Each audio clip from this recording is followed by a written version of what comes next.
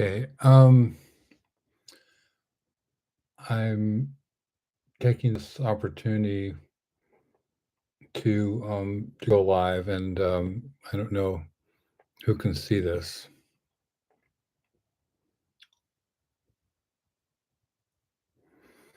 so I'm just checking to see if Elia can see this.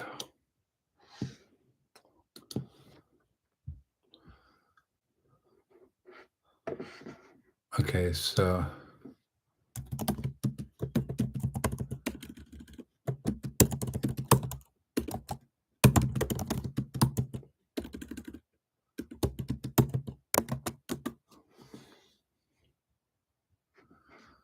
okay, Elia, I'm just checking.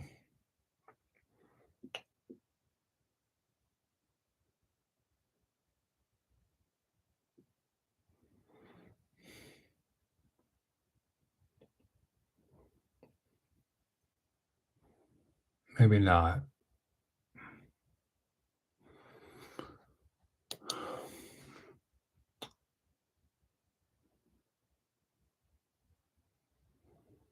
So I'm just double checking who will be able to see and hear this. So I'm not getting a response from Elia.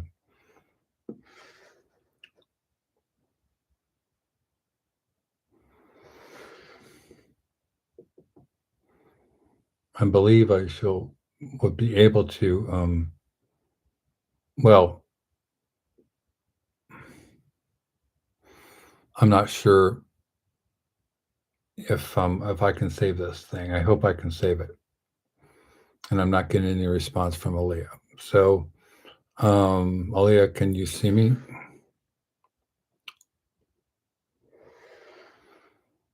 Okay,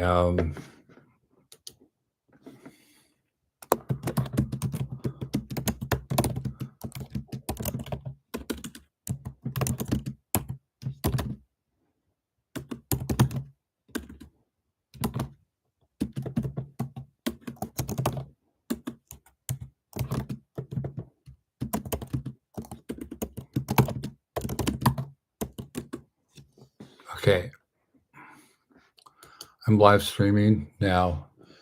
It is Friday, the December 13th at 4:55 a.m. And I'm waiting to see whether or not Aaliyah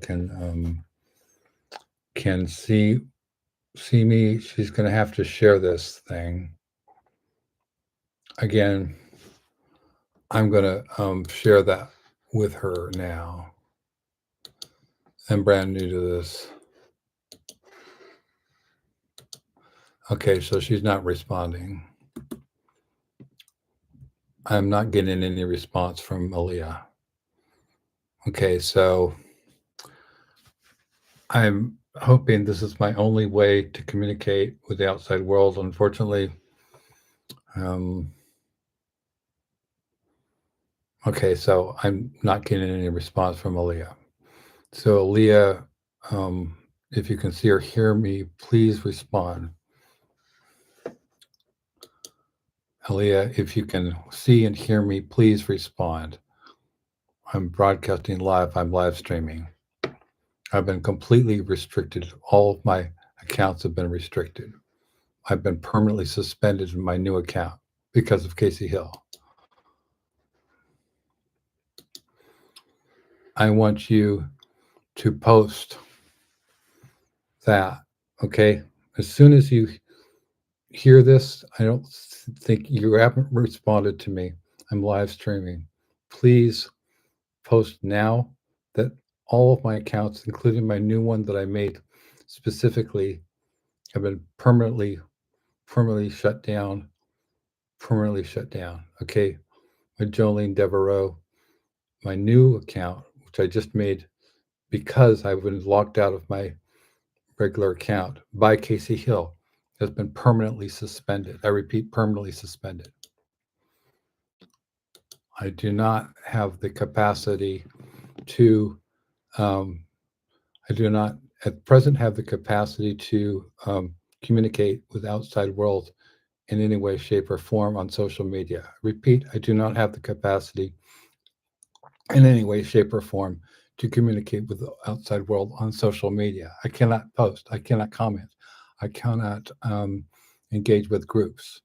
I'm making the one stab that I can, and apparently Aaliyah cannot hear or see me. So I'm asking Aaliyah, it's Friday, December 13th. It's 4:58 a.m. in California in Pacific Daylight Time, and I'm live streaming on YouTube. Can you see or hear me? Please respond. Please respond. Again, my account, both of my accounts that I have access to have been permanently suspended by Kasey Hill, by the actions of Kasey Hill. I repeat, please, I'm asking you, Aaliyah Celeste Williams, to post now and tag everybody, all of our friends, that my accounts have been permanently suspended by the actions of Kasey Hill. I no longer have access to communicate with the outside world, which is what I should be able to do via social media because of criminals. And I repeat, these are criminals. They're engaged in criminal activity. They're engaged in criminal activity. They're engaged in criminal fraud. They're engaged in criminal harassment. They're engaged in criminal violence against a disabled man and his elderly parents. They are engaged in financial fraud.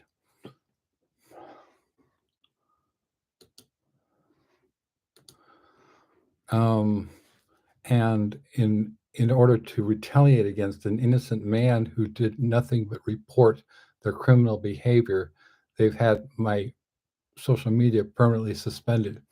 They had my Substack permanently suspended. I can know I'm frozen out of all communication. The only communication that I have now is through email. So I'm asking again, I don't know why Aaliyah doesn't seem to be able to respond to me.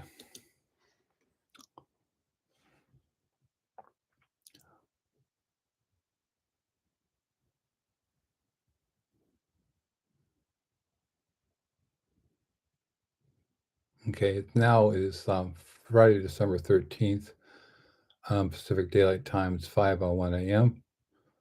Here,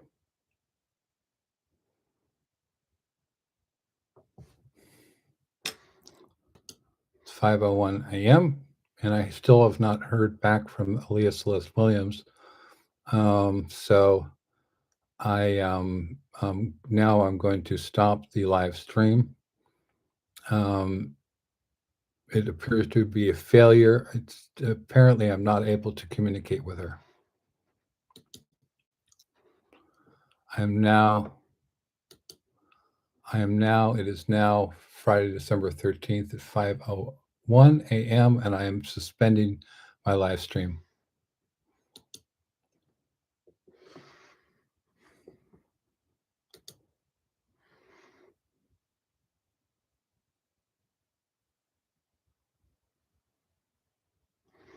It's about me and my family and my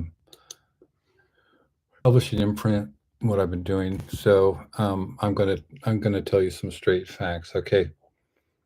Now there's a credibility issue, and there's two rival stories.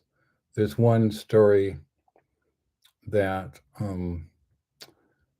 I'm telling. There's another story that Kasey Hill and her people that are involved with Dark Moon Rising Publications are telling. And I'm going to tell you a little story about who I am, where I'm from, and who my parents are, and who my ancestors are. So this is going out live. All right, folks.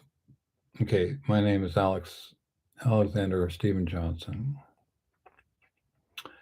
and I was born in Walnut Creek, in in California. So it's in Northern California on Halloween Day, 1966. Um, okay, so apparently Aaliyah can't see or hear me, so I'm going public. I'm going public. Anybody can see or hear what I'm broadcasting at this point, and it's very, very definitely available. The live stream is going out public now, live. Okay, so I'm just going to concentrate on what I'm saying here. Um, anyway, so when I was born, well, actually, my great grandfather was a man named Herbert Eugene Bolton. He was one of the most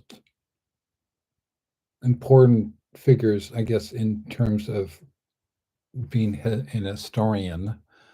He taught at UC Berkeley for a number of years, for nearly a quarter century. And among his innovations was he completely reconceptualized what it means to teach history, to learn about history, to learn about our place in the Americas, our relationship with the other Americas, namely Central America and South America and Mexico.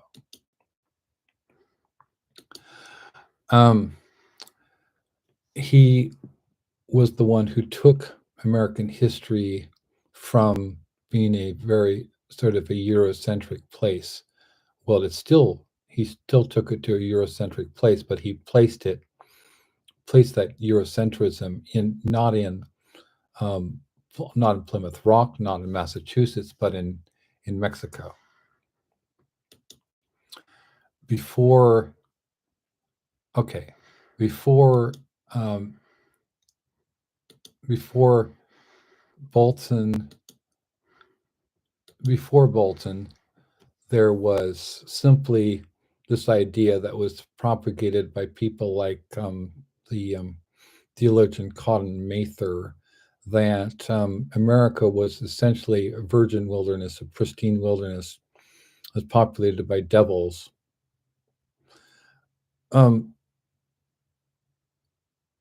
Now that was an idea that actually had legs, and it was only until well into the 20th century, as largely as a result of people like my great grandfather, that people began to recognize the importance of other indigenous populations. Indigenous population being the thousands of tribes that were existent in in here, also the native tribes, the indigenous peoples of Mexico and Central America, South America. Back in the 17th, 16th, 17th centuries, now don't quote me on this, but back in the days of the conquistadores, the Spanish conquerors, they came over and starting to murder and massacre the peoples, the indigenous peoples of the what are now known as the Spanish borderlands. They divided families, they murdered them, tortured them, forced them to join their religion of Catholicism, all in the name of a gentleman who came here to spread peace, Jesus Christ. The legacy remains today in the form of the graves of thousands of unknown graves of unknown people, native indigenous people in Canada who died, around the world, the Spanish conquest, is considered to be one of the worst things that ever happened. Well, of course, if you listen to the Jesuits, if you listen to the Benedictines, if you listen to the Dominicans, there's nothing but gravy. They were raping children. They're still raping children, actually. It's a charming habit that they have of raping children. Anyway, that goes on. I myself attended a Jesuit high school here in Carmichael, and there was a lot of rape that happened to my classmates. So that was fun, and so we had even my theology instructor Gunter Klingenbrunner when I was about 15 or so, 15. So 1981, I was attending Jesuit high school here in Carmichael, California, and he groomed me, and he said extremely sexually inappropriate things. It would take 40 years before the world would learn what he did to my classmates. But that's another story for another day. I'm talking about achievements of okay. So apparently, nobody has access. This is not going over, despite the fact this is going out live, but no, you don't have to pay. It's free. It's on YouTube. All you have to do is click on the YouTube, go to the YouTube channel, and you'll see you'll see me. I mean, I'm live streaming literally from my YouTube channel. I'm live streaming literally from my YouTube channel, so you don't need an app. You can just go to my YouTube channel, George Bailey. You can go to my YouTube channel and you can see it. You don't have to have an app. You don't have to have an app. I'm saying and repeating, you do not have to have a special app. You do not have to pay. This is not a pay service. And it is absolutely going out public. It's live streaming. Anybody can see this right now. Anybody can see this right now. So there's no special access. There's no downloadable apps that you have to pay for. This is a free service. It's a publicly available. It's publicly available. Elias Celeste Williams. Okay, so anyway, now, so these are the people I came from. He was given a medal. It was Herbert Eugene Bolton was given a medal by the King of Spain in recognition of his achievements as an historian. Okay, now um, my I don't know about my um, my grandfather on the other side. I do know that I don't know. I do know.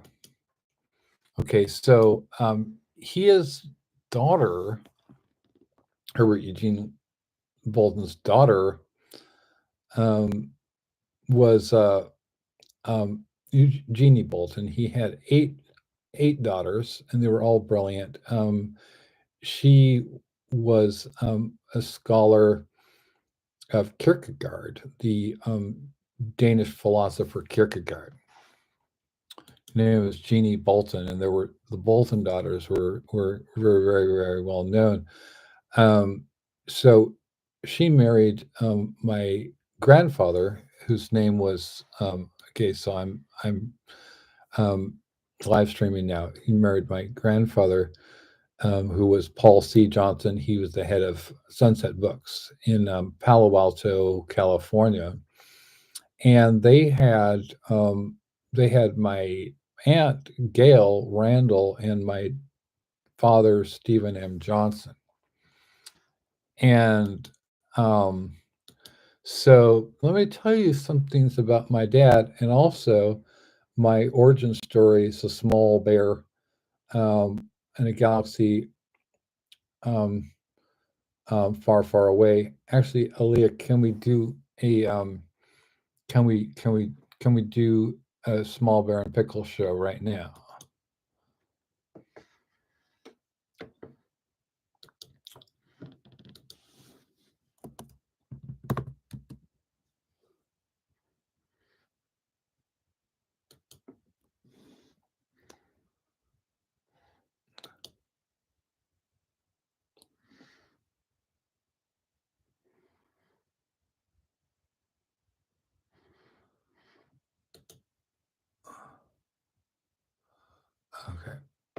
Um,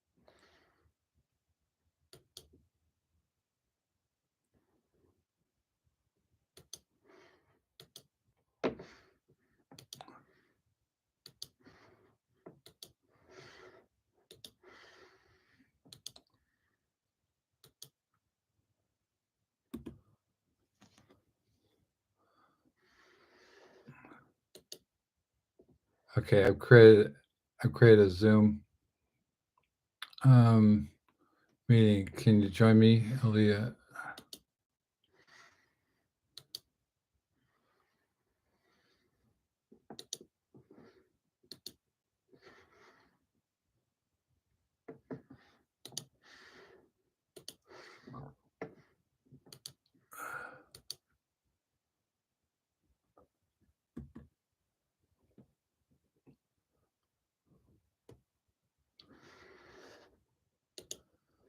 Could you please join me? I know it's early, but I need you to do this for me.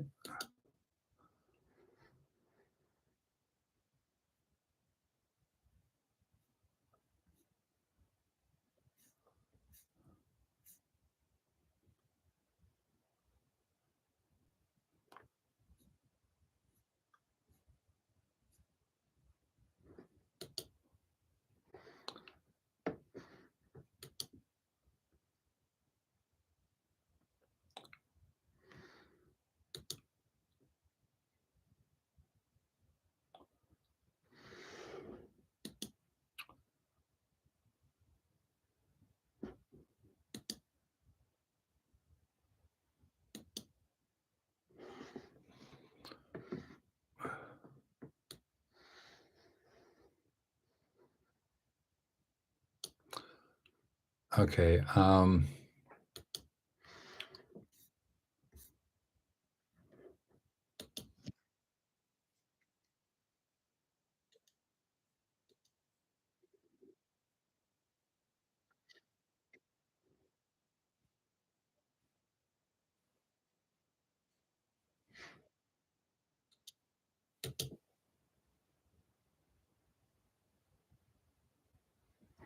Okay, so I'm still live streaming. I've been live streaming for 33 minutes. This is going out live. So we're gonna start to launch a Zoom meeting. So we're gonna be simultaneously um, live streaming and doing a Zoom here. Okay, hold on. Um,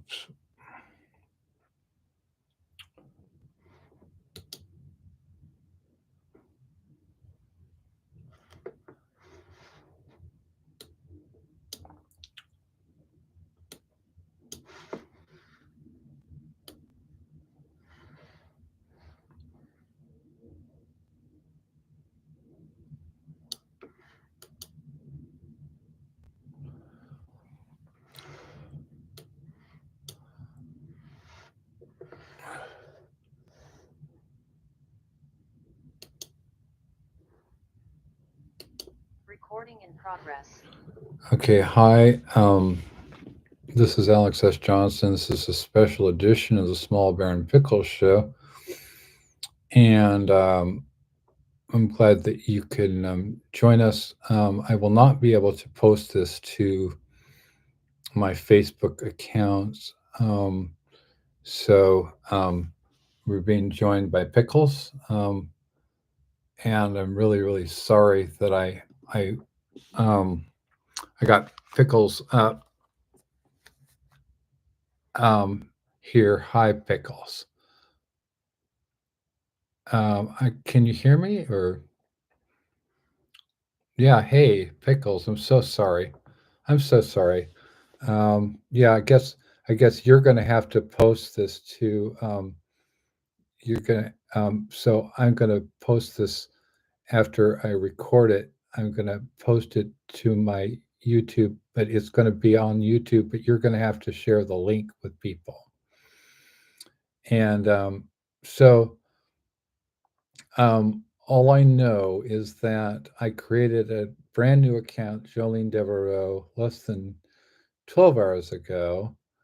And it was as when after I got up from the usual, brain trauma shenanigans, I discovered to my horror that it had been permanently suspended. I guess I guess some people like Kasey Hill didn't like what I had to say about their committing charity fraud. Um, so that was fun.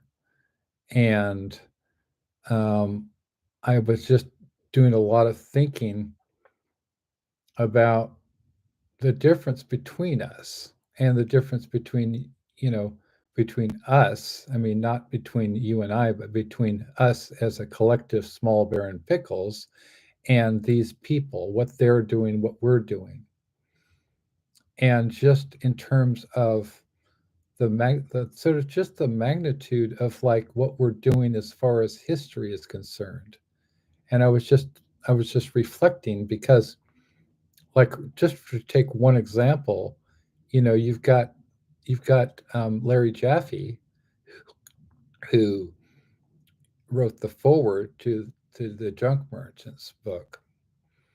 And I just recently discovered, because I'm kind of doing a deep dive on this, the whole project. And because he seemed kind of overwhelmed with what I was asking him to do, because it's more than 100,000 words, and it's more than 50 contributors. um, I was just on email with jeffrey Jeffrey Thomas, and he was sort of very, very taken aback by the fact that, um, I mean, he was very, very sympathetic to me that I've been locked out of my primary Facebook account, and so I wasn't able to amend the final table of contents. And now I will never be able to amend the final table of contents for on. So you're going to have to post that for on as far as the so actually, so all of the posts that I made as Jolene are being taken down now, and both of my accounts are permanently suspended. So I'm going to have to just go. I'm going to have to use email now, and I'm going to have to rely on you to get the word out. So um, that is just the facts of the matter. And it kind of sucks because, you know, social media is kind of what I rely upon as my way of communicating with the world. That can't really move too well or go out or talk to people. I can't, I'm in incredible pain right now. Well, 24/7. And I can't go out and talk to people.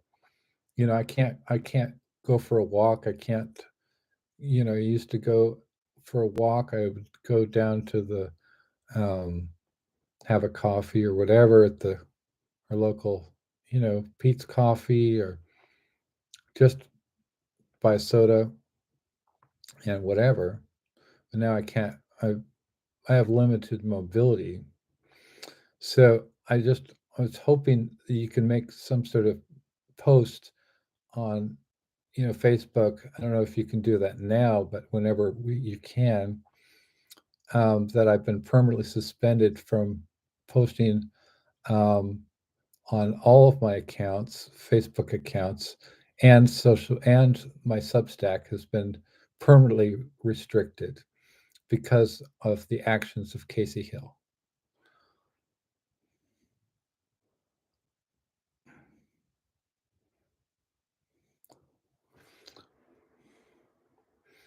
And I couldn't do it without you, Pickles.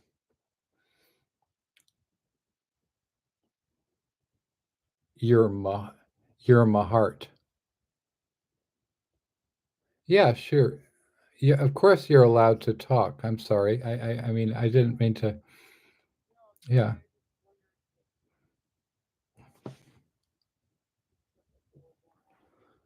collective paw. Yeah. Well, now I can't post anything, so it's really a moot point.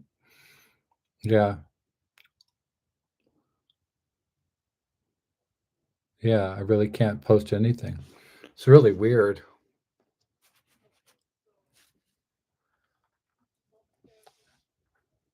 Yeah, yeah. Right. My Substack account was permanently suspended 4 months ago because Kasey Hill put a copyright strike on it after I posted her cease and desist lawsuit threat against my parents on my Substack. She put a copyright claim on that, and so it was taken down. My Substack was taken down. She claimed that that was her property, the lawsuit threat. So, which is, yeah, yeah, really full of shit.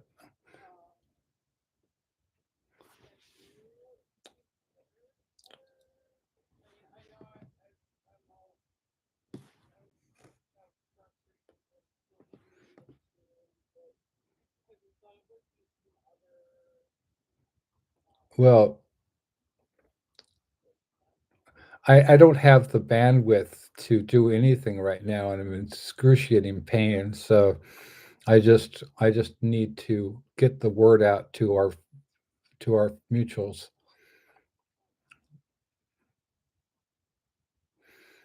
And I'm really sorry that I got you up because this is just horrendous. I would never. I know. It's just horrendous. I mean, I don't know what to do anymore because this is my way of communicating with the outside world. And I was just looking when I was looking at Casey Hill's um, her her projects. All of them are ripoffs of me. I mean, she even did a Christmas one. It's apparently she saw my Christmas anthologies, which I did back in 2017, and she's like, "Oh, well, I need to steal that one as well." She she did a okay, and then this tribute to her dead friend T.S. Woolard was the same person who threatened bodily harm against my friend Mary Genevieve Fortier. And when said when she was supporting me, and he told her to literally go hug a bomb, and that was back in 2015. Um, and he also was conspired with clown Sherry D. Lamar to basically, as he posted on Facebook back in 2015, he wanted to destroy me. He said I would be destroyed and all of my friends would be destroyed. And then they hired a Santeria priest. I wish I was making this shit up, to lay a curse on me in 2015. and that was posted, and it was public information. They also said I was a child molester. That was posted, it was public information. And this is the friend that Kasey Hill wants to tribute. And it gets worse because I realized that Kasey Hill was thinking, oh, I have a dead friend too. You know, just the same way that I have, a friend who's no longer with us, Jordan Gallagher, Sherry Lynn Weiner, who, unlike T.S. Willard, was actually not only a good poet, but was a great poet and was actually in Paris Review, you know, who taught writing. Was she created a class with a woman named Kate Braverman at at Cal State, L.A., and also taught at UCLA, and also taught at Yale Divinity School. So that was Jordan, right? She was a lovely person, and now she's dead. She died of a fentanyl overdose in 2020. But T.S. Willard was a guy who didn't take the COVID vaccine because he's MAGA. He was MAGA, and he died of of COVID a few years ago. It was in 2022, I believe. And so, I don't wish any harm on anybody, but the man vowed to destroy me on a public social forum, and and just destroy all my friends, and he was complicit in threats of bodily harm to my close friends, as well as murder threats and a Santeria curse. So that's the friend that Kasey Hill considers worthy of doing a tribute anthology to. So, this is who we're dealing with. And I was just thinking of all of the distinctions that between us, I mean, between us, you and I, and as a collective, a Small Bear and Pickles collective, and Kasey Hill, and and what she does. We have legitimate charity where she even took the idea of doing a charity from me, and this goes back to the bees anthology. You know, so when she and Christopher B. Pelton, were got together and said, "Hey, and she shared these this voice message with me where she said, "Well, Alex, Chris and I, we're going to do the bees book. We're going to do the bees book," and I was horrified. And she said, she just seemed like she has no spine, like she was just going to go along with whatever Pelton did, and then was this before?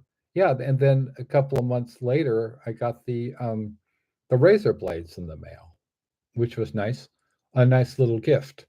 But the one thing that she did do um, before that was she I had posted after I received numerous women had come to me under strict confidence that that they had been sexually harassed by Pelton, and they were all former staff members of Psychotoxin Press, which he founded with Thomas, then Holy Corpse Child Stewart, who had also threatened me, and also said that threatened to he and Pelton threatened to dox private email exchanges between us, and do a whole book basically of our private email and direct message exchanges.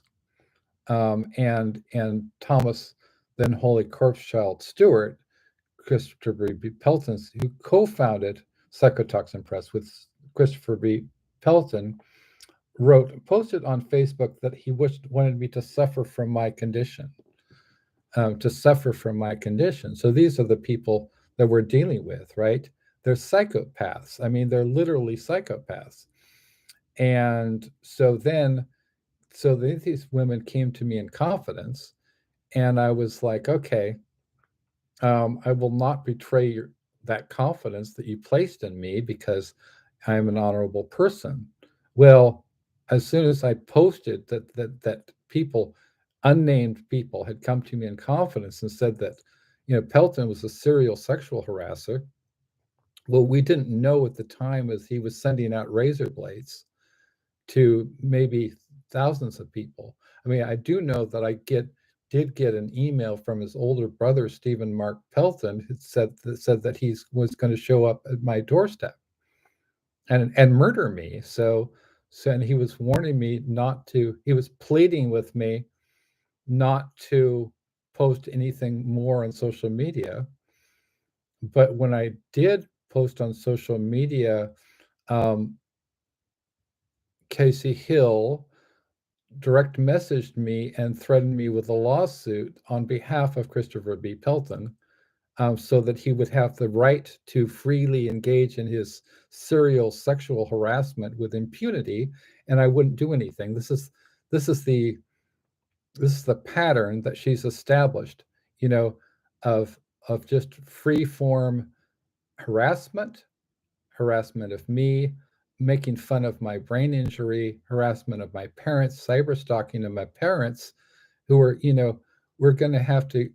My dad, not only does he have not only is he losing his eyesight permanently, he's has a heart condition, he has a hearing loss, he has a little bit of cognitive difficulty, and he seems to have a little bit of dementia. And now he's going to have in a few hours. They're going to have to take him to the ER again because of his he has a infection, a sort of a to see a urologist to return trip. So he has uh, I forget what you call it, but it's a urological, some sort of urological condition. So these are the people that Kasey Hill is harassing and cyber stalking.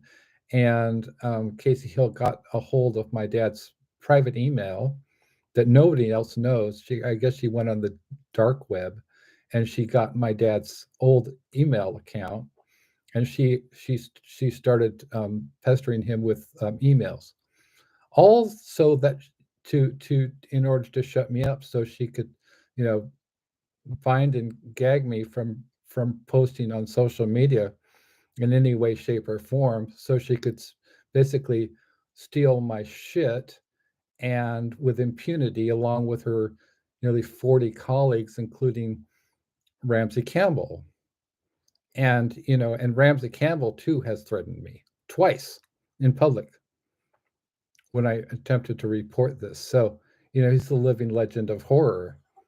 And I somewhat wonder whether or not that he's brought his massive influence on the dark fiction community to bear, as far as people throwing me under the bus and condemning me and saying I'm a bad person because Ramsey Campbell said I'm a bad person, because Kasey Hill said I'm a bad person. And so I'm at a place where I'm in excruciating pain, and I've got some sort of brain trauma, ongoing brain trauma, and I have this more than 100,000 word anthology, and I can't do it because I have to use my social media to promote and publicize it, as well as to communicate with my authors. And some of them I don't have access to because I don't, it's the brain trauma is ongoing, and so I'm losing brains. Um, I'm literally losing brains. I'm losing my motor, my literally my motor functions, as to disease, brain disease. And so I've asked, I'm asking everybody who's involved with our anthologies to please stick up for me, to please support me, to write to me at George Bailey at my email address, and you can post it online. and say that I need help to get these anthologies out. If people could please volunteer, otherwise it's not going to happen. All of that hard work of everybody involved is just not going to happen because I can't communicate with them.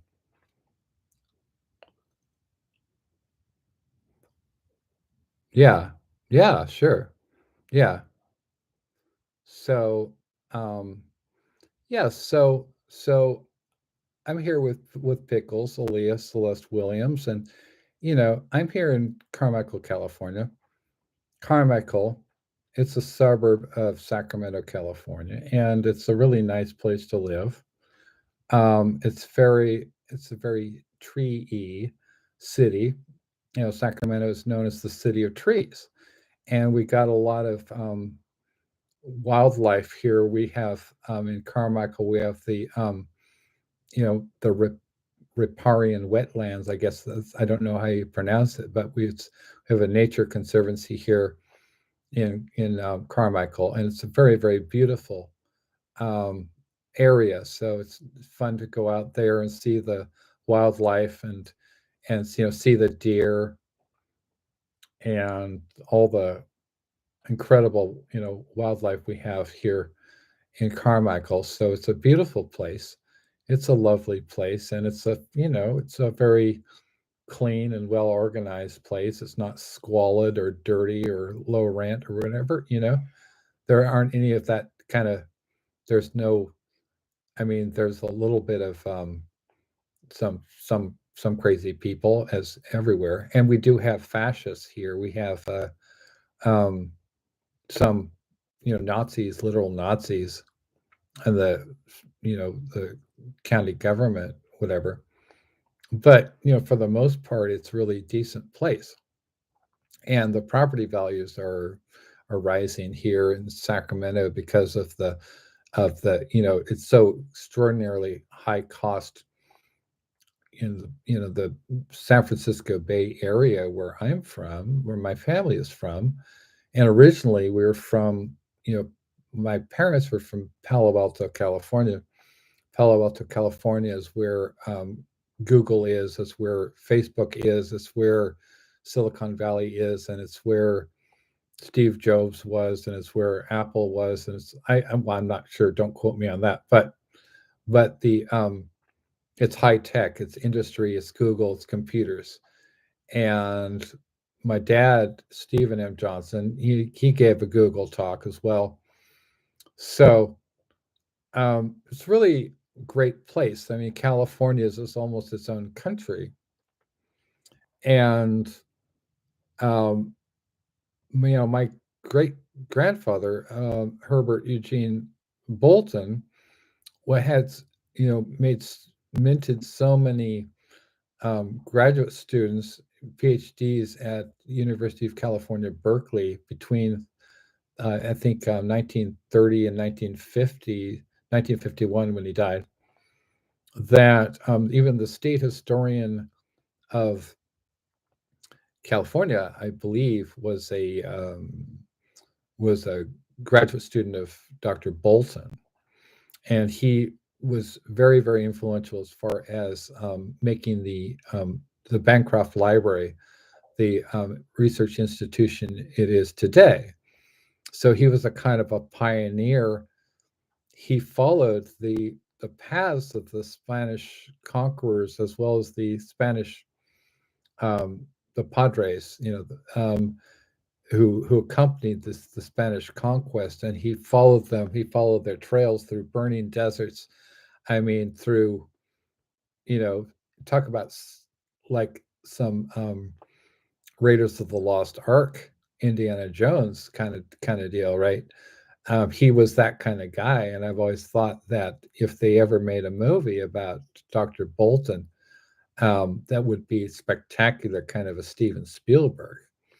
He was also a boxer, and so you know, I like to think that I've inherited some of those qualities of I will just say that his grandson, my dad, Stephen M. Johnson, is also internationally renowned. He's 86 years old. Just had um, he has really a lot of health problems. I'd say his health is not good, and so we're having to get him to pretty much daily visits to the hospitals to see doctors to see about his multiple health conditions, his failing health. Very concerned about him. It's not helped by the fact that we have, all this harassment from Kasey Hill and her and people like David L. Tamarin, as far as the murder threat situations are concerned, the ongoing murder threat situations and the lawsuit threats. Which why do they want to sue elderly people? They want to bind and gag me from being, able to access social media. Well, guess what? They succeeded. They just did it, and they had a new account that I made solely to do an end run around my primary Facebook account, which had been permanently restricted. They permanently restricted my new Facebook account, which I was posting to Alexis Johnson from uh, um, Jolene Devereaux. And okay, so and actually the reason that I chose Devereaux, that goes to that goes to talking about the junk merchants too. Well, I just found out that Kasey Hill also is ripping off the Burroughs tribute anthology as well for charity, and she had the audacity to say that she's raising money for charity, and yet another fake charity. You look so you're beautiful and distinguished. You're oh my god, you're distracting me here, Pickles. Wow, you've got such a look to you, such a look of just superb human being look. So you're my heart. You're my absolute heart. You're my absolute favorite person. So yay. So I mean, I would much rather just have hang out with you and have, small bear and pickles. Wow, I mean, look at you. Look at you, man. Wow, I could just look at you all day. Yeah, look at you, man. You know, collective paw. So, so I was saying, okay, so for free, so we can absolutely do. I mean, it seems more extreme. I'm gonna cry in a second. It seems a little bit more extreme because of I'm an emergent levels of pain 24/7, and I cannot post on social media anymore. I don't think ever. I think I've been permanently suspended. I think this is it, folks. So as far as I guess we'll have to rely on email and also doing the Small Bear and Pickle show. Or sometimes I think I'm going to have to just do it, um, and and have you post for me. I'm not going to overwhelm you with posting requests. Just the major posts, just say, please, please help. I need some help. I need people to report Kasey Hill's to report Dark Moon Rising publications and get it shut down completely on Amazon as well, and and publicize who is part of Casey's outfit, and that includes Ramsey Campbell. I want to get the word out that Ramsey Campbell is part of her outfit, and he's threatened me twice now when I mentioned his name in connection with Kasey Hill. Well, don't do the crime if you can't do the crime, bitch. Right? He had a good run, and people are going to be shocked that I'm saying this about Ramsey Campbell. Oh my gosh, but you know, I'm in a magazine with him now.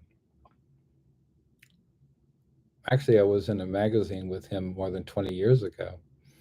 I've been in anthologies with Alan fucking Ginsburg, but who am I, right?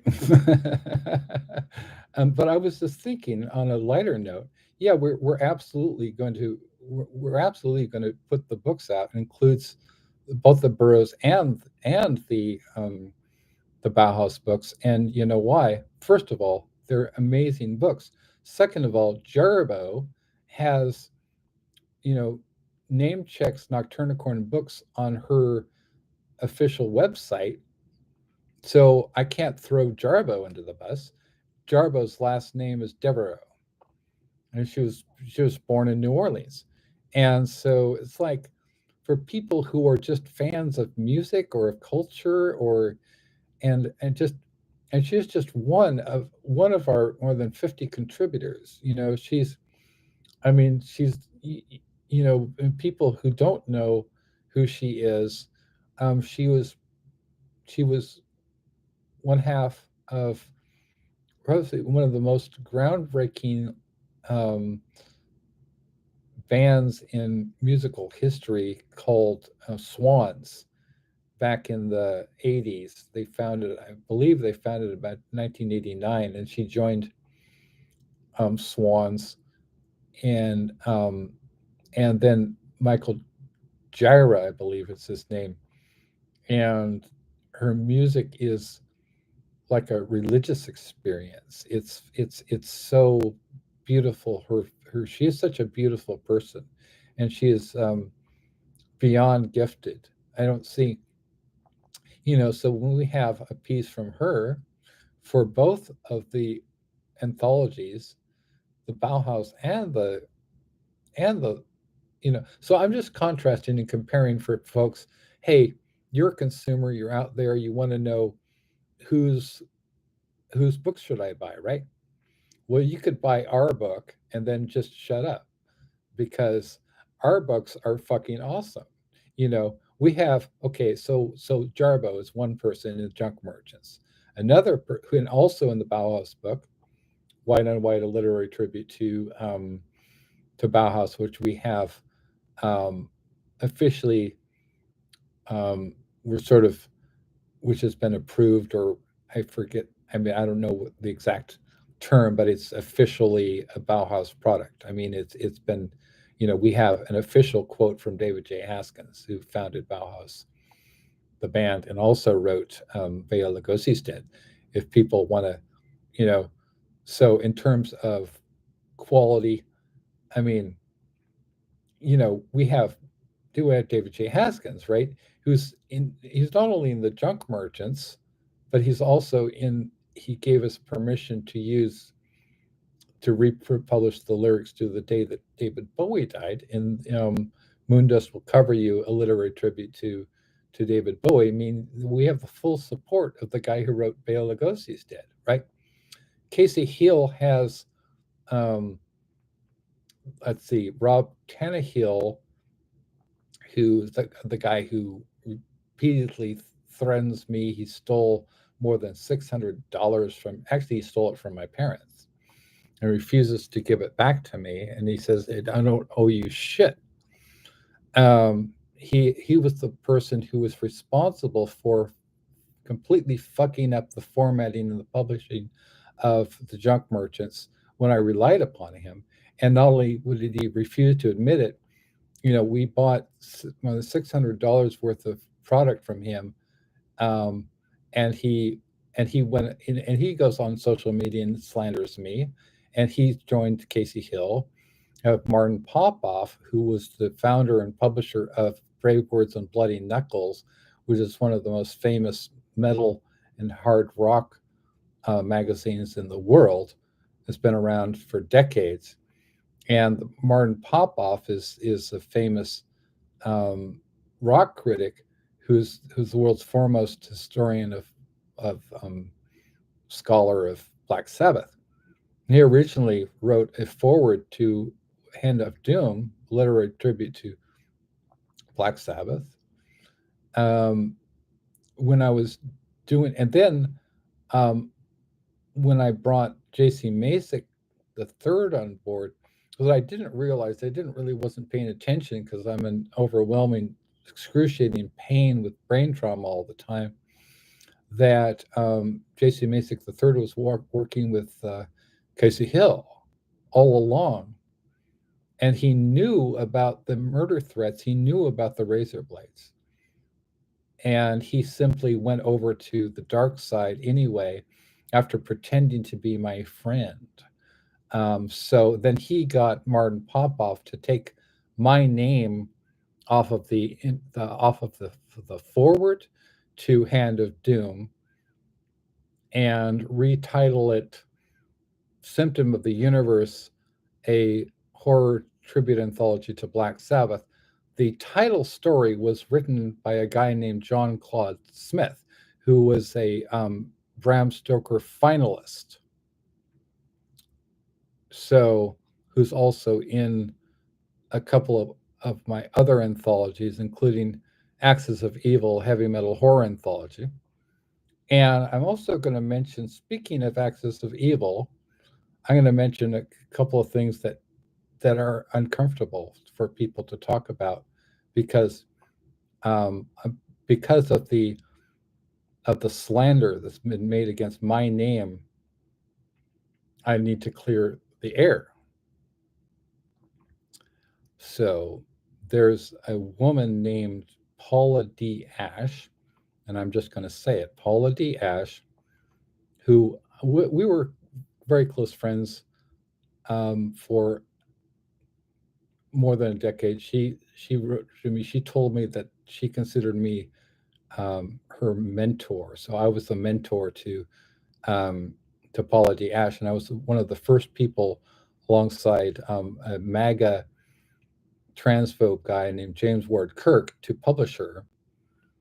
Ironically enough, she wrote to me. She emailed me about 3 or 4 months ago, and she said that I'm a transphobe, and that she was demanded that I delete the interview with her that I had posted on my Substack, the one that's now been permanently suspended by Kasey Hill. The reason? Because I'm a transphobe. And so I had commissioned her story, All the Hellish Cruelties of Heaven, that appeared in Axis of Evil, a heavy metal horror anthology, and that was later collected without giving me credit, nor did she put it on her internet summary bibliography, that I was the first person to publish that story. She just republished it in her without asking me, unlike Lucy Taylor, who did ask me. Lucy Taylor is a complete professional. Paula D. Ash is not a professional.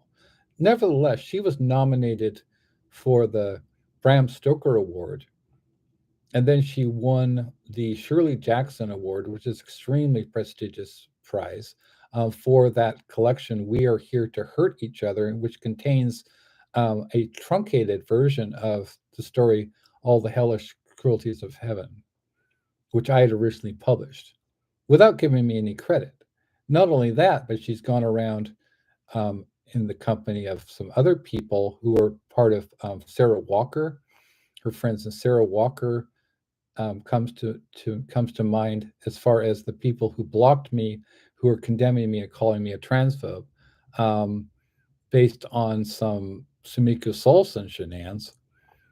And so, but the whole point is that I've been, and then she messaged my dad, Stephen M. Johnson, is going to the hospital in a few hours, and said that she, the same day, within minutes of emailing me that I'm a transphobe and that she doesn't want to be associated with me anymore, she DM'd my dad and said that she dearly cares for me. So when I emailed Paula D. Ash, and this was about 4 or 5 months ago, and I said, look, Paula D. Ash, if I'm such a transphobe, why am I publishing arguably the two most famous transgender horror authors in the world? You know, Caitlin R. Kiernan and Poppy Z. Bright. She defriended my dad. who she was also friends with. Now that's cruel. I mean, but it goes with the brand, right? We are here to hurt each other, right? That is her philosophy, right? We are here to hurt each other, and not. And I always say we are here to help each other. That's the Nocturnicorn books difference, right? People, it's the friendly paw, it's the collective paw, right? We love you. We love our audience, right? And that I take that's taken, yeah, that's taken from the Bauhaus song Spirit. We love our audience. We love our audience, right? And um, so I don't know what to tell people who lie about me and slander me and say I'm a transphobe. I just want to take that one piece of it.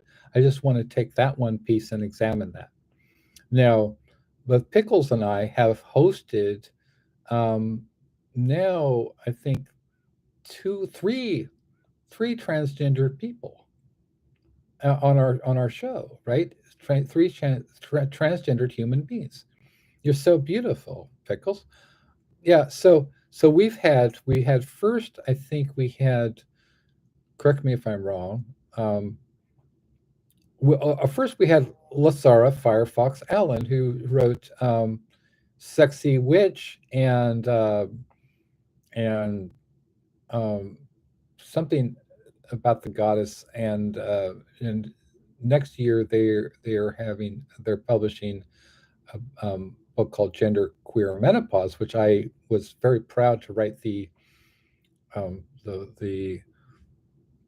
a blurb for. So that's going to have my blurb on the cover.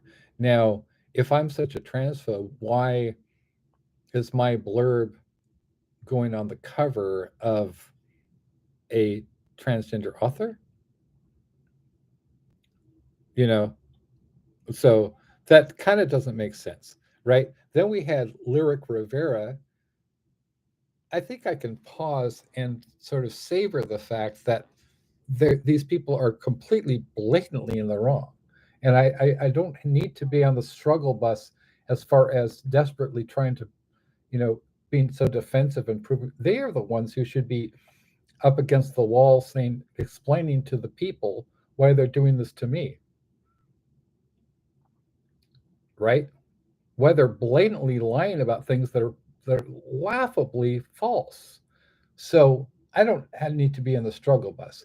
You know, I was contacted by Lyric Rivera, and and people can see our interview with Lyric Rivera on the Small Bear and Pickles show, and maybe you can repost that one if you could, Pickles. Yeah. So just and maybe we could repost all of our transgender friends' interviews, so that people can see that this is far from an accurate depiction of me. If people watch these things, and they're more than 2 4 6 hours total, so we get deep into talking about some transgender issues, right? And so I got in touch with Lyric because I wrote a piece which wound up being posted on academia.edu. It's been read by some major autism scholars, and it was my takedown of the Kaiser doctor who basically misdiagnosed me with a psychiatric illness and said that my brain trauma wasn't brain trauma and that I didn't have a learning disorder, you know. And so when I was investigating Kimberly Elizabeth Lanny, then then Lyric, I contacted Lyric because I wanted to have that blog. It was that's this on the Substack, which has now been suspended by Kasey Hill, which is interestingly enough, a little bit. I'm starting to see that this may be God's way of working. That it had to get so bad in order for things to be set straight. Maybe a little bit. I think it's possible that things had to get so bad that I'm up with brain trauma at excruciating pain at 6:12 a.m., blocked out of social media and unable to post on my Substack because Kasey Hill had my Substack suspended because she put a copyright claim on my Substack after I published her brutal, insane cease and desist lawsuit threat against my elderly disabled parents. And that was sufficient. That was the basis on which my Substack was permanently restricted. Thank you, Kasey Hill. They did nothing wrong. They did nothing to, we did nothing as a family to cause us to be, you know, attacked, harassed, cyber stalked, the lawsuit threats, the threats of bodily harm, the murder threats, which are on a daily basis now from some of your people you publish. And now we've got Ramsey Campbell chiming in. Right. Shout out to Ramsey Campbell, man. How could you?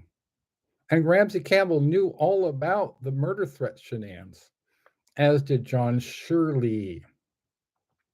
So these people have had their day.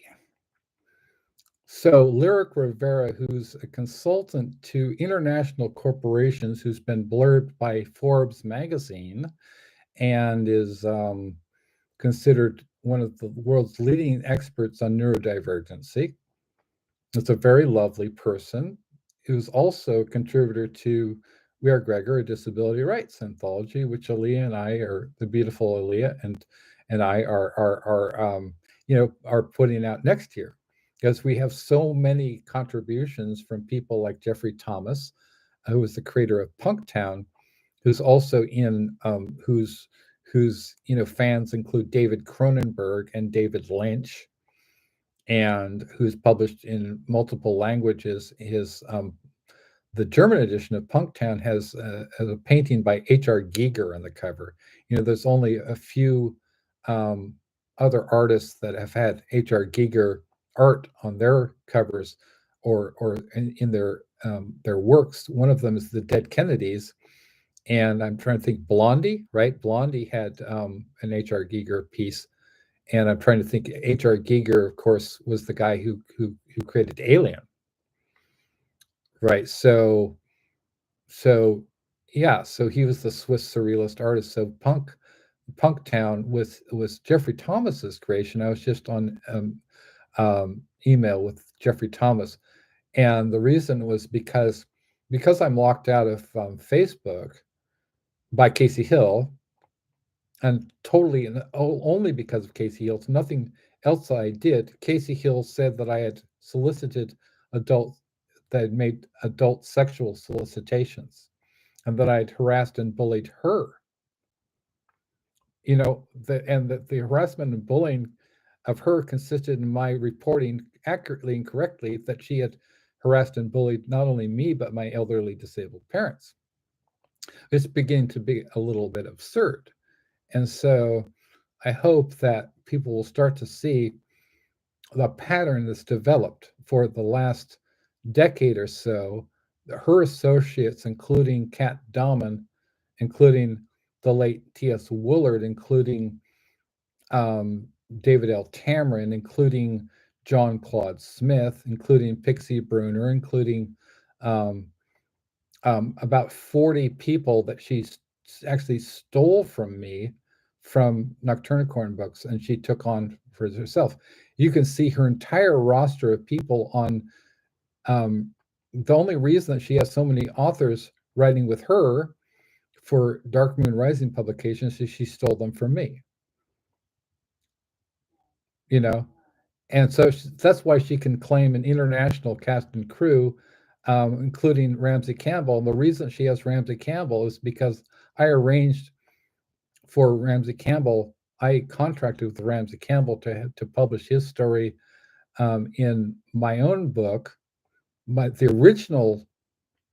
original eco horror anthology called Chunks to Vomageddon, which he then ripped off and turned into Nature Triumphs, which is co-edited by Alison Armstrong and Pixie Bruner. Pixie Bruner also was the junior editor for Dastardly Damsels, which was put out by Crystal Lake Entertainment. Also, Crystal Lake Entertainment. When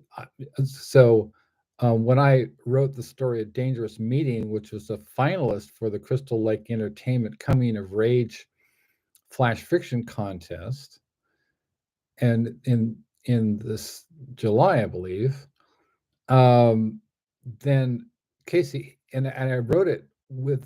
I showed it to Pixie Bruner because we were friends at the time, and then Pixie Bruner came on board Nature Triumphs, and she came on board Kasey Hill.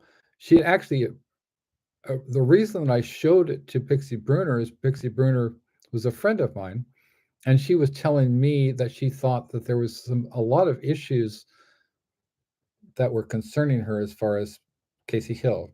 One of them was a complete lack of transparency as far as who the charity profits actually go to.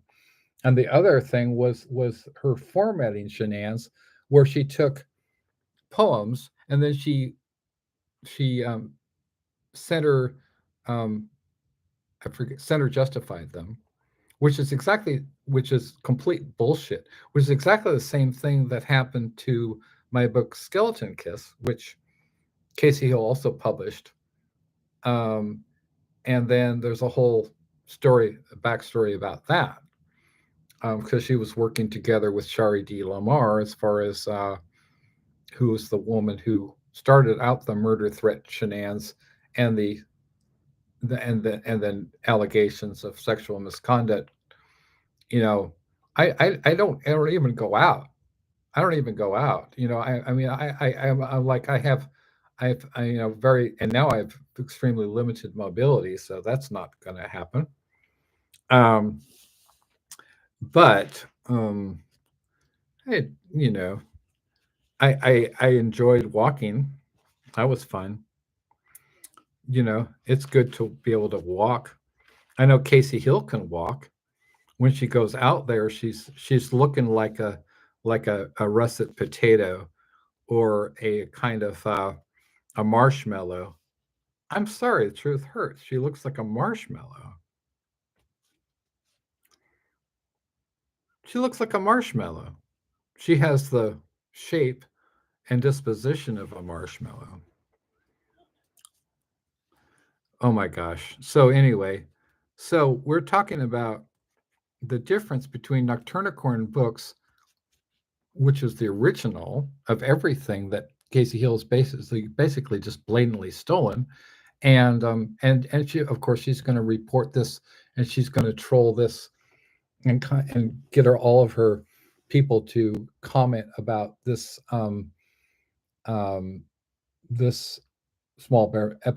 special episode of Small Bear and Pickle Show, because that's all she can do. All she can do. We're living rent free in her head, and she's so desperate. Her entire existence rides rides on her defaming me and stealing my shit and harassing me and being complicit in murder threats. Her entire existence revolves around, hey, if I can make up some shit about Alex and get people to think he's a bad guy, I can steal his shit with impunity and claim I was the one who originated it. Except I go way, way, way, way, way, way, way, way, way, way, way, way, way back. I was publishing I published my first thing when I was 11 years old. I published, it was in the 80s. I published in the 80s. She's always talking about how she had 2 years of journalism in high school, And I'm like, well, did you write for Metal Hammer in the 90s? Bitch, no, you did not. Did you write for Metal Maniacs in the 90s? No, you did not. did you collaborate with your dad, who is a drug dealer? And she told me that, so I'm not defaming him. Right. Her dad is a drug dealer, as she told me. My dad is an internationally famous author and artist and designer and R&D guy for Honda Motors. So yeah, your Honda that you're driving around, chances are that my dad helped design it, right? He just had a major exhibition in Shanghai. He's been translated. His work has been translated all around the world. It's been translated into Italian and Chinese, which is huge, right? So, so I think that kind of bridging barriers between international barriers between, and I think that we should try to get try to have some sort of good relationships with China instead of what Trump is doing, which is being a racist asshole and talking shit about Chinese people, which has caused a lot of Chinese people to be violently assaulted. That's nice, really nice work. He also China, whatever, China. Makes it sound like China, right? Well, he's a rapist too, right? He's grab him by the pussy, right? He's really known for grabbing by the pussy, and so truth hurts, man. Truth hurts. So this is who my people are. This is who my ancestors were, and this is who Casey Hill's people are. Drug dealer, who lived in Appalachia, right? A drug dealer from Appalachia, right? And a guy who attended Yale University, whose best friend when he was growing up was Michael Ritchie, who went on to direct The Candidate, Bad News Fucking Bears. Okay, the man, Michael Ritchie, directed Bad News Bears. His movie, The Candidate, affected not one but two presidential elections. Um, it he directed The Golden Child with a guy named Eddie Murphy. You may have heard of that. He directed The Survivors with a guy named Robin Williams. You may have heard of Robin Williams, right? So in terms of right, you know what I mean? I'm talking generally to our viewers. All the people who hate me and want me to die because Casey Hill said I'm a bad guy, right? So this is where I'm coming from. This is who my dad is. Very proud of him, but his health is failing and he's going blind, so that's no good. But yeah, so when he was growing up, um, my dad and my mom went to Palo Alto High School. It's very, very rich enclave of, very, very elite enclave. And now, of course, it's, my aunt lives in $1 million home. It's a Silicon Valley, right? It's high tech. It's Apple computing. It's the nanotechnology in my computer. It's Google, right? And it's also Facebook, right? So all of that stuff is located in Palo Alto. That's what I'm talking about, right? It's the hive of basically our survival mode, of social media, of everything, how we communicate now is located in Palo Alto. So my parents were from Palo Alto, went to school in Palo Alto. And my mom, interestingly enough, her family came over with Brigham Young in the 19th century, who's the guy who founded the Church of Latter-day Saints. And so that was that guy. That was my ancestor on my mom's side. And they founded the town of Pleasant Grove in Utah. So where my grandparents on my mom's side are buried. And they were so incredibly brilliant that they staged entire Shakespeare productions in their home, and they actually memorized Shakespeare, right? So, which was a tradition that was followed by my grandparents. My my grandfather, um, Grandpa Clark, he, actually, and who was a Mason as well. And I read um, the poem Abu Ben Aben, which he really loved that poem at his memorial service at a Masonic at the Masonic lodge that he attended. Right, so he's very proud of being a Mason. He was a tradesman. He was a printer, and and she went to she got was on a full scholarship to University of Pennsylvania, right, which is in the Ivy Leagues. Unlike, I don't think that Casey Hill's, and now this is very cruel of me. Why am I doing this, right? People might say, why are you being so cruel? Her parents don't have any education and they're drug dealers from Appalachia. That, and it makes you think of dueling banjos, and it's like, how dare you pick on people who are from Appalachia, rural. Well, you're from a rural area of the world, right? Pickles. I mean, do I discriminate against rural people? It's like, am I against rural people? We're not elite. I mean, she had, that's why she had to have a scholarship. She couldn't afford to go to Ivy League school, right? But her grades were good enough. And then, so my mom, so I don't talk enough about my mom because my mom's awesome. She was a college professor, right? She she knows Sanskrit, right? Which is the original language, like what they call it, um, like the Indo-Aryan languages. I mean, we have like the original languages are like Latin and Sanskrit, and every human language, except for things like there's some languages that are like Romanian, which nobody knows where they come from, but but Sanskrit and Latin and Greek are the foundational languages of all languages, come from those languages. She knows Sanskrit, right? She taught Sanskrit, so not too shabby, right? And then, like, I don't even know where to begin because there's so many interesting things that I've discovered, right? Like the fact that my mom was friends with John Cordy. John Cordy, the guy who sent me this small Steiff teddy bear, small teddy bear when I was born. It's a Steiff teddy bear. It's the Rolls Royce of teddy bears.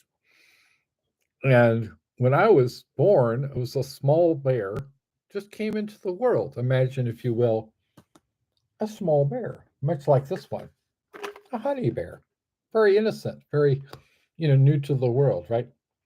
Bear friend, right? Just wanted to be part of this world and have a, have a have a good life, right? So when I was born, this guy John Cordy sent me, oh, Salem Zaku,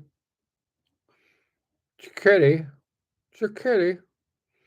So John Cordy and his wife Beulah Chang, who I just contacted recently, I just contacted yesterday, as a matter of fact, they sent me the Steiff teddy bear, and I was like, wow. So for some reason, I don't know why, but people just wanted to send me bears. So I got a whole bunch of bears, just a whole bunch of bears. And because I'm an only child, I was like, well, I'm the king of the bears. So you can see in those photos, I'm just like awfully proud of being the king of the bears. I'm a king of the bears, the bears, which sort of makes sense because my dad's friend directed the Bad News Bears, and then there's all these bear themes that in my life. And so that guy, John Cordy, sent me sent a small bear, his first teddy bear, and I would go on to have many more bears. And I think we're talking about, I think Alexandra Honigsberg told us that she has bears too. She has plushies, if I'm not mistaken. So shout out to our friend Alexandra Honigsberg, who's just who's in the disaster relief charity we're actually doing.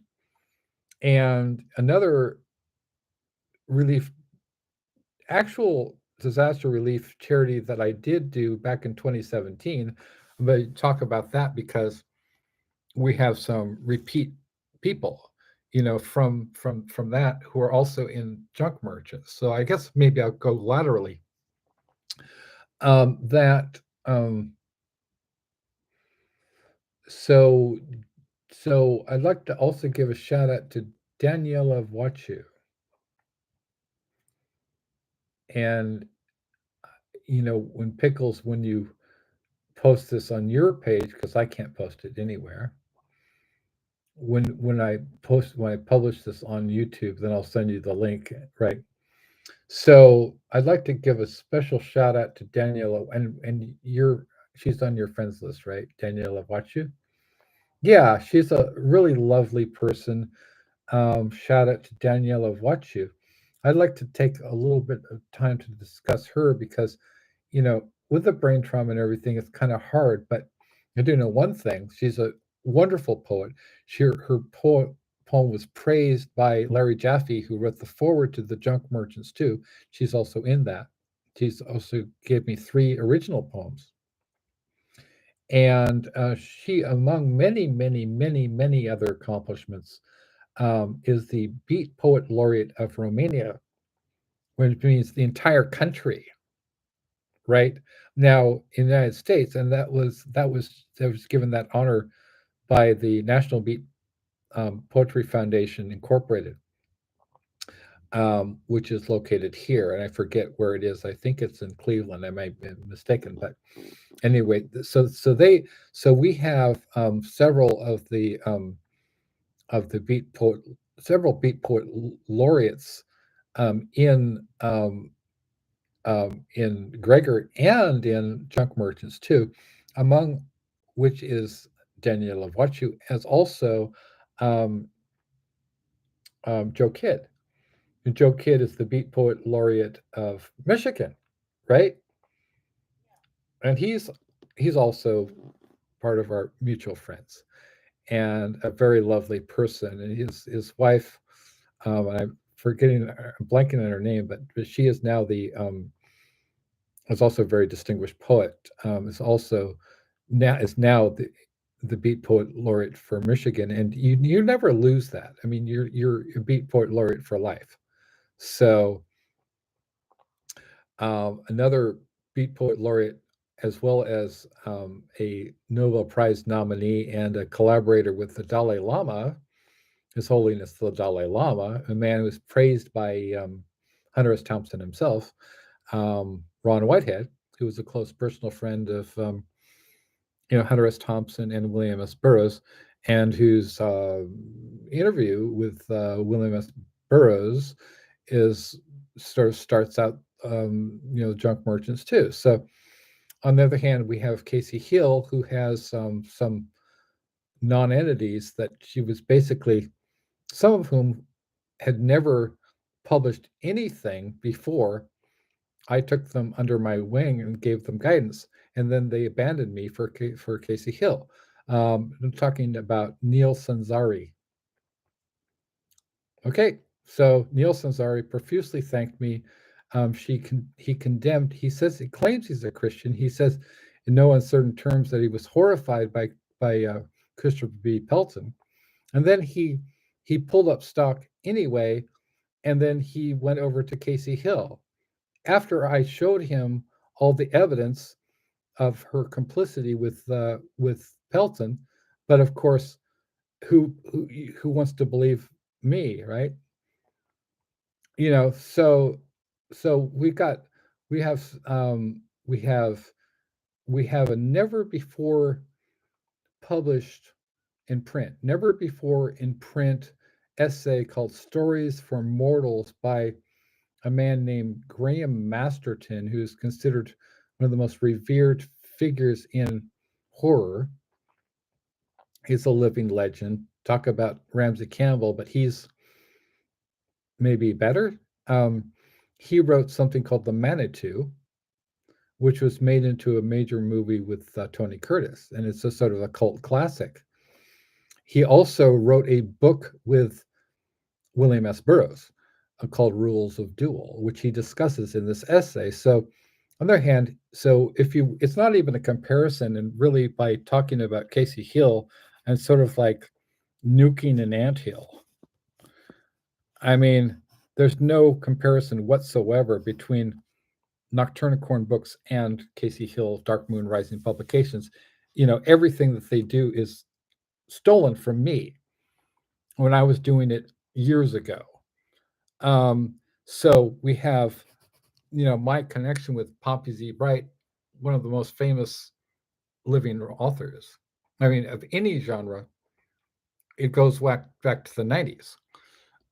So this Kasey Hill has, I guess she has J.C. Mesick III. She has Rob Tannehill, the guy who's a junkie, convicted felon, okay, who stole more than $600 of my parents' money, who regularly harasses me. Let's see.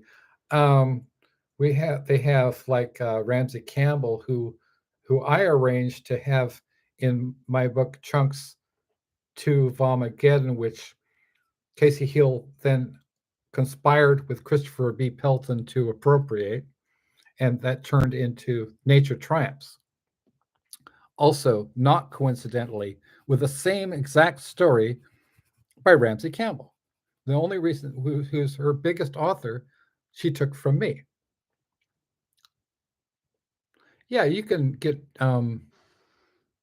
You don't have to ask me. Yeah, you can whatever. You can. Yeah, absolutely. Whatever you need to do. No, no, no. I gotta just. Yeah, no worries. Yeah. So, okay. So, um, these are low lifes. These are druggies. These are convicted felons. These are people who have engaged in a criminal conspiracy against me and my elderly parents. Why? Because they've been able to get away with it with the complicity of major names like Ramsey Campbell. I'm not afraid of exposing the truth. It's either true or it's not true.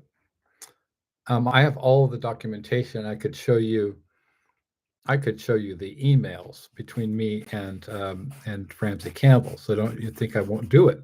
I will post that, or I'll have Pickles post that. I don't have anything to hide. I'm an open book.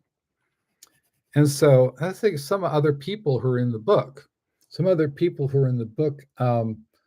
well, we can talk about David J. Haskins. I think we can. I think we will. David J. Haskins, well, I want to wait till Pickles is back here, but we can sort of give a little bit of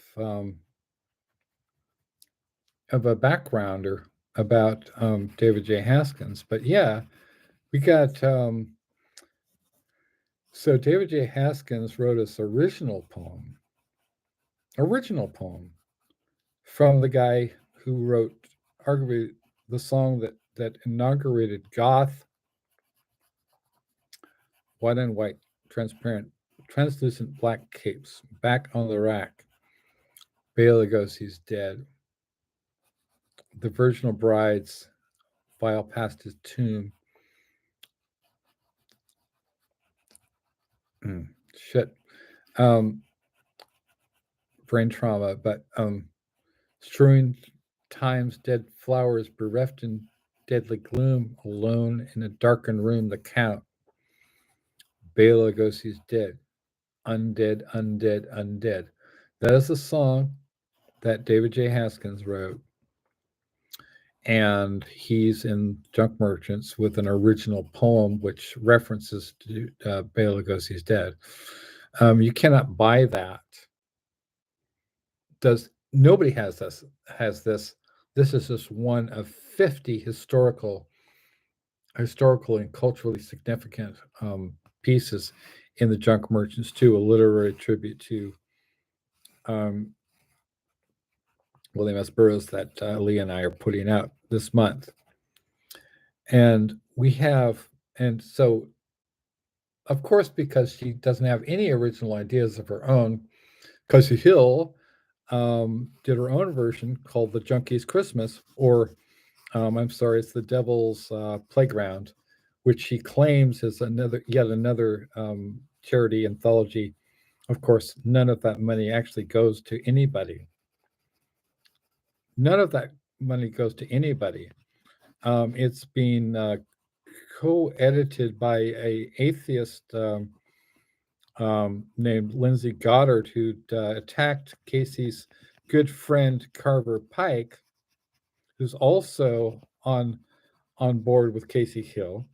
So there's a really weird coalition of people who are atheists and Satanists. Rick Powell, who has me blocked, who was in the Cherry Nose Armageddon. There's been a lot of really bad things that have been said about me, by Kasey Hill and her colleagues, none of which are true, and has resulted in being condemned by the likes of Ramsey Campbell. And she's been up to a lot of shitty behavior that has hurt me. And she's been, and people say it's conspiracy theory. Well, it's not true that it's a conspiracy theory. It's absolutely just true. She's done a lot of things to hurt my family. And I want to talk about who my family is. My family are not drug addicts. They're not derelicts. They're not drug dealers. So talking about my mom again. When my parents went to school, Palo Alto High School in the 50s, they went to school with Joan Baez, the civil rights leader who wrote some of the most revered songs in the American Songbook, among which is No Nos Moverán, which she wrote for Cesar Chavez. And then, of course, Grace Slick, who was the lead singer of the Jefferson Airplane and the Jefferson Starship, was another classmate of my parents at Palo Alto High School, which is really, really interesting, I think.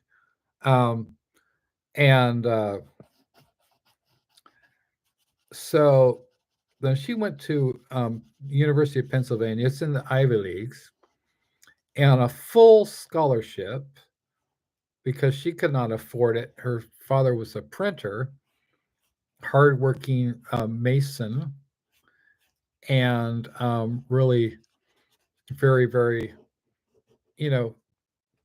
hardworking, good man,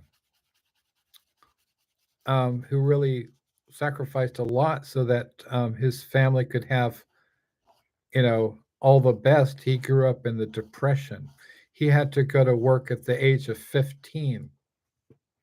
So he very much encouraged my mom to get a practical degree. And my mom eventually got a BA from Penn in architectural science. You know how smart you have to be to graduate to get accepted at Penn, where they have the Wharton School of Business that, the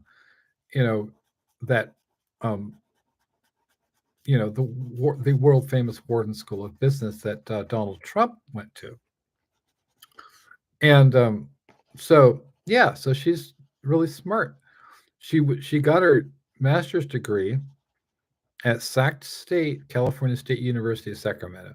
She went on to teach ESL, English as a second language, in places like Compton, as in straight out of Compton. You've heard of Compton, right? Straight out of Compton, straight out of Compton. I'm coming straight out of Compton, right? And fuck the police, coming straight from the underground. So those people, NWA. So that's on a side note, because then I want to talk about Terry B. Murphy, right? Where do I start with these things? Where do I finish with these things? That's all fascinating stuff. And so, so she was working with, she was working at the film department at California State University, San Francisco. And that's when she first encountered the work of John Cordy, the guy who would later send a small bear, me, he sent me a striped teddy bear when I was born. He and his wife Beulah Chang, who I just got in contact with recently, yesterday actually, as a matter of fact. So shout out to Beulah Chang. And so where am I going to this? Well, he John Cordy, who would later, spoiler, he would go on to direct the movie Caravan of Courage, an Ewok Adventure, which was produced from a story by George Lucas. Um, so yeah, so she was working. My mom, Beatrice C. Johnson, was working for the film department at San Francisco State University, and I think it was the early '60s. After her graduation from, I believe it was after her graduation from Penn, the BS in Architectural Science, and so that's when she saw this award-winning film called The Language of Faces that was made by John Cordy, which was for the American Friends Service Committee, the Quakers. For those of you who don't know who the Quakers are, right? Well, actually, my parents were married in a Quaker chapel. Maybe you could share because your family are Quakers. Maybe tell the peoples who the Quakers are. Yeah.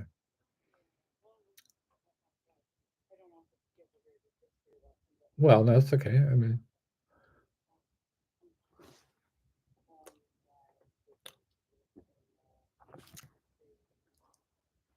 collective paw.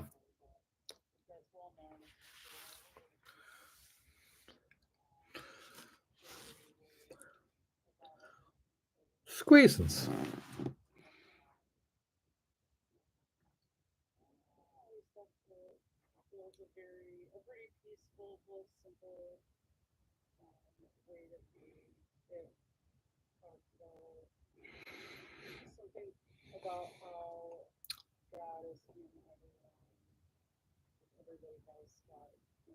Mm-hmm.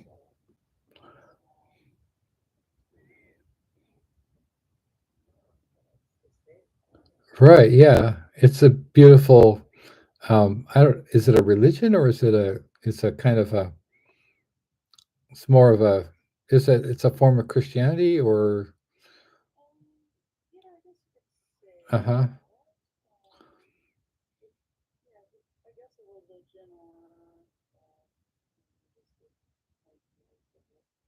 Hmm. Right.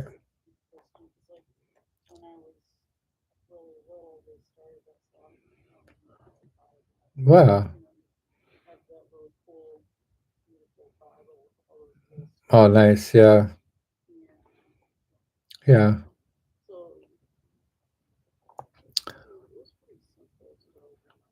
Short. Sweet. Yeah.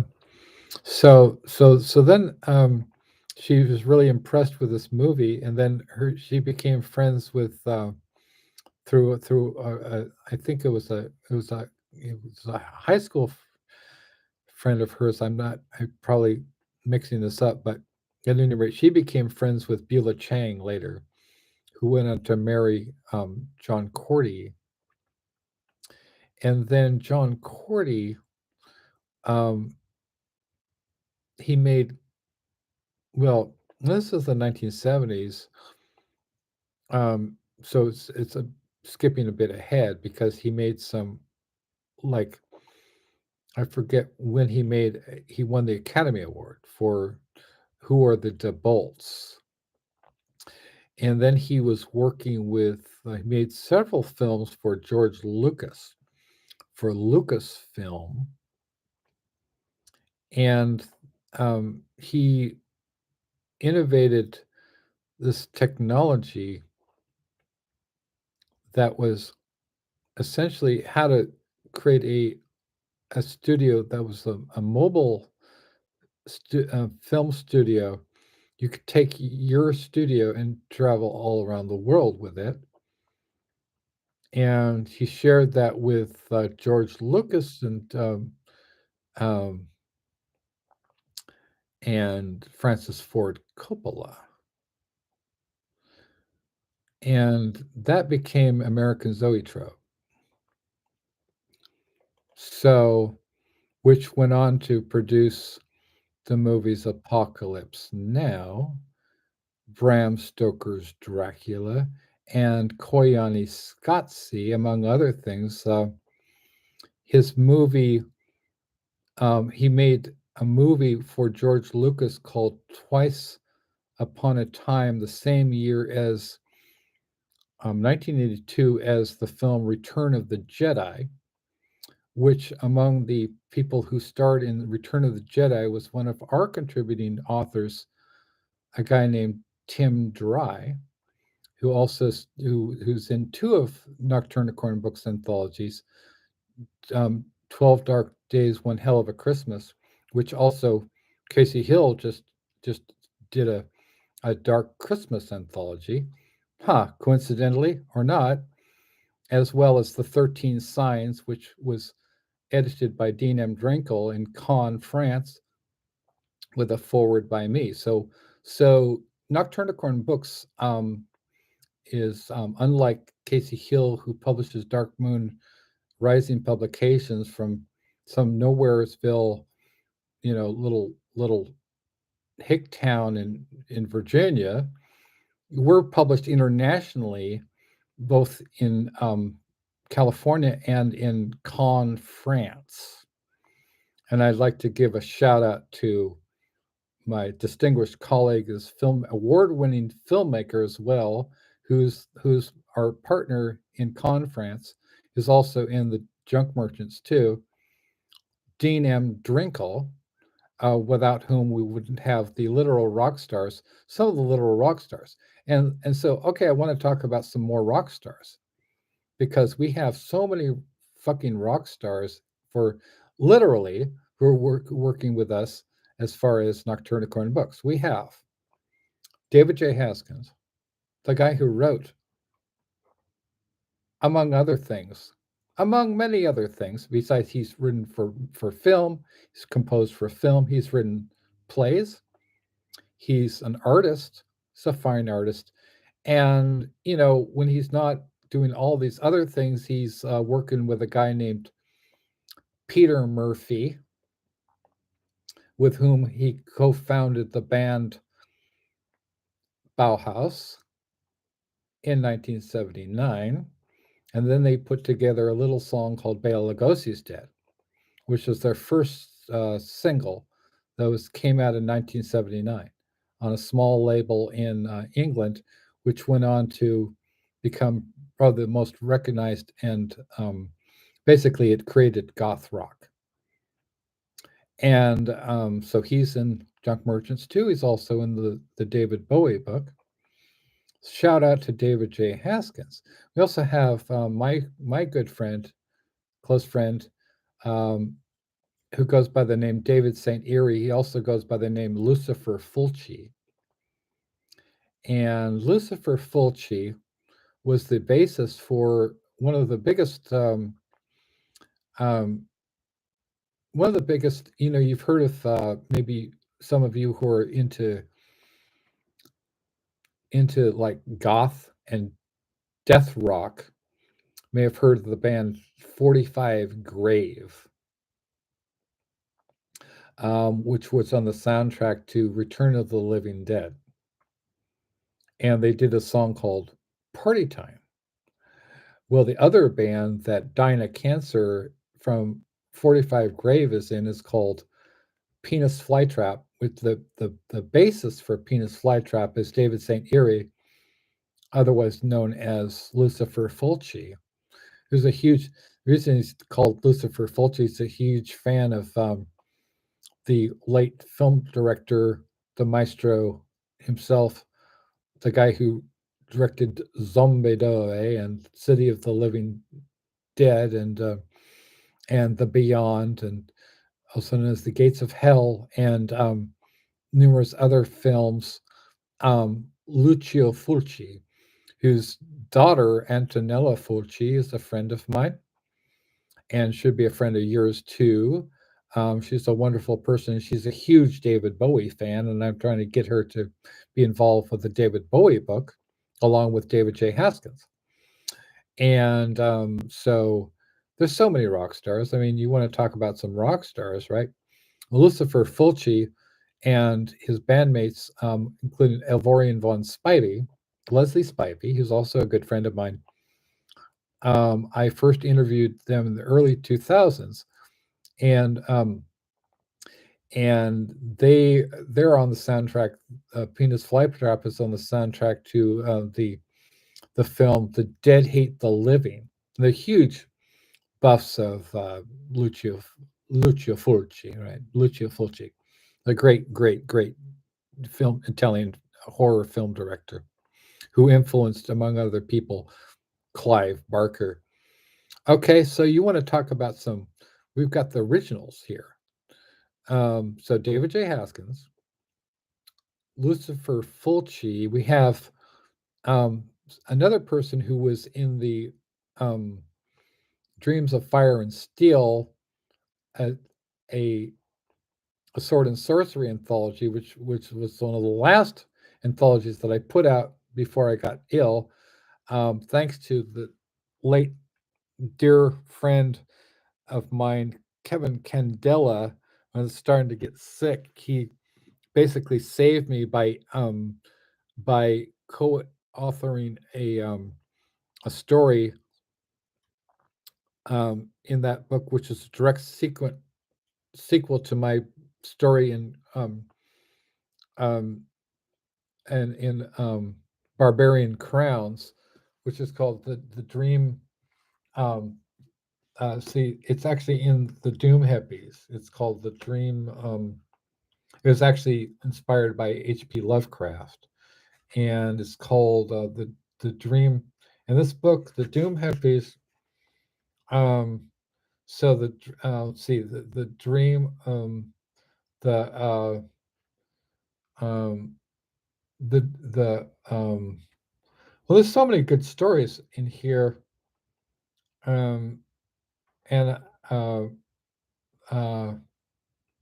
the Dream Cult of Akon Lee, which was inspired by H.P. Lovecraft.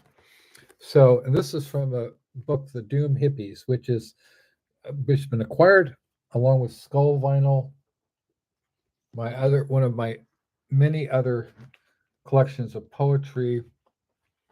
Um, I'll show it for the people, and I might as well show them all of the books, Skull Vinyl, and the Doom Hippies were both acquired by an institution called Harvard fucking University. Okay, so Kasey Hill, I think she may have graduated, or at least she attended the scandal-ridden Liberty University, which was founded by Jerry Falwell, and his son ran it into the ground, who wasn't even religious, who wasn't even Christian, ran it into the ground, and they had an enormous sex scandal that basically shut down Liberty University. Well, that's where Kasey Hill went to school. Uh, as far as I know, none of Kasey Hill's books have been acquired by Harvard fucking University. So that is where I'm coming from. That's Nocturnicorn Books. You see, that is the brand, Nocturnicorn Books, that she stole when she published with the help of numerous people that she stole. She doesn't just steal my concept, she steals people. And how she steals people? By talking shit about me and telling lies about me. That's how she does it. Lies. Well, these are 3 books that were published by Nocturnicorn Books. One of them is Thunderstruck, a dark poetry collection, which Aaliyah Pickles and I wrote with our dear friend Sandy DeLuca, who's not feeling very well now. So we're kind of concerned about her, but this is called Thunderstruck, a dark poetry collection. It's absolutely gorgeous. It's one of the books that I sent to David J. Haskins from Bauhaus and Love and Rockets. He's also collaborated with our friend Jarbo and our other friend Ethan Maroulis. And Ethan Maroulis is another guy I've known for years. He was as I remember, he was the vocalist and songwriter for a band called Spawn Ranch, which is just a huge band, and is one of the innovators of Gothic music, of Goth industrial music. There is, in many ways, as big as Bauhaus, and he's also collaborated with David J. Haskins. So, a big shout out to Ethan Maroulis. So, we're going to be talking. He's going to be part of the table of contents for the Bauhaus anthology, Bauhaus tribute anthology, White on White, a literary tribute to Bauhaus. And the other rock star that we have on board with us is a guy named Byron Roberts. Byron Roberts is a founder and songwriter of the band Bal Sagoth, which is on Nuclear Blast Records, originally on Cacophonous Records, along with a band called Cradle of Filth. Um, Nuclear Blast Records is one of the foremost metal labels in the world, and I worked with Nuclear Blast when I was a staff writer for Metal Maniacs magazine. And actually, as well as a staff writer for Zero Tolerance magazine.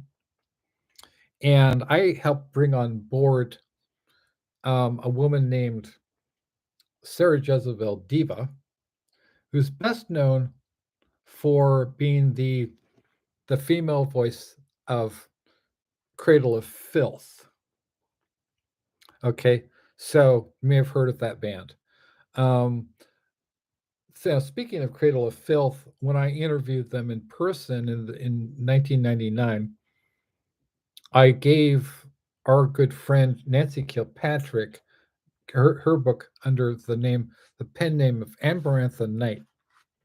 She wrote a sequel to J.S. Sheridan's Le Fanu's novel Carmilla, which is also actually incidentally the name of the pen name of our friend in Scotland who's also neurodivergent AF, Carmilla Voyes, who created the Starblood trilogy and is also, is pansexual, queer AF, and neurodivergent autistic, and my emotional support animal. So a shout out to Carmilla Voyes in Scotland. I love you. You're great. I love you very much. But they're all rock stars. David J. Haskins is a rock star. Jarbo is a rock star. Um, um, Lucifer Fulci is a rock star. So is Byron Roberts from Bal Sagoth. So is Tim Dry, who's also who was in two of our books, which are published out of Caen, France, and he was in Return of the Jedi. So I'll pick up the thread about Return of the Jedi when my origin story is a small bear.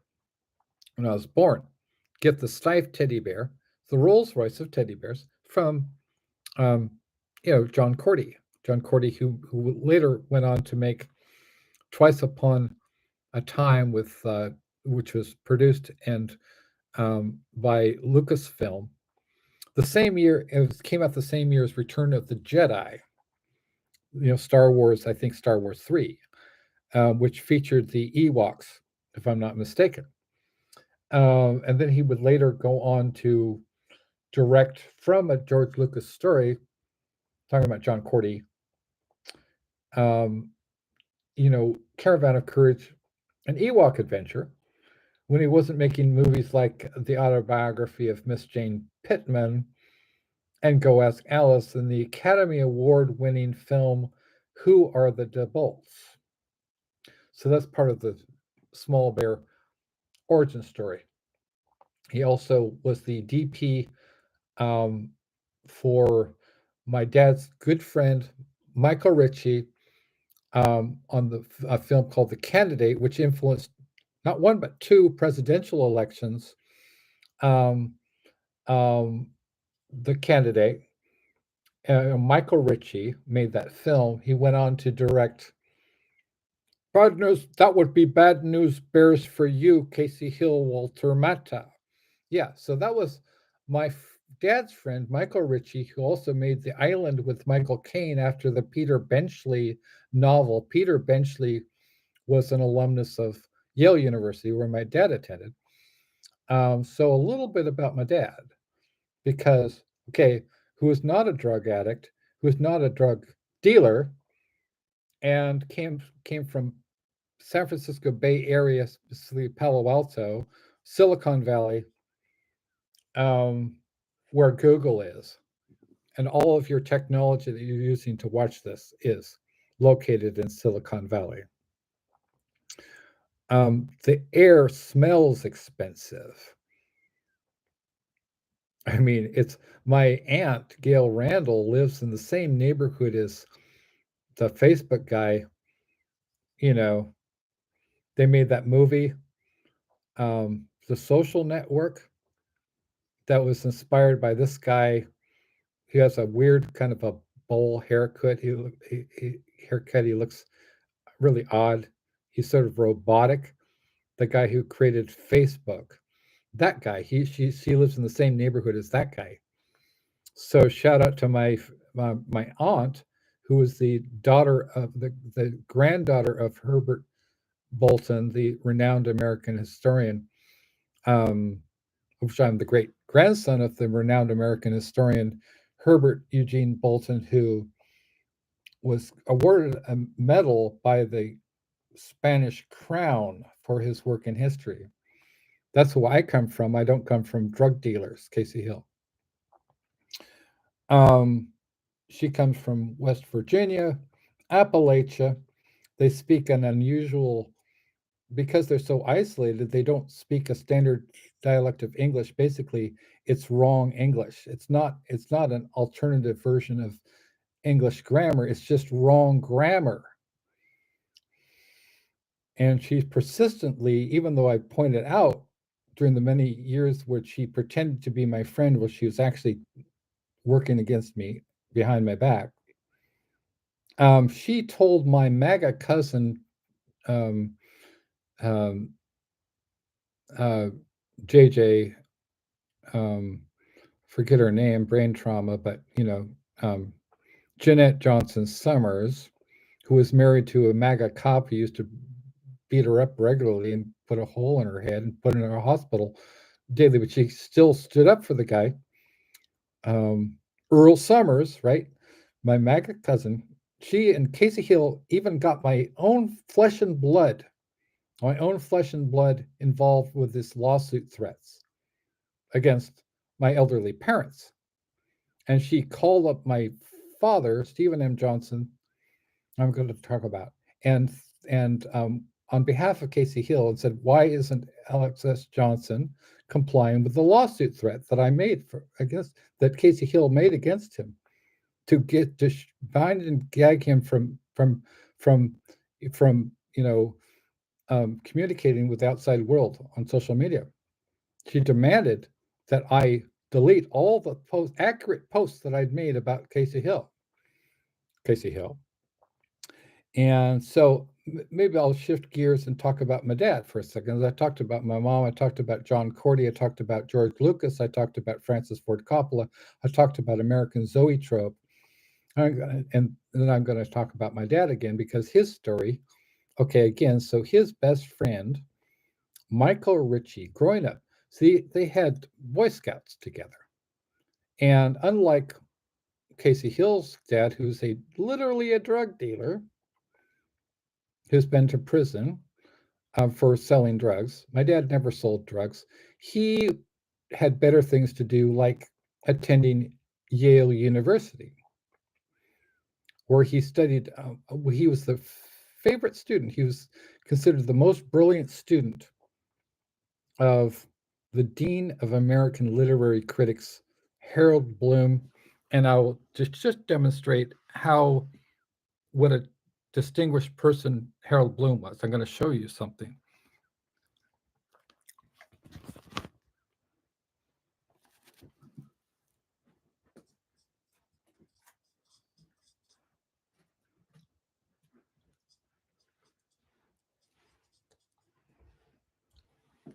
Okay, so this is the definitive edition of William Blake, the complete poetry and prose of William Blake, which is edited by David V. Erdman in first published in 1965. David V. Erdman's edition has been widely hailed as easily the most best available text of Blake's poetry and prose. Um, F.W. Bateson, writing in the New York Review, pointed out the crucial preliminary problem in establishing Blake's test is simply to make out what Blake wrote. Erdman had used modern aids such as infrared photography, microphotography, and a powerful magnifying glass to help his own sharp and experienced eyes. But his real achievement is simply to look at the physical realities of Blake's text more closely and intelligently than any other previous editor. This newly revised edition includes the latest work on variants, deleted lines, arrangements of poems, and dating, and 82 pages of critical commentary by Harold Bloom. The volume has been awarded the distinction of an approved edition by the Committee on Scholarly Editions of the Modern Language Association. Modern Language Association, for those of you who don't know, that's MLA style, as in you go to school, they teach you MLA style, right? Harold Bloom, the late great Harold Bloom. Yeah, sure. Right? This is the definitive Blake. Yeah. Yeah. That's what she wanted. Yeah. Those, yeah.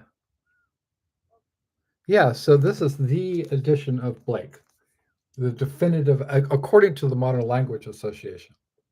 So what I find very interesting is that my family and I have all been created things. If we created things that are unprecedented. I created Nocturne Corn books, which is absolutely unprecedented. And William Blake, of course, was a huge influence on Jim Morrison.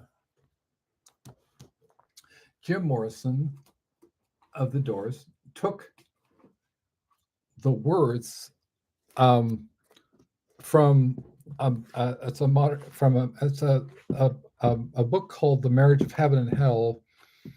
The words which were later used in the book by Aldous Huxley, who wrote called The Doors of Perception. Yeah, and if the doors of, which is the marriage of heaven and hell, he says that the doors of perception were cleansed and everything will be seen as it actually is,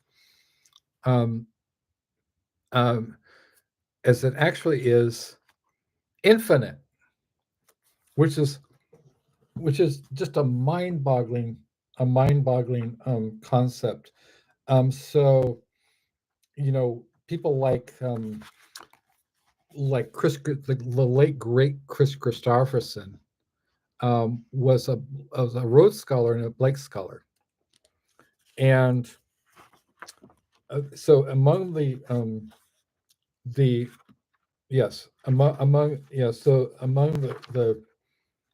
wisdom in Blake is so powerful that you could spend an entire lifetime, and I've spent years studying Blake. Who was another great Blake scholar that Harold Bloom recommended that my dad read at Yale. Was a student at Yale under Bloom, was the guy who wrote Cemetery, something Fearful Symmetry, and Northrop Frye, who also wrote one of the most important books of literary criticism, an anatomy of criticism, which I had to study as an undergraduate at UC Davis in the 1980s. And so Harold Bloom's distinctions, cannot be measured by much like my great grandfather Herbert Eugene Bolton. I mean, there's entire his entire cottage industry of people who are devoted to studying, you know, the work of Harold Bloom, because he was so many things. He was a Bible scholar. He knew, of course, like our friend Alexandra Honigsberg, who we had on the show. He, of course, he knew, he studied Hebrew. He studied, he could read, Hebrew and Greek and Latin, and the languages of Jesus Christ, and the language of the Old Testament. And it's a Jew. It's very famously a Jew. He was also a Gnostic, which is kind of interesting, because the Gnostics are sort of a heretical sect of Christianity, and they believe that the truth is not perceptible to the senses, but it's perceptible to the what William Blake called the poetic genius. And so he was the guy who taught my dad Chaucer, Milton, Shakespeare. He wrote the definitive book about Shakespeare, incidentally.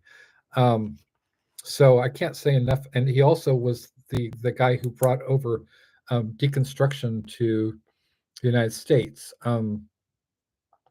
With actually Jacques Derrida came over from Sorbonne in Paris, and he was the guy who created deconstruction.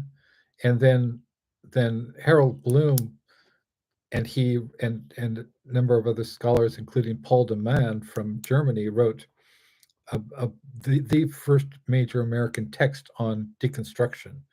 And so he was very formidable, not only in terms of American literary criticism, but also in furthering a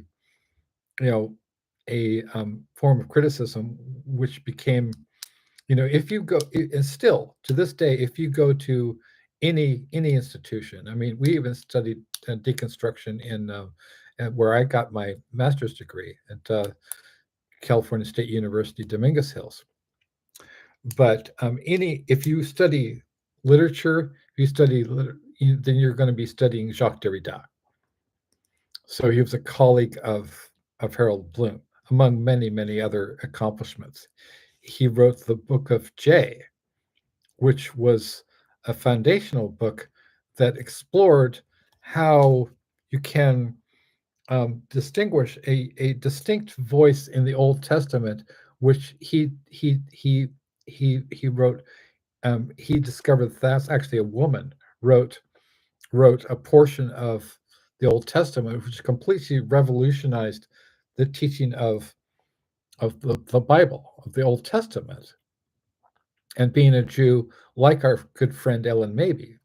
Um, and so I was going to talk about, so I was talking about, rock stars. Now, it's a bit risible, it's a bit sort of laughable to talk about rock stars, because it's sort of like, what do you want to be, some sort of rock star, right?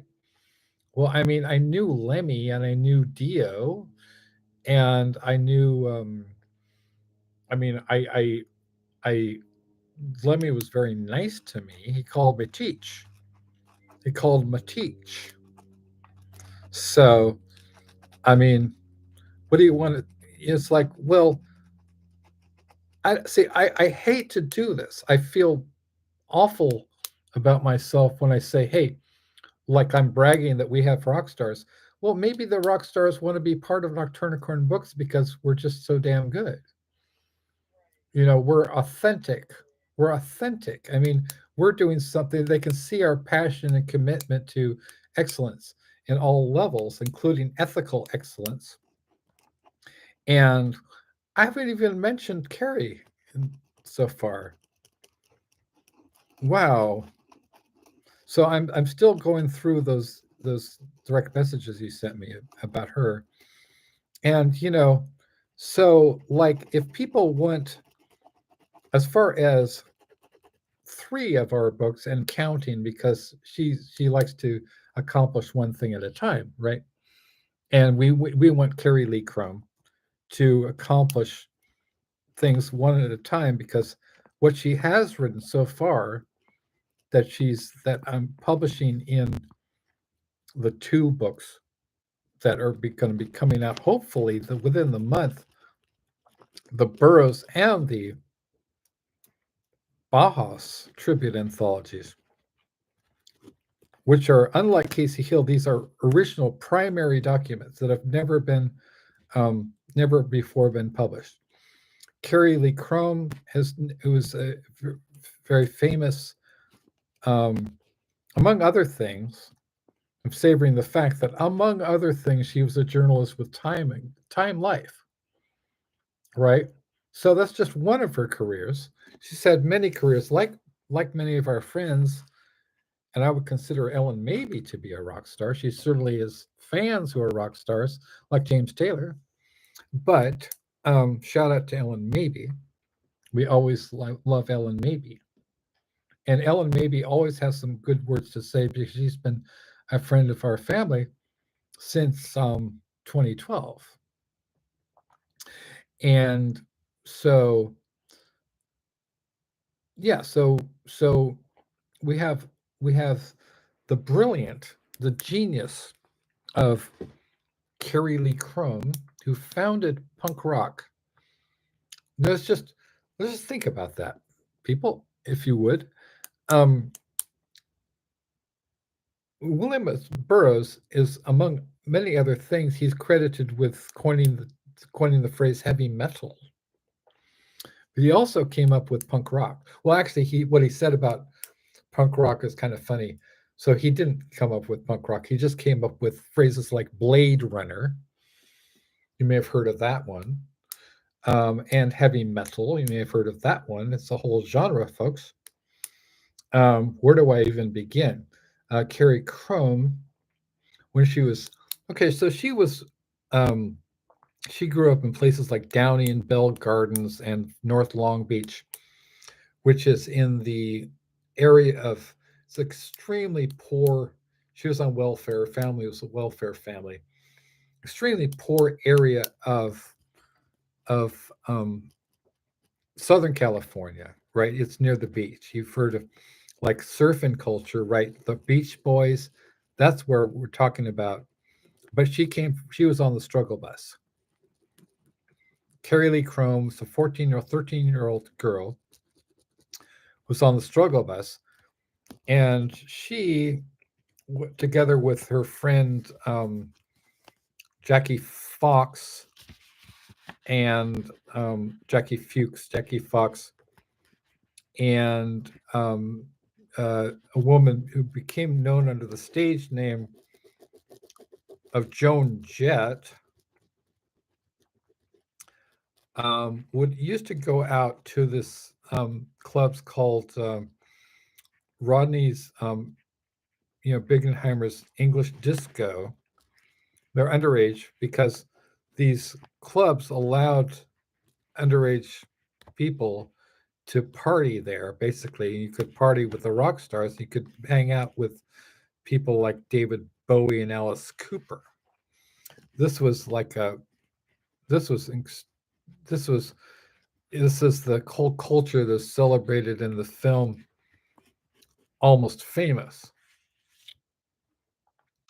And it was a very creepy time for young girls. And so she had this vision. Carrie Lee Crum had this vision, which has been celebrated in numerous interviews over the years, most notably with Alice Bagg, who's the renowned sort of punk rock historian and a punk rocker. Her friend Valiant Ferguson, I want to give a shout out to Valiant Ferguson, who's also going to be doing some contributing to the Bauhaus book. Valiant Ferguson, who's just the punk rock hairdresser. She worked for L'Oreal, and did the like was the hairdresser for the Germs and the Cramps, and you name it. She was also knew William S. Burroughs. As and Carrie, where do I even begin with Carrie Lee Crum, right? So So she came out of she was on the struggle bus. Came from an abusive background, was escaping an abusive background, came out of South Bay in LA. And so she had this dream. She wanted to escape, as so many of us wanted to escape through music. I remember growing up and discovering the music of Black Sabbath, and then later in the 80s, Bauhaus, falling in love with Bauhaus and David Bowie, and really getting into those guys in the 80s. Um, so, but she came before, which is really interesting. I mean, Carrie came before Bauhaus. You think, well, she was only 14 years old, but she was writing songs that were recorded and performed by the Runaways when she was 14 years old. Just think about that as an accomplishment. It was 2 years before Bauhaus, who were in their 20s when they created Bela Lugosi's Dead. She came first, and then you know, I mean, it's mind blowing to consider the fact that, Carrie Lee Chrome is in the same book as David J. Haskins, as far as, you know, contributing original work to a William S. Burroughs tribute anthology.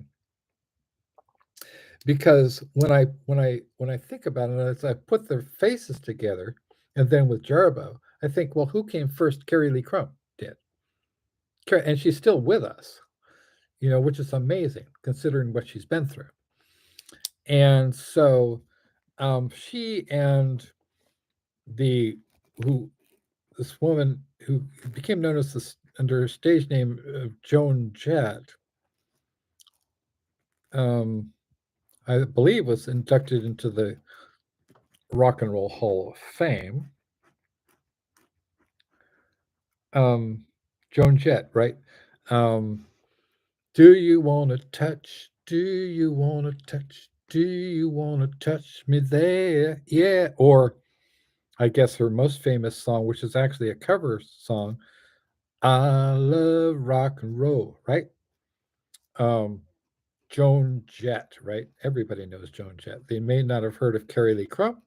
They should.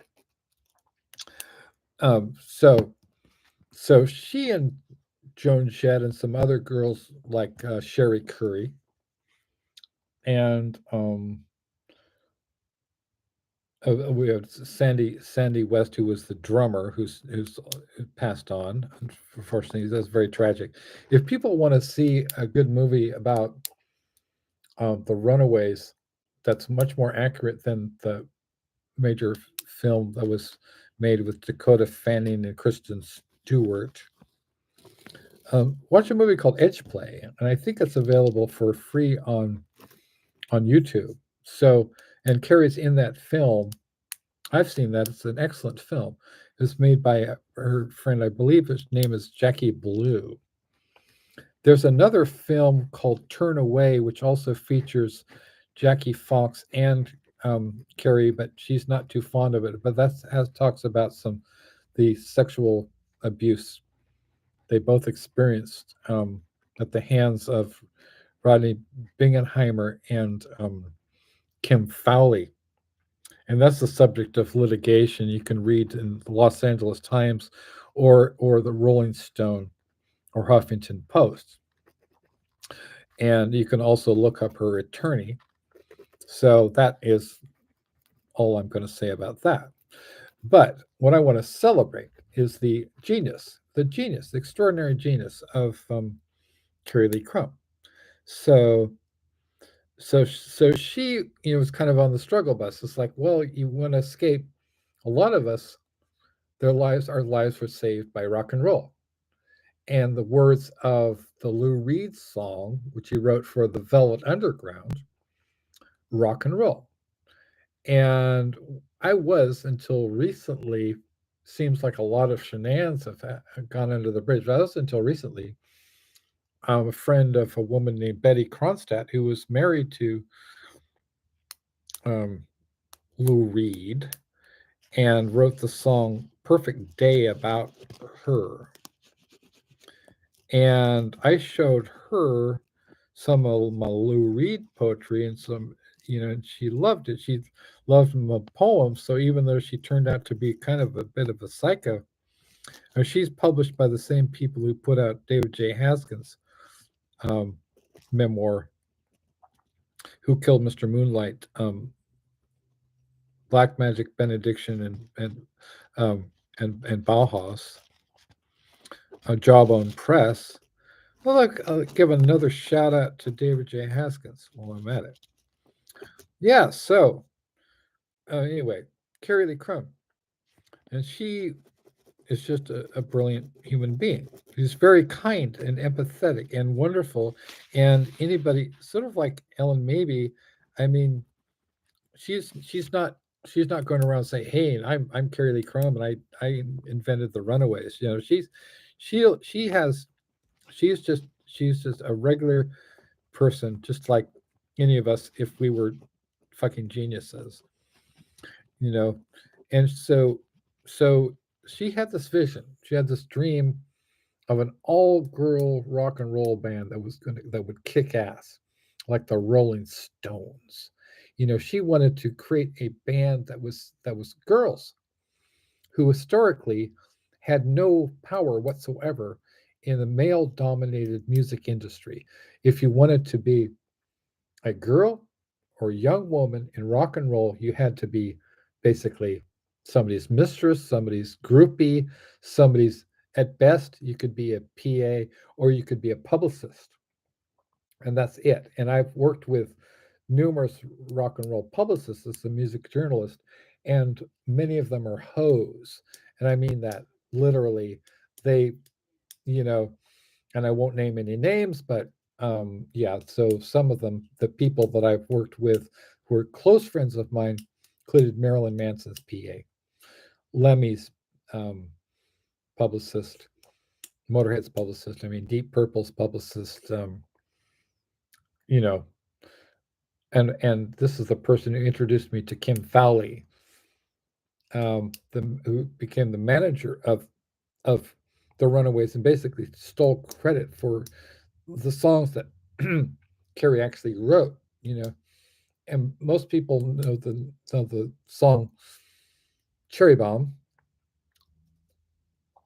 Hello, Daddy.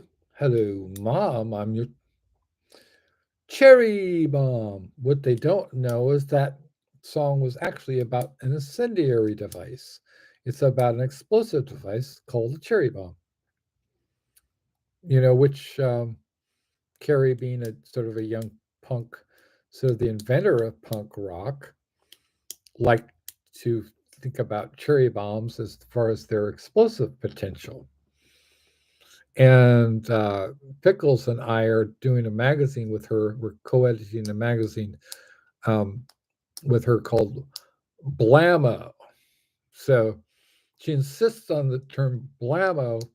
As far as I said, hey, Carrie, it's been done, you know. But it's like we also have a friend, Kenny Da Silva, who is also one of the original punk rockers. Um, and a shout out, he's over in Yokohama, Japan. And he's a good friend. He's the punk rock preacher in Yokohama. And he's working on punk rock news with the original guitarist for the band Christian Death, Rick Agnew. So where do you even begin? So anyway, Carrie, so she's on the struggle bus, right? Abusive circumstances, you need to get out. And you know, where are you going to go? So their lives were saved by rock and roll, right? Lou Reed wrote those words. And so they would go out to clubs like Rodney Bingenheimer's English Disco. And by the way, in case people question my credentials, was my book, The Flowers of Doom. Let's say, and I'm really proud of this quote because it's a quote that is going to go down in fucking history.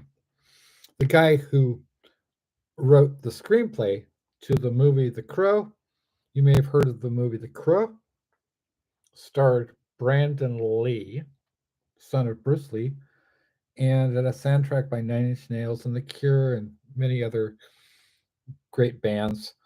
It was written by John Shirley and um, David J. Scow. David J. Scow created splatterpunk genre. John Shirley created the cyberpunk genre, which is where we get The Matrix from. John Shirley wrote about this book. It's available on Amazon, on Turner Corn Books. You're going to love it. It's great. It's great. The Flowers of Doom prove once again that Alex S. Johnson is the Baudelaire of our time, the poet of the underground. His referential incantations summon new visions of the demi-monde from which all deep creativity arises. Potent stuff. You'd better sit down first. So that is, I don't know, Flowers of Doom. Actually, it's been entirely reformatted and expanded by our friend Adrian Baldwin. But this one was actually, I don't know why I didn't publish this. For some strange reason, I never. I mean, I published it. I created a proof copy, but it has an ISBN number. This went out. Um, this went out. And I could have, and I for some reason I had some problems with the table of contents subsequently. But the original version was, I published it in. I bought myself a hardcover for proof copy. So you see the dedication. Of course, this is to Aaliyah. Aaliyah. Okay, so this book is dedicated to Aaliyah, my dear friend, Aaliyah. This one is for Aaliyah. And I'm very proud of this. So, um, so, so we're talking about Carrie. She's given me so many story ideas. She keeps encouraging me to do more Burroughs stuff. And I would see, well, I wrote this poem in it, several of these, well, the whole thing, as I also wanted to talk about, I wanted to read um, some of the other blurbs on the Flowers of Doom. You're not going to get this from Kasey Hill. There's no comparison between us, but right, okay. But I want to talk about some Ellen Mabey for a second here. So Ellen Mabey, her fans include Greil Marcus and Exene from X and James Taylor. James Taylor, right? If you don't know who James Taylor is, just Google that shit. She was performed at Lollapalooza. She performed at Shakespeare and Company. She was in a movie playing herself opposite Sandra Oh called Dancing at the Blue Iguana. That is how famous she is. They created an original character based on her, so she could play opposite Sandra Oh as this poet character in a movie that also starred Daryl Hannah, who's in Blade Runner, and Jennifer Tilly, who was in Bound, and which is the first movie by the sisters Wachowski, who went on to make The Matrix, right? Well, you wouldn't have The Matrix without John Shirley. Everything connects, or everything is broken. That's the name of a Bob Dylan song. And we were just talking about Bob Dylan yesterday because of the mountain cover with Ozzy of Ozzy Osbourne of Black Sabbath of the Bob Dylan song Masters of War, right? Which was the influence behind War Pigs, right? It was written in 1965, and I think that War Pigs was written in 1969. It was originally called Walpurgis. That was written by Geezer Butler of Black Sabbath, and uh, and so Black Sabbath is, I mean, I don't even know. There's so much goodness when it comes to Nocturnicorn books. I don't even know where to start. Right? We could, and historians are going to spend, you know, we're going to have PhD theses about us. We're going to have people who are studying what we did, what we achieved here for generations. And they're going to say, who was Pickles? Right? Who was Pickles? You know, what part did she play? She was a total unknown when Alex brought her aboard, and she became elevated to this incredibly prestigious position of being his right hand as co-editor and his co-leader of Nocturnicorn books.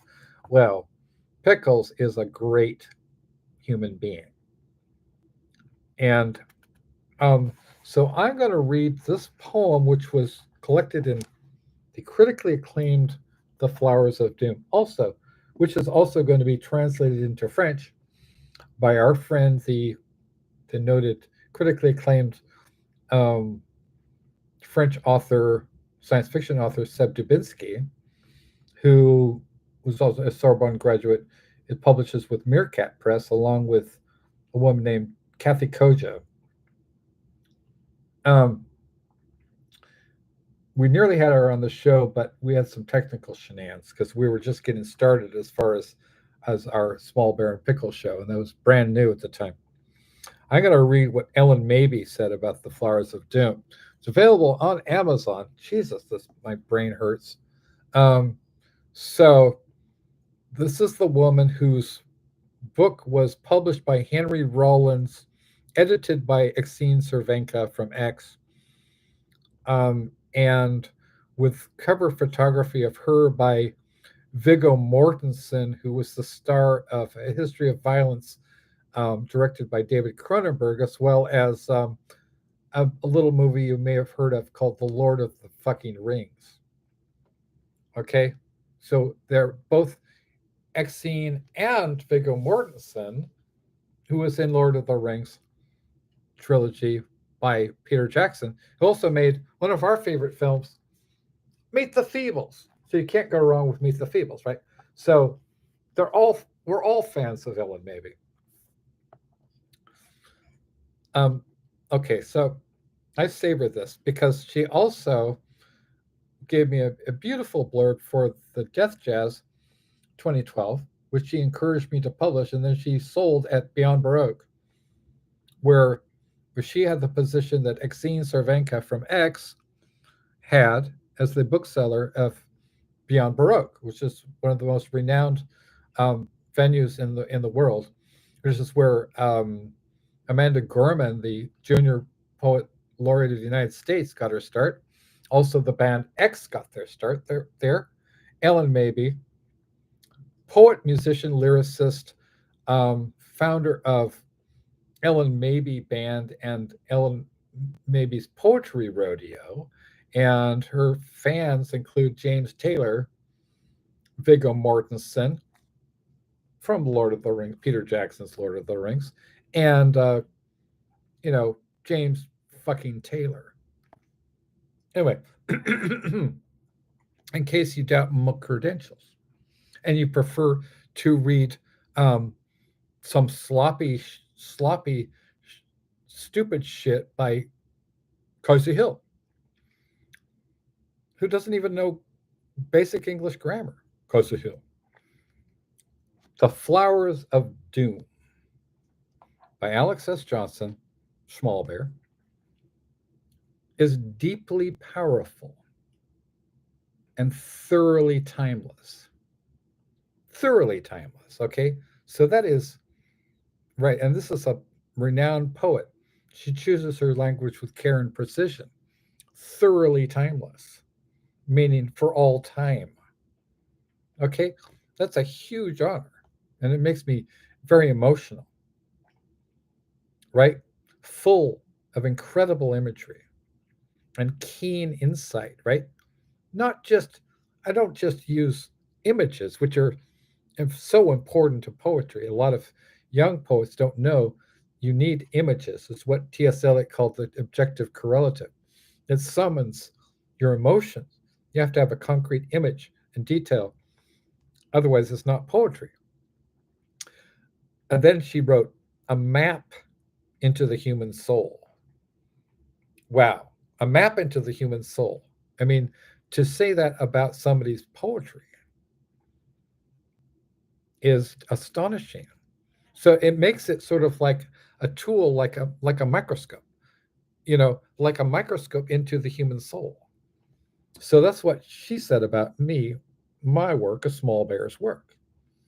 Ellen Mabey said that. And want to, if you want to hear and read some amazing poetry, she is so.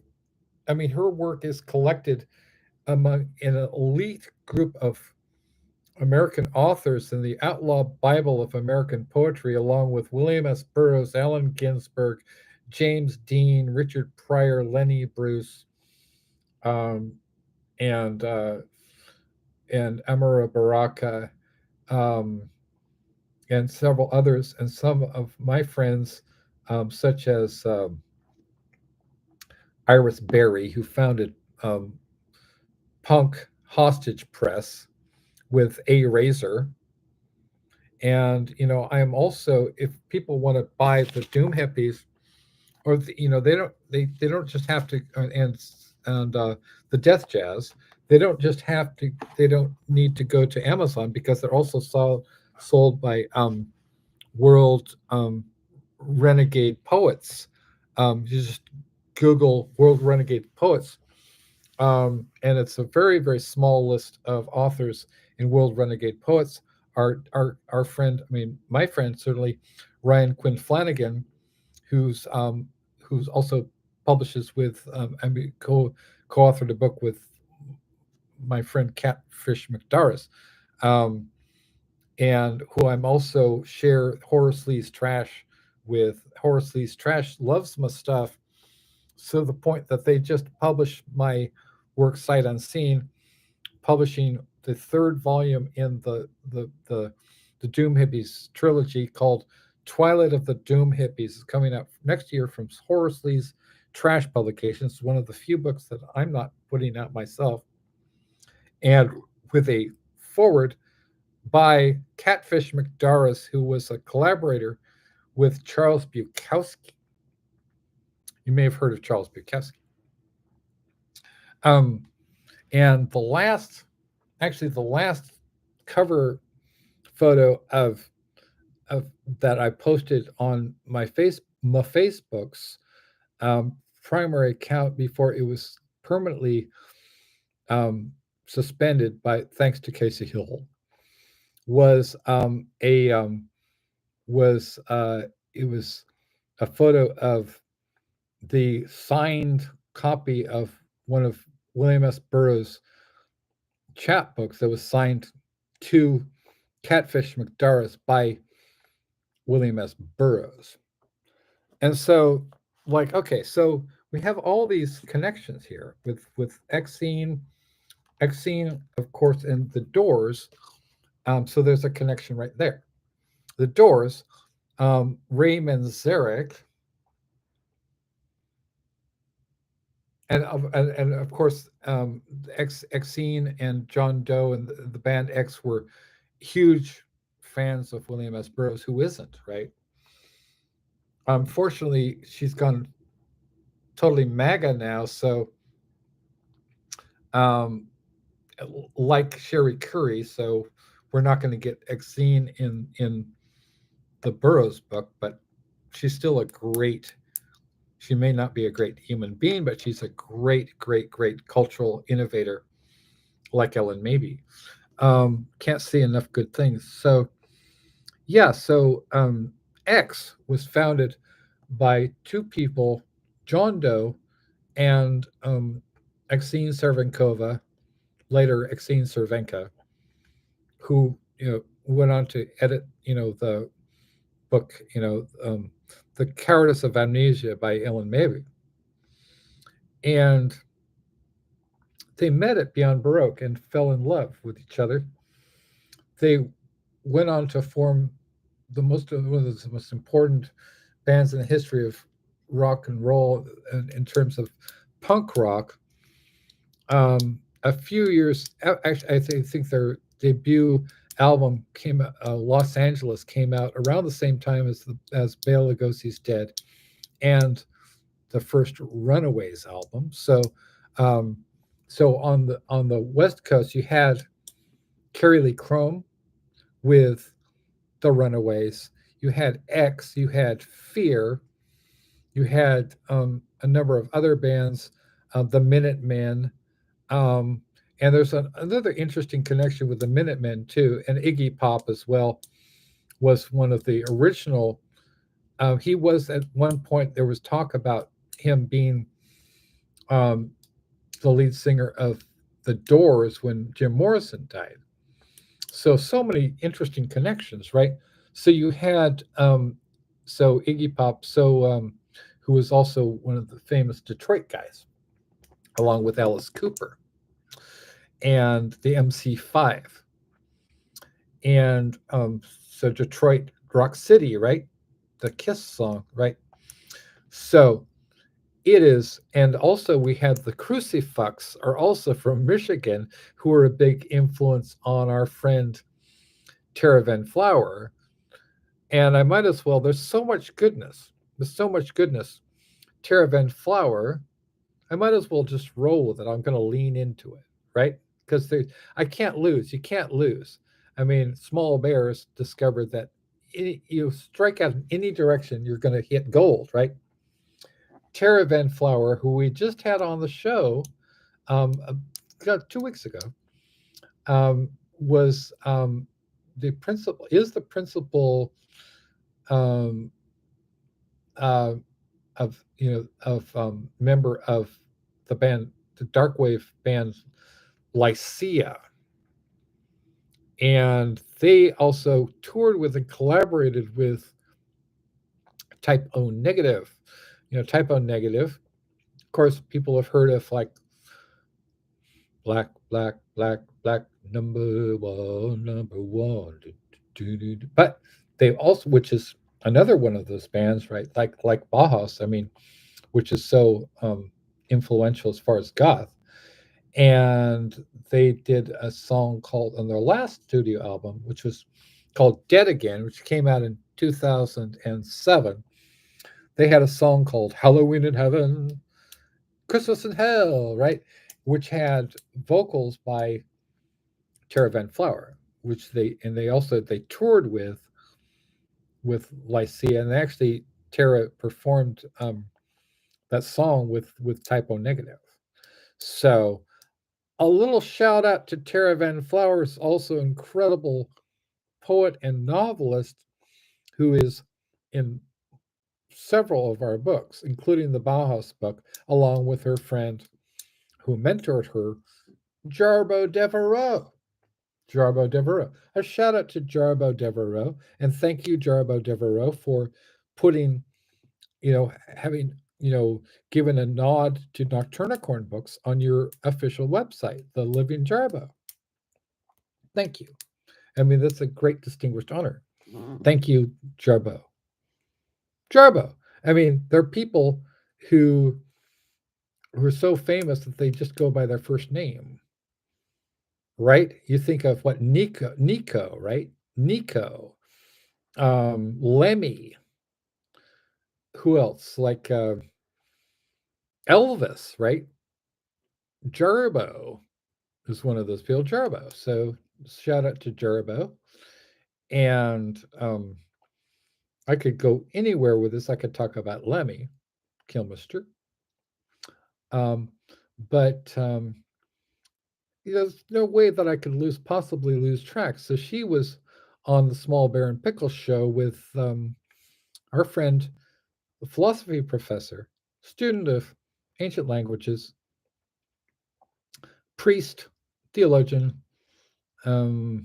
She's a musician. She plays with the She's played regularly plays concerts with at Carnegie Hall and the Lincoln Center and Madison Square Garden, as well. She plays as she's a multi instrumentalist. She plays French horn. She plays viola and doubles on violin, and other instruments. And she's got great hair, and she's also, not to be outdone, she's a philosophy professor at SUNY New York. Um, um, uh, I forget the name of the campus. It'll come to me. SUNY New York, Alexandra Honigsberg. So this show is basically sort of like an index of the Small Bear and Pickle shows to date. We've had so many wonderful guests who are also good friends of ours, and at least, and she also published many um, stories in very well known venues like James O'Barr's The Crow, which was based on, is inspired by, based on, you know, she was in an anthology based on James O'Barr's The Crow, which featured numerous stories by James O'Barr, and she actually she gave me the story, the poem that she wrote for that book for use in one of the anthologies. So I'm going to have to get back with Alexander Honigsberg for that one. So she's a rock star too. She's a huge metal fan, heavy metal fan. She plays with a heavy metal band as well when she's not playing at Carnegie Hall, Kasey Hill, and she's our friend. So, like I said, you can't go wrong. You could go anywhere in any one direction with Nocturnicorn books, and you're going to get hit solid gold. Tara Van Flower, Alexander Honigsberg, Ellen Mabey, who is in We Are Gregor, a disability rights anthology, and the disaster relief anthology, which are actually, oh yes, I was going to talk about way back about an hour ago. I was going to talk about Daniela Vaciu, the Beat Poet Laureate of Romania. So, who is also in the she's also in the Junk Merchants and in the Bauhaus book, and she was originally published. We published her Nocturnicorn books did, because this is long before Aaliyah came on board. Well, Pickles came on board in the anthem, a tribute to Leonard Cohen anthology, which we did as a charity for the Red Cross. We actually, Kasey Hill, after I exposed the fact that Wendy Dio said she'd never heard of her, now, just yesterday, which has caused me to my new Facebook account to be permanently suspended. After she reported it, because I posted about her financial charity fraud, she had the idea of posting, supposed receipts that were of donations to to Wendy Dio's Stand Up and Shout Cancer Fund. The only reason she started doing that is because I posted on Facebook multiple accounts before she got them shut down that Wendy Dio, very famously now, or infamously, said that she'd never heard of Kasey Hill. Right, so all of a sudden she's posting receipts. She's posting receipts, and of course she's a graphic designer as well. Do you think they're real receipts? Oh, well, I have an email out to Wendy Dio, so right, we'll have that discussion. We'll have that discussion. So Seb Dubinsky, we could talk about, who's also on the show fairly recently. We can talk about Seb Dubinsky because we had a very interesting time with Seb Dubinsky. talk about, I mean, if they're not literal rock stars, they're certainly fans of rock and roll. Who isn't? And they are distinguished writers. I mean, Seb Dubinsky publishes with Meerkat Press, which is publishes some of the most, I mean, the top drawer as far as speculative fiction. They publish Kathy Koja. So that's something, right? They're also, so which kind of reminds me, because I've been doing a lot of self-evaluating and also some research as far as who I've been published alongside of. Unlike Kasey Hill, who publishes herself and her late friend T.S. Willard, who she's tributing. Oh yes, the Anthem book, the Leonard Cohen tribute anthology, which we had an original piece, which was obtained by Joseph S. Pulver Jr. Senior, excuse me, who is one of the most renowned writers in dark fantasy and science fiction, and mainly known for his fantasy stuff and his Lovecraftian stuff. He was also kind of like a beat poet in his own way, and he did so many things. He did The Madness of Caligari. He was an anthologist. He really favored women authors, so he did a lot of books with just women authors, including Gemma Files. Gemma Files.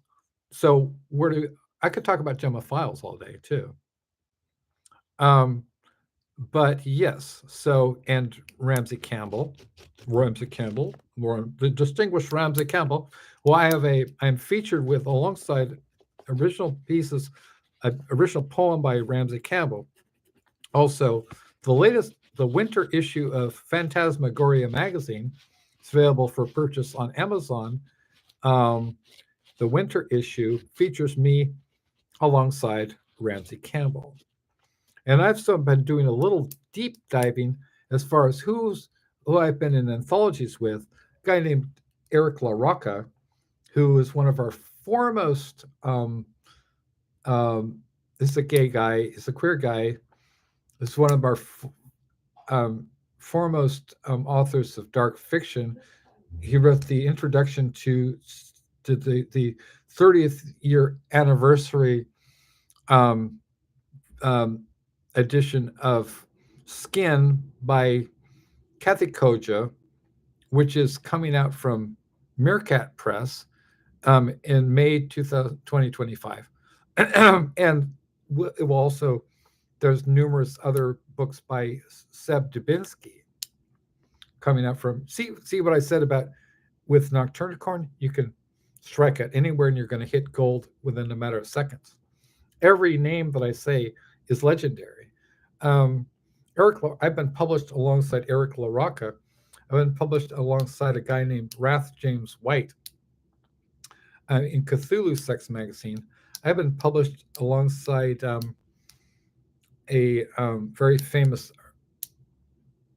several very famous erotica authors, Alison Tyler, um, Patrick Califia, and a shout out to Patrick Califia.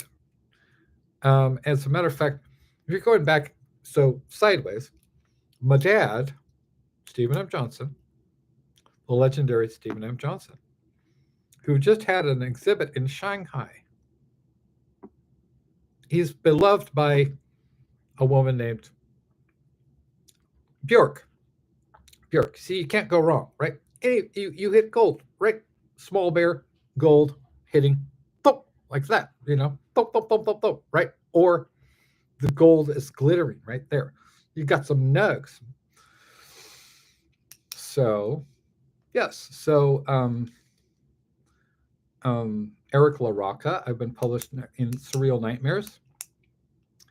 Also, Wrath James White, I've been published with Allen Ginsberg, a guy named Allen Ginsberg. in the Cut Up anthology that came out in 2014. Of course, Allen Ginsberg died in the 90s, but his soul lives on and his spirit lives on, and he was and they reprinted. Of course, they had the authorization from Allen Ginsberg's estate to publish, that poem. I mean that piece in the Cut Up that Allen Ginsberg did. Of course, Allen Ginsberg was one of the principal members of the Beat Generation, with Allen Ginsberg and Jack Kerouac. Some other people who were part of the Allen Ginsberg, Jack Kerouac, Mark Olmsted is another guy, um, who's also in two of the books, the Bauhaus and the Burroughs books, which reminds me, and also Amelie Frank. Amelie Frank, who was the executive director for Beyond Baroque. Remember, I told you, viewers, about Beyond Baroque, right? That's where everybody, William S. Burroughs, Allen Ginsberg, you name it, Amanda Gorman, the Junior Poet Laureate of the United States, Exene Cervenka, and John Doe met there. Ellen Mabey encouraged me to write. Okay, so you can't go wrong. And this was not published by Nocturnicore. This was years ago. This was more than a decade ago. Got a great blurb from John Shirley again, Ellen Mabey again. When Ellen Mabey, also I give a shout out to John Palisano, because I was also working on a book called Bad Sunset. I actually submitted it to John Palisano, the Bram Stoker Award-winning author of Requiem and Placerita. She wrote with Lisa Morton, published by Cemetery Dance Publications. He won the Bram Stoker Award, was nominated 3 times for the Bram Stoker Award. He won it for a short story. And he's also a screenwriter for Ridley Scott. You may know Ridley Scott as the guy who wrote, who made Blade Runner. You can't go wrong. Blade Runner, okay? You know who created the name, the phrase Blade Runner? William S. Burroughs. In fact, it was based on the Philip K. Dick. It was based on the Philip K. Dick novel "Do Androids Dream of Electric Sheep," which is taught in college literature courses. And of course, I recently, speaking of science fiction fantasy, I recently became a full member of the Science Fiction Fantasy Association, Writers Association, which was founded by the original members were like Damon Knight and Ursula K. Le Guin, among many others. I think there were 12 original people. Harlan Ellison, of course, you have Harlan Ellison, and our friend Susan Schwartz is in Sifwa. I think Alexander Honigsberg, our friend Michael H. Hansen, we're going to have on the Small Bear and Pickle show on Sunday, without fail. He's also in all of our anthologies. He's a wonderful guy. I'm a full member of Sifwa, based on Death Moon. Death Moon was an official publication of New Line Cinema, Kasey Hill. New Line Cinema and Black Flame Books. It was a direct sequel to Nancy Kilpatrick, who wrote the Goth Bible, and also Master Slave with Me, and which is published by Penguin Random House, Kasey Hill, and also Noir Erotica, the Noir Erotica series. Nancy Kilpatrick, she's in Canada. Give a warm shout out and a squeezins to our lovely friend Nancy Kilpatrick. So originally there were the foundational members of the creators of cyberpunk genre in the 80s. It originated with Philip K. Dick who had his fans included the Beatles. Um, you had William S. Burroughs. Then in the 70s and 80s was primarily John Shirley came along. He told his friend William Gibson, said, William Gibson, hey, maybe you might want to write some science fiction. You know, maybe that led to the book Neuromancer, which was the book that was so acclaimed that basically inaugurated the field of science fiction. Another woman who was part of cyberpunk, genre of cyberpunk. Another woman who was an innovator and is acclaimed alongside William Gibson, John Shirley, and Rudy Rucker and Bruce Sterling. It's a woman named Pat Cadigan, who has a terminal form of cancer, but she's still around. And I just messaged her, had a message exchange with her not long ago. She's still here. No bitch, we ain't dead yet. So a shout out, to my friend and colleague, and a warm squeezy hug to the author of the novelization of William Gibson's unproduced screenplay for Alien 3, um, called Alien 3, put out by Penguin Random House, which also put out Master Slave, which I'm in with Patrick Califia and Nancy Kilpatrick. You see how this works, right? So I'm in a number of anthologies and magazines with my good friend Nancy Kilpatrick. So a big shout out. So Nancy and Pat and I and um, you know we're all buddies, and then of course Krista Faust. Um, you want to talk about some, you know, um, my interview with Krista Faust, which was published in Carbon 14 magazine in 1987, was excerpted by a person named, Poppy Z. Bright. And this was, I was doing a series of interviews with authors of dark erotica, which was going to include at one point Ramsey Campbell. See, when I and this interview was translated into French by Poppy Z. Bright's French translator. So, and I think, and I asked her such questions as, what sort of picture do you think people developed of you, Poppy Z. Bright? People expect me to be some kind of hipper than thou, hipster goddess sort of thing. An ethereal goth chick who spends every night at a club, who gets drunk every night and shoots up heroin, and God knows what. I'm so normal compared to that. I mean, I'm a homeowner and a gardener. I did go through a phase like that was almost over before my first book came out. I was over the club thing by 1991. But you've still got a strong association with the Gothic world, right? Poppy Z. Bright. I love having Gothic readers, and I still feel a very strong attachment to that subculture. But I'm not a slave to it. That is not all what I want to be or all I want to write about.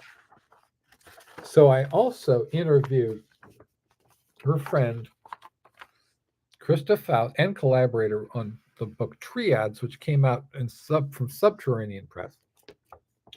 A woman by the name of Krista Faust, who was one point in a relationship with David J. Scow, who co-wrote the film The Crow, starring Brandon Lee, with music by Nine Inch Nails and The Cure. With John Shirley, They were also in Stephen King's The Shining. You may have heard of that. So this is the original interview that I did with Krista Faust called, oh, and this is actually both she and Poppy reference a woman named Patrick Califia. Sorry, Patrick Califia is a transgender female to male author and a friend of mine, and a very sweet and dear friend. I love Patrick very much. I'm also in Master Slave with Patrick, and several other anthologies with Patrick Califia, who is the author of Macho Sluts, which is one of the masterpieces of dark erotica. A shout out to Patrick Califia, who was referenced in both interviews. So this is my interview with Krista Faust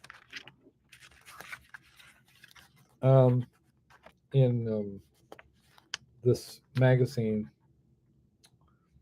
So I'm on the list table of contents, along with some people like Bucky Sinister, who is actually also in the Outlaw Bible of American Poetry, along with Iris Berry and Ellen Mabey and Mark Olmsted. Iris is not in our books, but she's one of my good friends, and she's also she wrote punk poet royalty. She's also a good friend of Richard Modiano, who is executive director of Beyond Baroque, along with Richard Richard Modiano, and also our friend Amelie Franck, who's both Richard Modiano and Amelie Franck are also in the Bauhaus book. So really an interesting story about that one. So I'm in with Bucky Sinister and some other people, Fallen James from Leaving Trains, and so that was the and also I interviewed Cannibal Corpse. They've got some interviews with Neurosis, the founder of one of the founders of Research Books, who was Andrea Juno, who wrote the book called Angry Women in Rock, which featured Jarbo. And it's mentioned in the About section. If you go to the Living Jarbo, the official website of Jarbo, and if you look at the About section, it talks about some of the collaborations and things that she's done. Most recently, that she mentions Nocturnicorn Books, the Bauhaus, and the Burroughs anthologies. So again, a shout out to and also Research Books. Modern Primitives was a huge influence on Kathy Koja in the writing of Skin. So shout out to Kathy Koja, Meerkat Press author Kathy Koja. I think I've left something out. So all these are foundational things. Then Poppy Z. Bright published an excerpt from my Krista Faust interview from Carbon 14 in the same issue of Purple Prose newsletter from, I believe it was July 1996, that contained then her, Poppy Z. Bright was a woman, identified as female, now is Billy Martin, a transgender, woman, female to male, transgender person called Billy Martin. Shout out to Billy Martin. Love you so much. And that was excerpt from that interview was published by Billy Martin in the Purple Prose newsletter, alongside with her kind of basically it's necrophilia, There's a necrophiliac fantasy about William S. Burroughs, which was published actually a year before he died, which is weird. So that talk about transgression, right? Like, you know, like having sex with the corpse of a somebody who's still alive. And I know that Poppy was also a good friend of Hunter S. Thompson. Would really appreciate that. Um, that I mean, I think that William S. Burroughs certainly appreciated what Poppy did. Certainly, there were no complaints, and now he's dead, and now we're celebrating him. So that Billy Martin gave me permission to republish R.I.P. Um, um, in the Junk Merchants um, to a literary tribute to William S. Burroughs. And since I since I did this, um, well, there's been some developments as far as good and bad since I put out this. I had this proof edition of um, of the book published, Junk Merchants 2 published. We've gotten rid of some people who were very abusive, and I don't know why Mary Genevieve Fortier chose to turn on me, but um, they're very abusive people, the Schutzes. I'm sorry. This is the truth hurts. Anyway, so she's out. I'm not going to publish people who want to harm me. Or lie about me, to me, and about me. I am publishing Jarabo and Carrie Crum and um, David. Yeah, well, so David J. Haskins was one of the people who was already in the book. So John Shirley, okay, John Shirley, who gave me, you know, in the back of cover of the Death Jazz 2012, the Schwibley Press. He said with a cover by um, with by a cover by Renee Diedrich, and that's gave me a beautiful blurb. So when he writes in The Flowers of Doom, John Shirley, co-creator of Cyberpunk, says The Flowers of Doom prove once again that Alex S. Johnson is the Baudelaire of our time, meaning that he's reaffirming what he said about me in 2012. And then, of course, all these amazing connections, right? Philip K. Dick, William S. Burroughs, Whitley Strieber.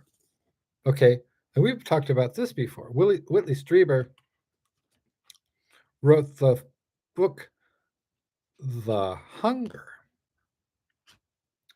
which starred David Bowie, Susan Sarandon, and Catherine Deneuve and Anne Magnuson. Then Whitley Strieber went on to write Communion. We've been trying to manifest Whitley Strieber because I think he would be great. I would love to have a Whitley Strieber piece in one of my books. I would love to have a Whitley Strieber piece in the Junk Merchants, and it's still possible if the universe will produce a Whitley Strieber. But now I can't um, do anything. I can't do shit on social media. So that's not going to happen. But and I'm getting beamed to death. I mean, it's a horrible pain. I'm so sorry. But I just, yeah, I'm in such excruciating pain. But no, bitch, we ain't dead yet. I know that Kasey Hill and her ilk want to destroy me and want me to kill myself. Well, why? Why do they? What? Yeah, sure. I mean, why do they want me to die?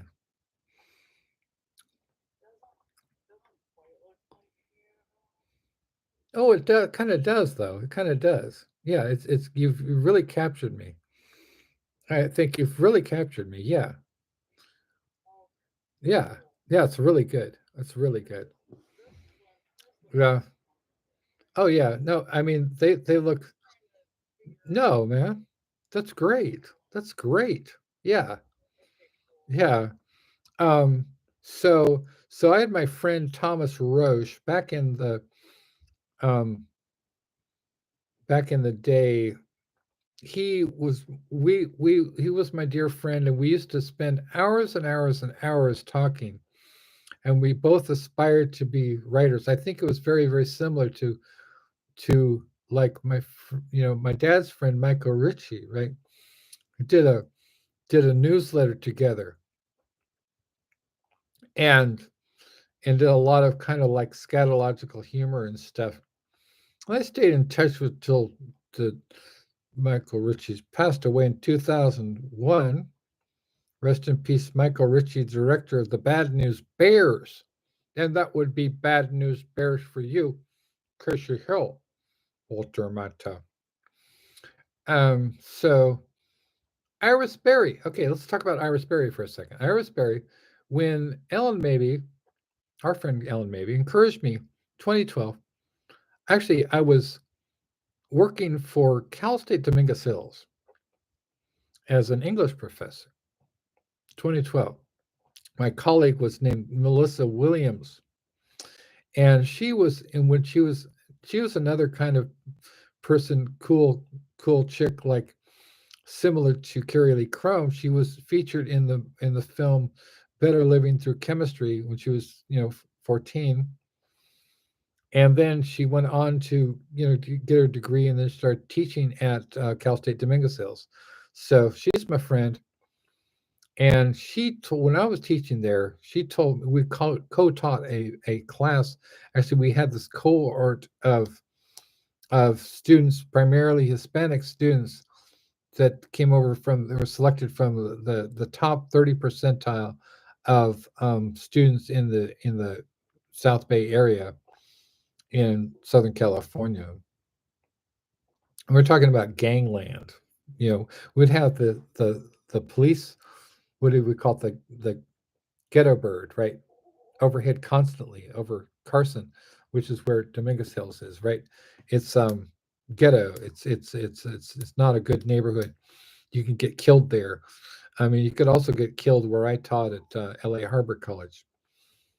I mean, my students showed me, and I'm not trying to be hardcore or tough or anything, but we were friends with Rage Against the Machine, right? Some of those work forces are the same that burn crosses, right? There's a reason they wrote that song, because the LAPD is fucking racist. Some of those that work forces are the same that burn crosses, and your grandfather certainly had some encounter with people who burn crosses, right? You know, um, yeah. I mean, I'm in a lot of pain right now, so I'm so sorry. Um, you look great though. Um, a little tender paw, just so not to forget the tender paw. So shout out to Iris Berry. So anyway, when this all connects, folks, this all connects. So I was actually there was another connection which is really interesting. So when I was working at okay, okay, so I'll just hold the fort. Okay, as I was working at as a student teacher at Banning High School. It's a very, very low socioeconomic level high school in Southern California. I was work and I my colleague was Renee Diedrich. And Renee Diedrich was is just say is she lives in France now, but she put together something called "How Dirty Girls Get Clean." Her "Dirty Girls Get Clean" featured on the cover Iris Berry, who wrote the poem "Punk Rock Royalty," which is collected in the Outlaw Bible of American Poetry, along with Ellen Mabie's Ball and Chain Records store. Um, anyway, so Iris Berry was a friend of Renee Diedrich, and Renee Diedrich was working as an English teacher at Banning High School, where I student taught. She also was. I published her and edited her in this webzine I did called the Schwibly, which is ultimately what gave birth to the Schwibly Press, which published the Death Jazz. And so I published a piece. I forget the name of the piece. She also did the illustration because she's also an artist. She did the cover of the digital cover for the Death Jazz. I don't have a copy right here on hand, but she did the cover of that. Then, so separately, these are sort of separate connections. And so I was amazed that Renee Diedrich was actually working as an English teacher at the high school, Banning High School, that I'd been assigned to. I was like, what's up with that, right? That's really interesting and amazing. It seems almost beyond coincidence. So at the same time, I've been a huge fan of Iris Berry since the 90s. I had her book, one of her books. And so she and Iris Berry and I think definitely Dominic Lowell, who's also in the Outlaw Bible of American Poetry with, William S. Burroughs, Allen Ginsberg, you name it, they're in there. Who's not in there? Kasey Hill, James Dean, Richard Pryor, Amira Baraka, I don't know, Ellen Mabie. Starting to get the picture now. So I and Renee Diedrich, Iris Berry, and Lisa Cherry read at a Redondo Beach coffee shop. And since I didn't have, obviously I'm not a woman, I didn't have a piece in the How Dirty Girls Get Clean, which was the anthology, that all woman anthology that Renee Diedrich put together and published with the contributions by people like Lydia Lynch. And but because I was their friend, Iris Berry's on the cover of How Dirty Girls Get Clean holding the typewriter that William S. Burroughs wrote Naked Lunch on at the Beat Hotel in Paris in the Rue Pigalle, which is where Naked Lunch was assembled by Allen Ginsberg. Then Allen Ginsberg, so then it was produced and it was put together sort of in the order of random order of about 1,000 pages of manuscript. They just stuck it together and it was published as is. It's a brutal, shocking, transgressive masterpiece. If you haven't read it, it's one of the great books of all time, Naked Lunch. And I've read it many, many times. That the book is unreadable because you can't really read it. You have to dip. So recommend reading Interzone and Queer first. Kind of dip and then you'll get it. You'll understand it because it's sort of like Cubism. It's the literary equivalent of Cubism. Some people said, Tom Wolfe, I think, said that famously that that that Hunter S. Thompson was the literary equivalent of Cubism, but I disagree. I think William S. Burroughs was literary equivalent of Cubism. And since the art Cubism is Pickles, Aaliyah Pickles here. But anyway, so Iris Berry um, became a friend after that. But we read together. So anyway, I read from the Death Jazz because I'm not a woman, and I'm in the book as nipple clamps. For some reason, I mean, I'm thanked as nipple clamps. So I get a shout out from Renee Diedrich. But I was amazed to discover that we were actually working together at the same, you know, sort of very ghetto high school, Banning High School, and had wonderful students, but there was a lot of racist policies there. So then Iris Berry, Linda, I think it's Linda or Lisa Cherry, and I, and then two women with fruit in their names, and I and Renee Diedrich read at this Redondo Beach coffee shop. And I had just published the Death Jazz with the encouragement and support of Ellen Mabey. And Ellen Mabey said, if you publish if you put it, then Create Space was brand new. Amazon Create Space was brand new. She said, if you publish the Death Jazz, then I will sell it at Beyond Baroque.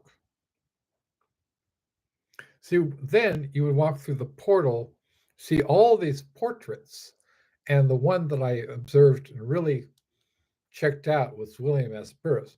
Those are all the portraits of people who read at Beyond Baroque.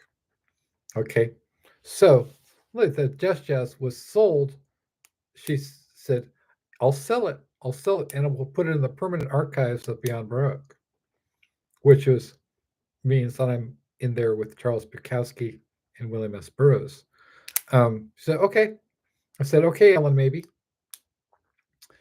And so she did. And then it sold it. That's how I met Marie Lecrevin, because she was a reader there. And shout out to Marie C.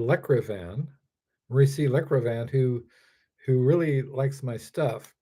She says that I'm the best short form poet out there. And actually, I write some long poems now. But when I met her at, much like any other famous meetings at Beyond Baroque, including John Doe and Exene Cervenka, right? I met Marie Lecrevin at Beyond Baroque. This one's for Aaliyah. So this whole book is dedicated to Aaliyah. And so she nominated my poem Maps to Never. It was published on on her Dashboard Horace blog. And that reminds me, I need to submit some more work to Dashboard Horace. She nominated this poem, Maps to Never, for the very prestigious Best of the Net award. And as the name implies, the internet, best of the net, right? Right? It was awarded nominated for Best of the Net. So I'm going to read Maps to Never, and it's sort of inspired by Burroughs. It's inspired by Jim Morrison. It's inspired by Antonin Artaud and Rimbaud. It's called Maps to Never. Unscrolling the land across a nodal grid where pulses smoke spoken prophecies, the high priestess whose brown abundance mothers a fleet of luminous ships rigged out with blessings, salvos of lyrical weapons hotly tongued, limbs engraved with the language of solar deity. jungles seized with a jagged architectural sentience, manifesting pyramids with steps to meet the sun, regal crimson snakes, forests of laughing turquoise birds folded from the vastness of origami skies, sheen of the muscles of omnidirectional cats, moving like fever in the golden green immensity. The aura of villages where the nude possessed citizens, abandoning themselves to frenzied rites, scarify their flesh with maps to never, scaling the heights of the stellar forever. And thank you so much. And I was thinking of, among other things, maybe not consciously, but I was thinking, among other things, of the song Texas Radio and the Big Beat. And I was just thinking of that, of Jim Morrison's magical language, where he's talking about, the Negroes in the forest brightly feathered, they say, forget the night. Come live with us in forests of azure. You know, um, out here on the perimeter, there are no stars. Out here, we is stoned, immaculate, right? Like, I forget if it's stoned or stone. It could go either way. Yeah, stoned. And there is just so much amazing stuff that thank God, thank Jesus, and thank Kali, that we've been able to do just because um I don't know why. I don't know why how we've been so blessed. We've been so blessed. We've been so blessed to have the good fortune of being friends with Sandy DeLuca. I mean, you know, like another benefactor of mine and of Aaliyah's, like Ellen Mabey, she came along. This is more than a decade after the Death Jazz, and um,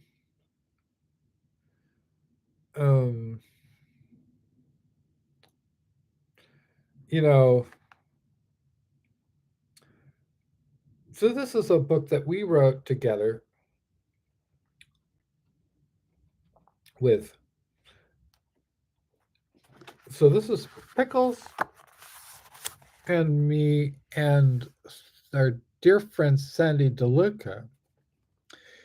For the people out there, this is a magical book, literally a magical book. And I'm going to read a little bit of, but I'm going to read about the authors.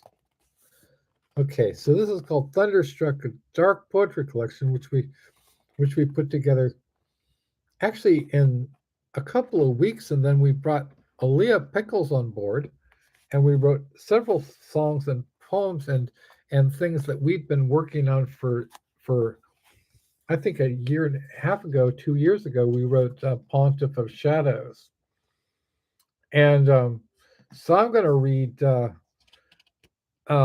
Actually, I'm going to read about the authors because Sandy isn't doing too hot, so hope she's okay.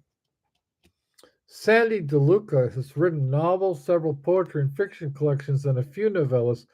These include critically acclaimed works such as Descent and Messages from the Dead, for which he won the Gothic Reader's Choice Award. Over the past 3 years, she also co-authored 3 novels with Greg F. Cafune. And Greg F. Cafune is also, along with Sandy, is also in the Junk Merchants. 2024 has been one of her most prolific years. Her poetry collection, Phantoms of Providence, was released from Alien Buddha Press. In addition, her short fiction and art collection, Incantations, was published by Crossroad Press. She also penned several themed poetry chapbooks under her imprint Midnight Town Media. She has teamed up with Small Bear, Alex S. Johnson on the soon-to-be-released poetry book Thunderstruck. In addition, they also collaborated on a novella called John Lennon's Box. During the zine days of the 90s, which I also participated in, she produced several small magazines anthologies featuring writers like Brian Keene and Greg F. Cafone. I was in with Brian Keene, who wrote Alex S. Johnson is Bizarro. I was in several anthologies and magazines with Brian Keene. She was a finalist for the Bram Stoker for Poetry Award in 2001 with Burial, Plot, and Sagittarius, accompanied by cover art and interior illustrations. A copy is maintained in the Harris Collection of American Poetry and Plays at Brown University, 1976 to 2000. So that is where you can find first editions of Edgar Allan Poe and Walt Whitman, among other people. They also house the H.P. Lovecraft archives. She was, and that's of course part of the Ivy League. Kasey Hill. She was also nominated once more in 2014 with Marge Simon for Dangerous Dreams. Her visual art has also been published in books and magazines. It has been exhibited throughout New England and New York's Hudson Valley. In addition to her fiction, she's working on new poetry in a series of large-scale expressionistic paintings. Other interests include photographing abandoned buildings and perusing secondhand shops. She lives in Rhode Island with several feline companions, including the black cat named Gypsy and her 2 sons, Gemini and Leo. Another black cat named Mojo joined the joined the household in 2023. He was born in her great-grandfather's house, a structure that was once a stagecoach shop. It's the inspiration for recent poetry and short stories and a novel in progress. So the woman is in her 70s and she's still rocking hard, rocking out. And she's the one that gave the name of the anthology Thunderstruck because she's a huge fan of AC/DC. Okay, Alex S. Johnson. Alex S. Johnson was born Halloween Day, 1966. He was the great-grandson of the renowned American historian Herbert Eugene Bolton and the son of the internationally acclaimed inventor and possibilicist Stephen M. Johnson. Both his father and his mother, Beatrice C. Johnson, are members of the Vedanta Society, dedicated to the highest ideals of service to others as God. He has endeavored to follow that path, serving as an educator in California's Southland schools, working with primarily minority student populations. He was also the editor of the New York Times best-selling memoir by Tom Sullivan titled Seeing Lessons, 14 Life Secrets I've Learned Along the Way, which details Sullivan's encounters with such luminaries as Helen Keller, Muhammad Ali, and Martin Luther King Jr.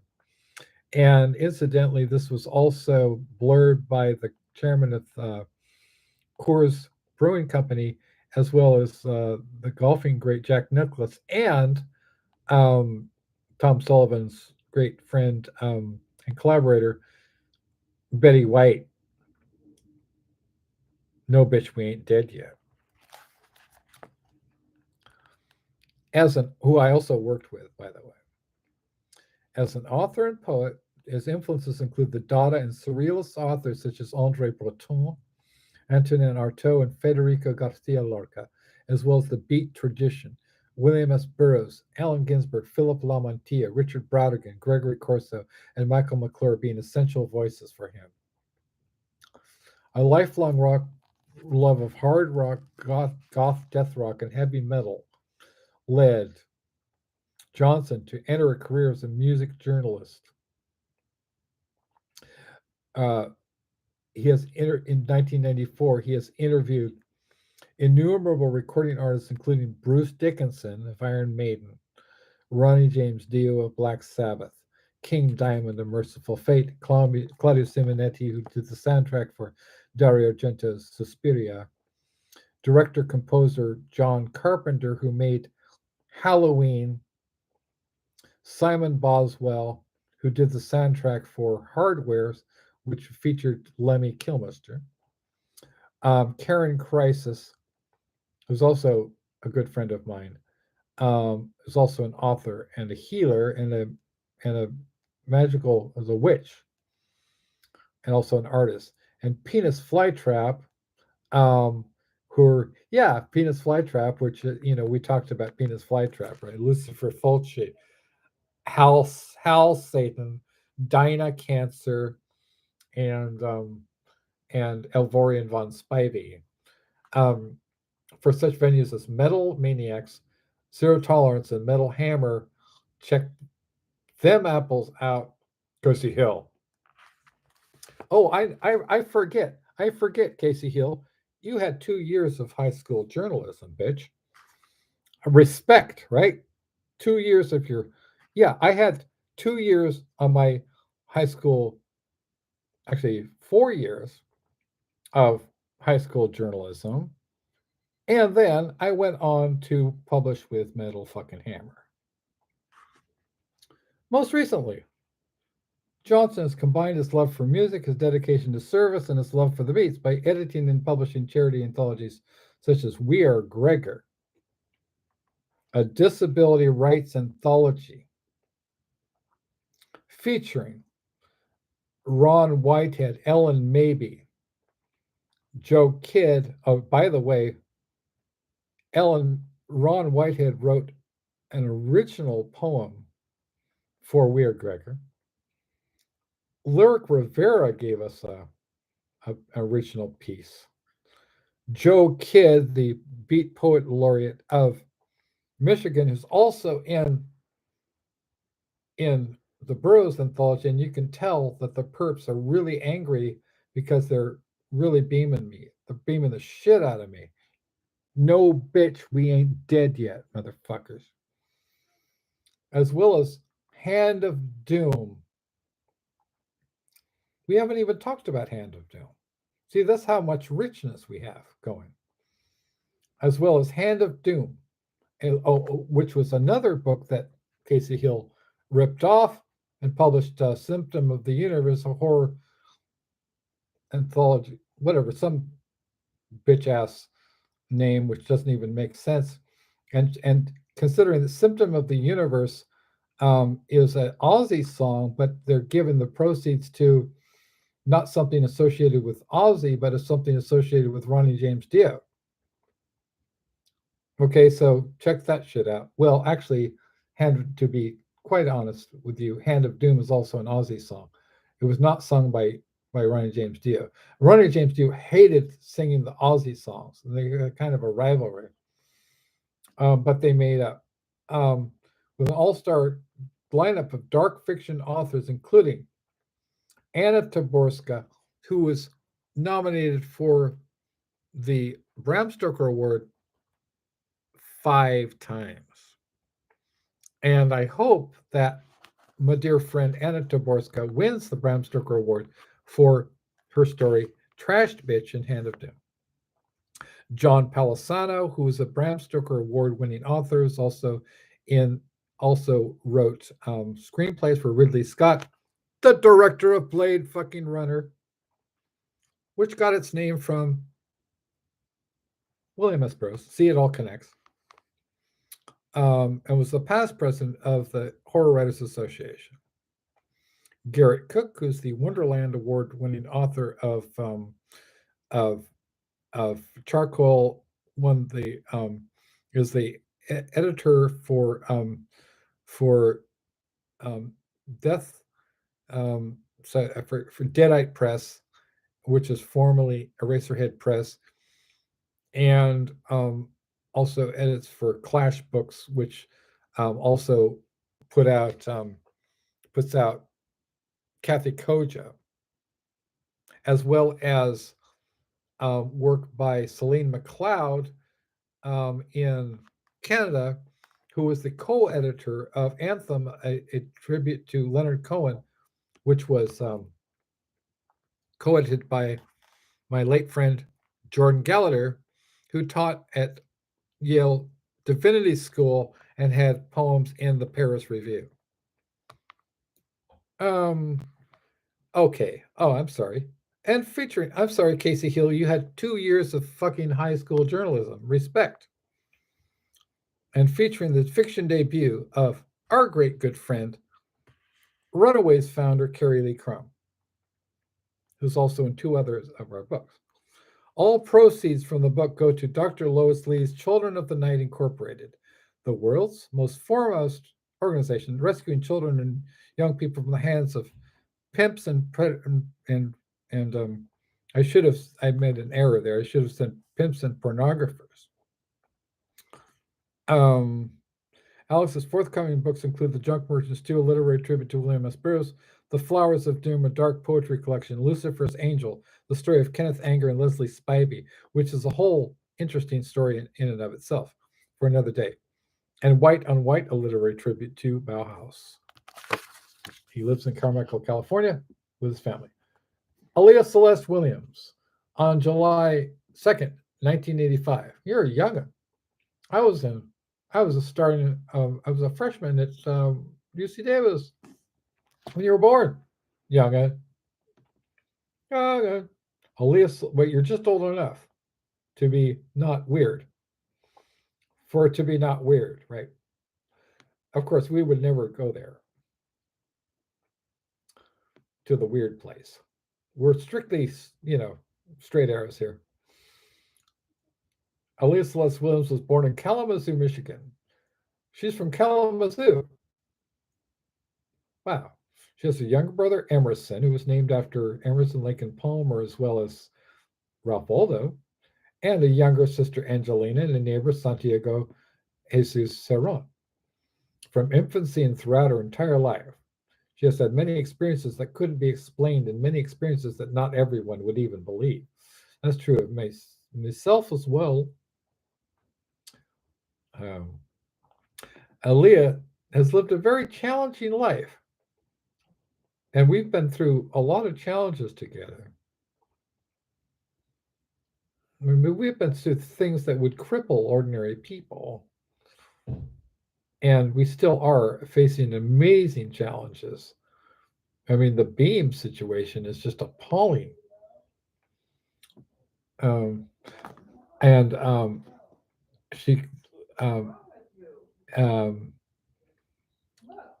She tries to use these challenges as stepping stones for growth, constructiveness, and creativity. She has an Associates of Fine Arts and strong skills in art history, I would say, life drawing, I would say, painting, and also writes poetry, mostly as therapy. She currently lives in Monroe, Michigan. Ellie is thrilled that the author, Alex S. Johnson, a great friend of hers, has decided that her writing is worth being published alongside some very great, well-known, established writers. This is true. And she looks forward to her own messages being read by a greater audience, as I think that you will be, and you are. So this is, so there is so much goodness in this book that I think, could you read Surreal City? Would you? Could you? Yeah. Also, I want to give a shout out to our dear friend Jacqueline Dilworth, who created Dark Party, and DJ, who's the DJ, is a translator of Baudelaire, like myself, and of Nostradamus, um, some of which is in the Latin. So she knows Latin and French, among others. Morning. How are you? Okay, so she sent me these two postcards. Nostradamus by Miguel de Nostradamus, translated into American by Jackie Dilworth. And this is what she wrote. Alex, this is the cover for my Nostradamus book. Hope you'll enjoy reading it. Love and Slack, Dr. Jacqueline Dilworth. So um, then she sent me most recently Dark Party with Dr. Dilworth. It's a lovely woman. We had her on the show recently, and we'd love to have Dr. Dilworth back again. Um, uh, and she teaches drama in high school, and she's an incredible person. Alex, here's my postcard for Dark Party. I have more, and I'll send more things. Love and Slack, Dr. Jacqueline Dilworth. You know who else is sending me their work, their book? K.R. Morrison. I was just on I was just on what do you call it? Open mic with hosted by Rick Lupert. With and K.R. Morrison was the featured speaker, and it's just incredible. She's also an educator, and as well as a rock and roller. She plays with two bands. And she's going to be writing something for the Bauhaus book. Shout out to K.R. Morrison, a great human being, and and Rick Lupert, who I initially misjudged. I made a mistake about Rick Lupert, but Marie Lecravan, corrected me about that one. Is that he was actually in the book Anthem, a tribute to Leonard Cohen. So shout out to Rick Lupert, along with people like Joe Pulver and Daniela Wachue, who talked about Joe Pulver a little bit. He's a very, very esteemed, and it was co-edited by Celine McLeod and the late great Jordan Gallagher, who created a course with her friend Kate Braverman, who's the renowned American author. It's also passed on, whose work she also edited, and at Cal State LA. So, okay, so everywhere you go with Nocturnicorn books, you're going to encounter some goodness, right? Including Aaliyah Celeste Williams, who's my co-leader and in my right hand. I kind of depend on Aaliyah to be, my voice, sometimes literally.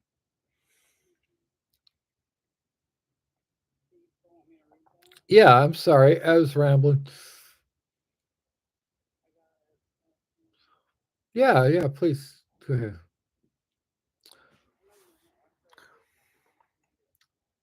Yeah, you go ahead. You take care of yourself. I mean, I might just put this up on yeah, I might sign off and we can go on we can just go on back on Facebook. So yeah, I think I'm live streaming. This is also going out on live stream as well on my YouTube channel. Interestingly enough, yeah. So which is kind of freaky considering. So it is going out live. So on both counts. So because I never closed I never closed out that live stream. So Hey, Kasey Hill, fuck you. You didn't achieve what you wanted to achieve. You didn't shut me up.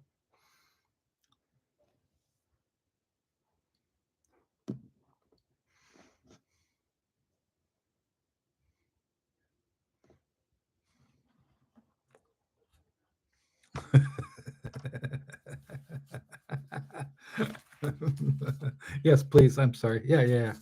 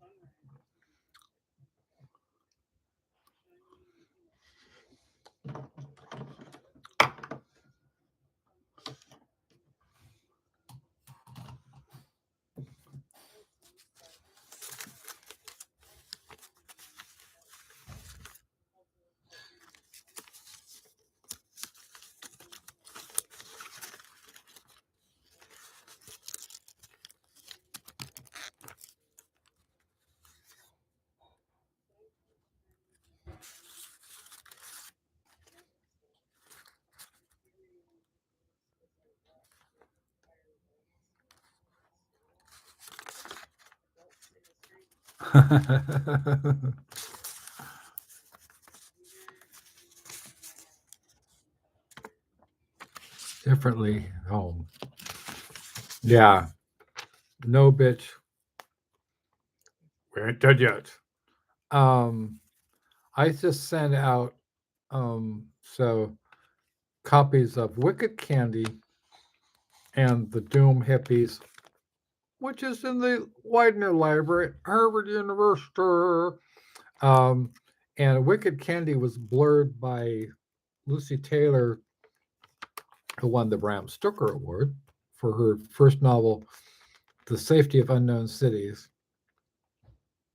I interviewed her in 19, I forget about 1996, I think, the same year, for a magazine called Blood Songs, and was also arranged to have her short story published there.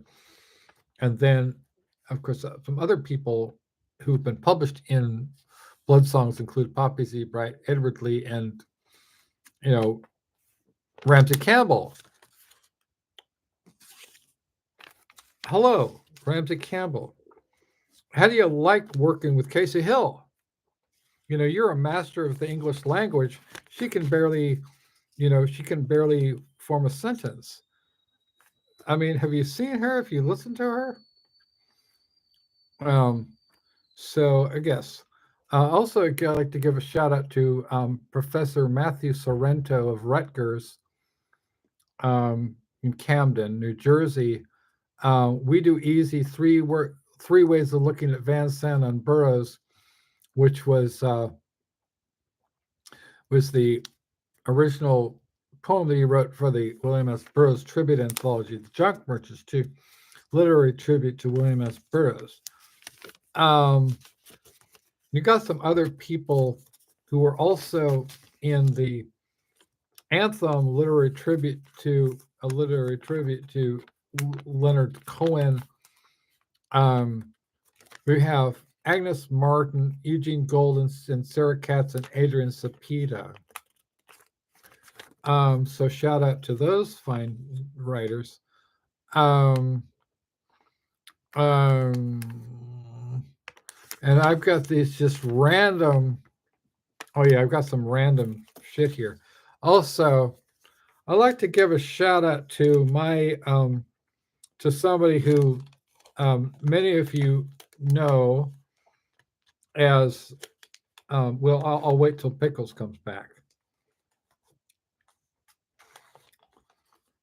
I'll wait till Pickles returns.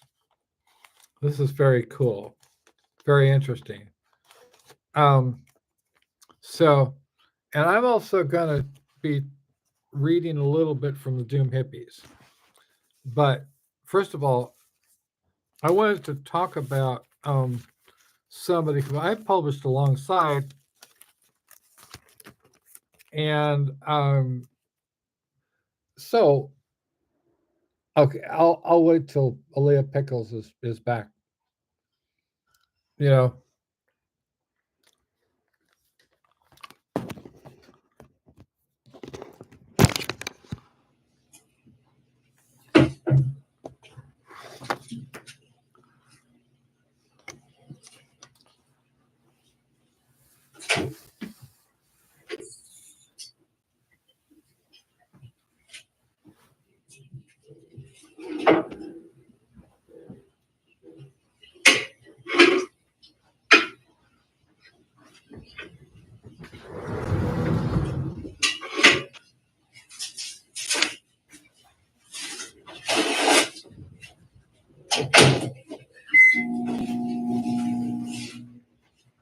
Look, my kitty.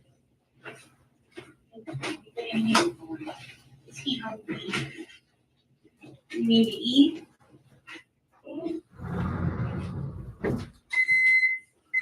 You hungry, baby?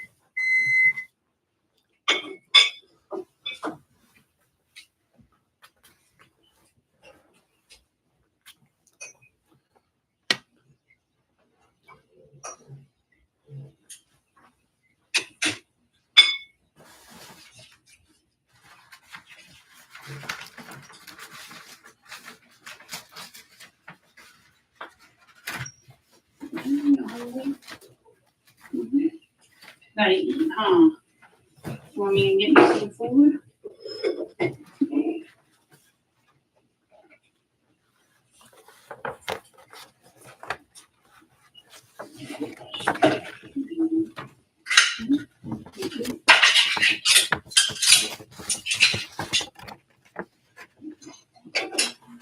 You gotta get down. You gotta get down. Come on.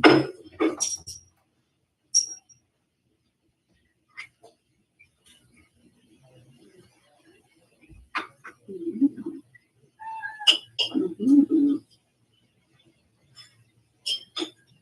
This is a baby beeping boy, huh? Well, yeah, you're a little baby kitty, aren't you? Yeah.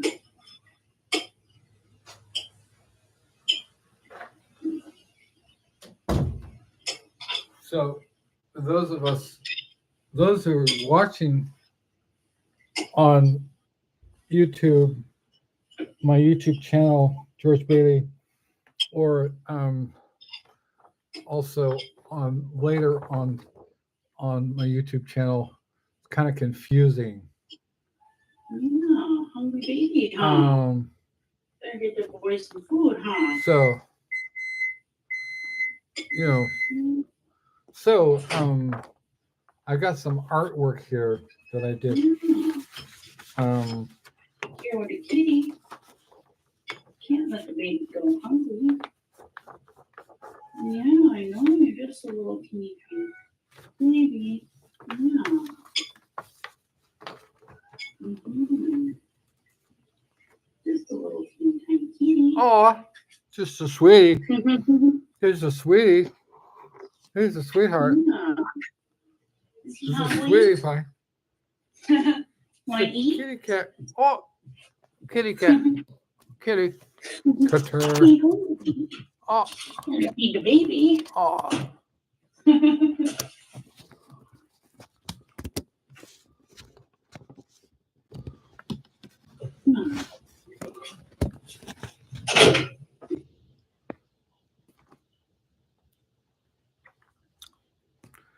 No, bitch.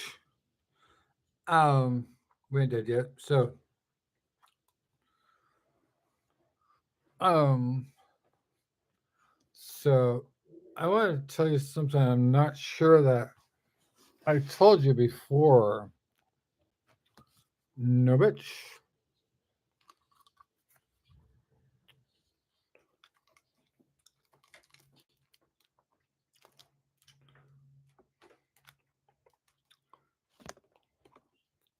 Uh,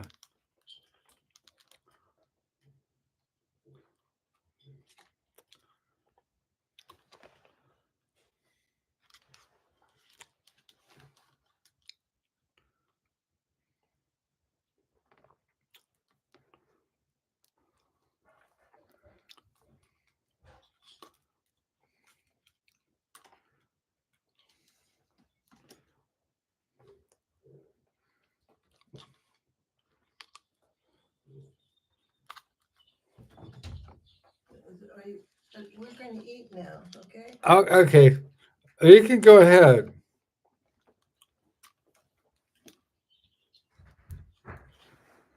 Okay.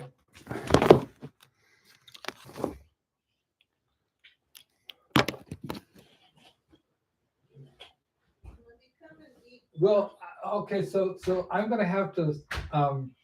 Okay, so that's we're doing a live stream, and I'll. But you sound out of whack, okay? Okay, well, That means you should stop.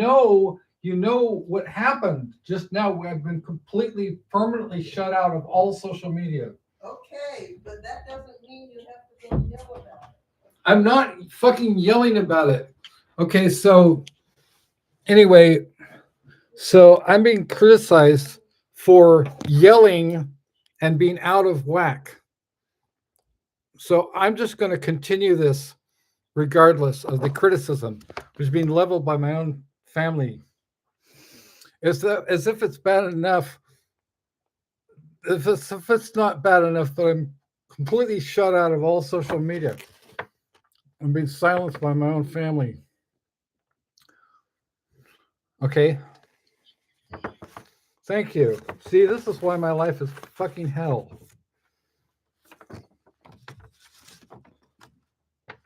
You know, so it's not bad enough. I'm criticized from my own family without recognizing or understanding what I'm undergoing.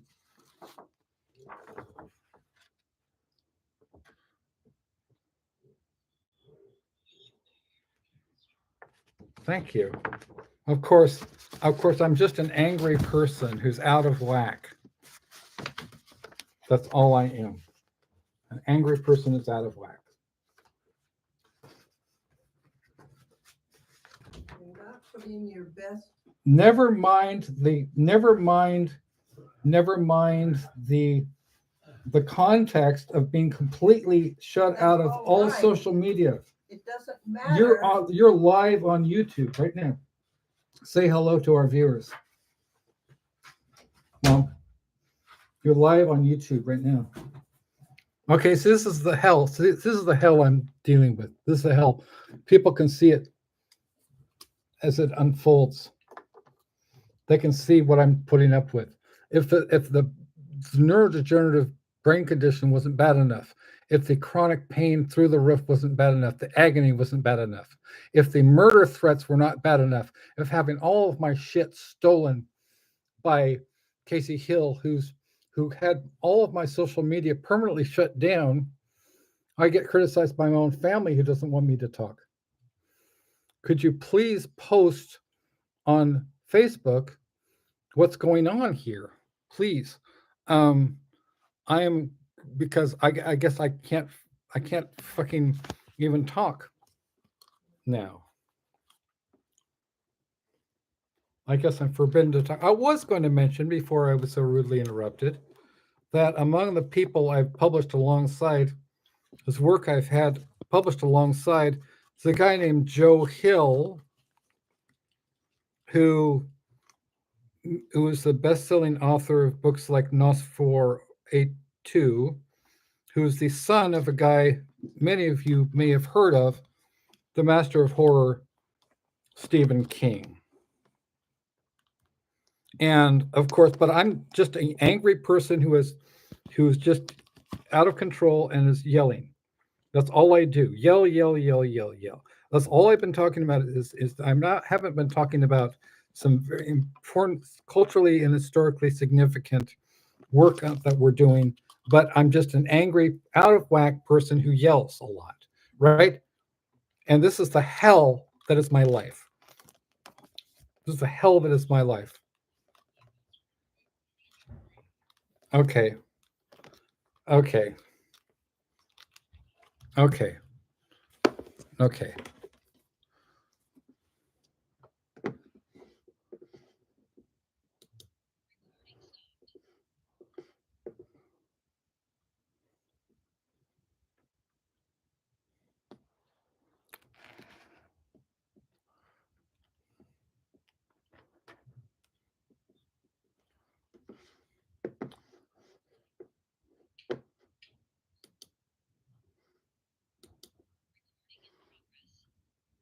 Okay. Well, we're gonna. So as this compiles, and I guess everybody saw my mom. You know,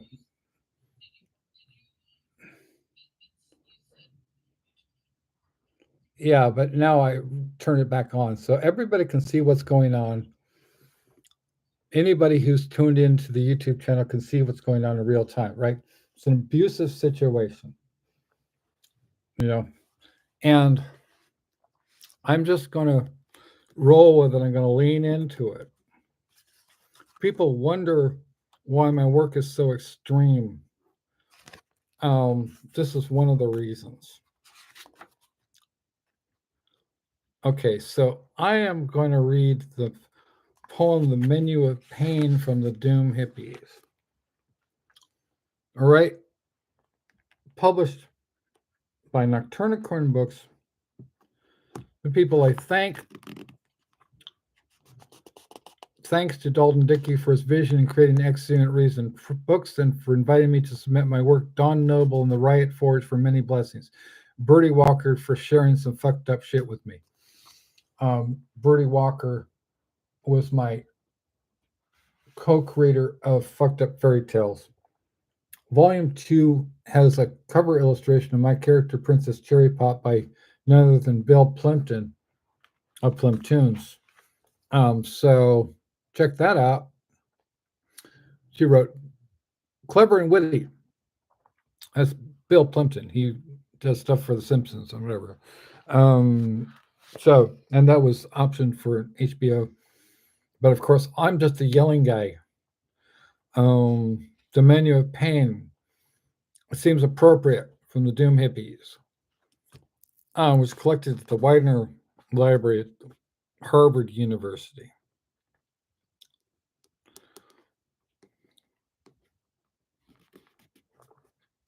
The Menu of Pain. And were their intent known, slick fingers, lancing eyes, all circuits sparking to black, the shuffle, bark, and twang of unknown instruments, probing the data of human. The roar of outrage might be just as insane as their Baroque experimentation in ships that shriek to the horizon, dripping the blear of caged screams, old and young men, women, and kids penned up like cattle, chained down in filth, preserved for what dire purpose only they could tell, through many mouth flaps, slits, and hanging lids. Just ask the mother brain. And when the cargo hits the crust of a star system, skewed to our own, not found on any celestial map, the multi-limbed voyagers are welcomed home to a place where earthly cruelty, degradation, suffering that begs release with death is only the Saudian hors d'oeuvre on the menu of pain. So that is the Menu of Pain, which opens up Doom Hippies. I'm going to read a bit of the opening story of this Doom Hippies called the Shithuffers. Lots of people like this story. So it's called the Shithuffers. Shithuffers from the Doom Hippies. Okay, so I was sharing with the peoples that after I was so rudely interrupted, that among the people that I've had work alongside in the same magazine, the second story, short story by a guy named Joe Hill. If people are not familiar with Joe Hill, who's a best-selling New York Times best-selling author, whose work has been made into films, they might be familiar with the work of his father, a guy named Stephen King. And in fact, the second short story that was ever published by Joe Hill, his real name is Joe King. And he changed his name because he wanted to people to, recognize his achievements for himself as opposed to, say, Stephen King, right? And so he published in two magazines, the second of one, which was called Implosion Magazine. And so that was a very famous magazine from the 90s that I was in many, many, many, many issues of, including my golfing. I golfed with Dweezil Zappa, and it was one of the stories. And so, anyway, sort of forgot what I was going to say, other than, yeah, I'm in a magazine with the son of Stephen King. So, but all I do is I'm out of whack, out of whack. I have nothing of value to offer the world except being out of whack. So, I wanted to read The Shithuffers. It's one of my favorite stories, and it's a reader favorite too. And this is extremely Burroughsian. So it's called The Shithuffers. Oh, okay. That's no worries. Okay. Well, I'm out of whack. And now, I mean, my mom's such a private person. She doesn't want anybody to know anything about her. Well, she just exposed herself to thousands of viewers on YouTube. I didn't do that. Wow. That's a kind of a self-own. The Shithuffers. Actually, I constantly, every day, I endure the most excruciating torture, and I'm still here. No, bitch, we ain't dead. You know how long I've suffered from this? 7 fucking years. That's more than 50,000 continuous hours in a row. No, bitch, we ain't dead yet. All right. Yes. Sucks to be you, Kasey Hill.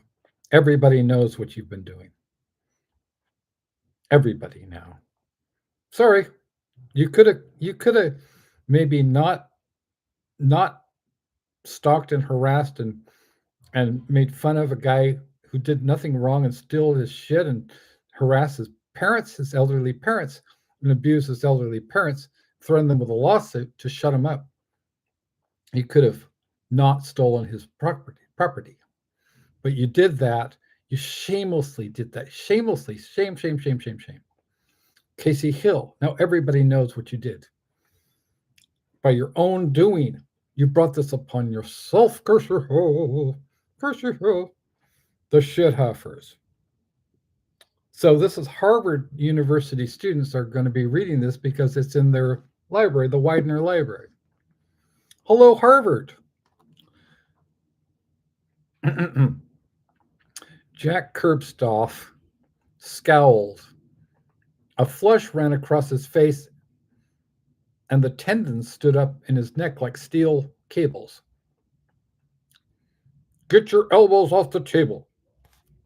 Tommy Kerbstoff, 15, made an elaborate show of the difficulty this act presented him. His arms dropped to his side, lead weights. His chair propelled with a loud scraping sound a foot back against the honey pine laminate. Dad was a dick. A smug, self-righteous authoritarian. No wonder Tommy has 2 siblings, and his school friends got high whenever and however they could, waiting for the opportunity to steal away in the night and get the living fuck out of the small town. Nothing kept them there. Nothing. And nobody except maybe Grandpa. Grandpa was cool.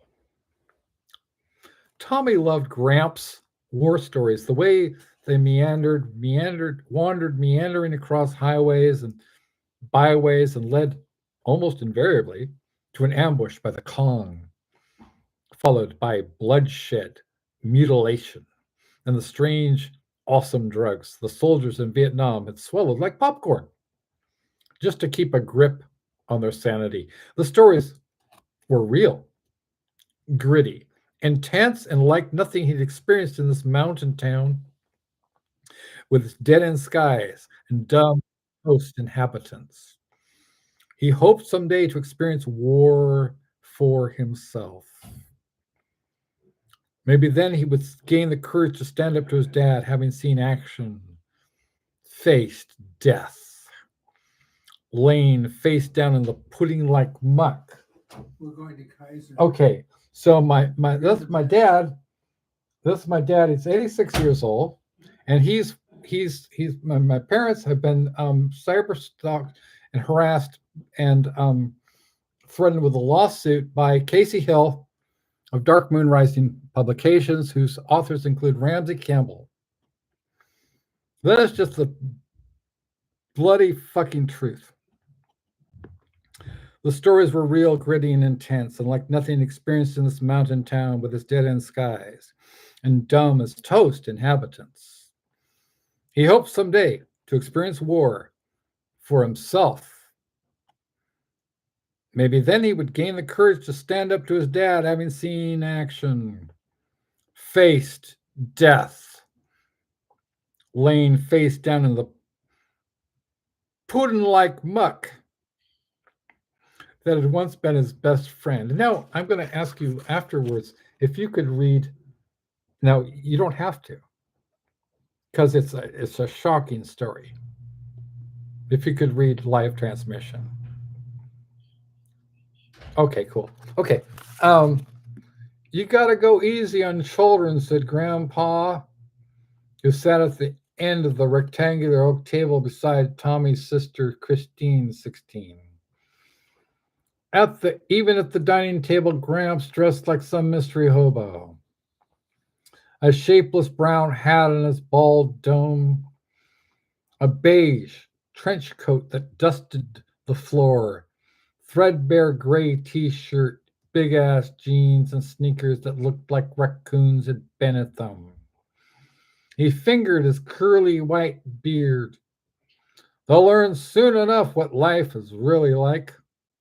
Table manners are for sissies. Jack was about to raise his voice again, but restrained himself. Woo, Penguin Random House.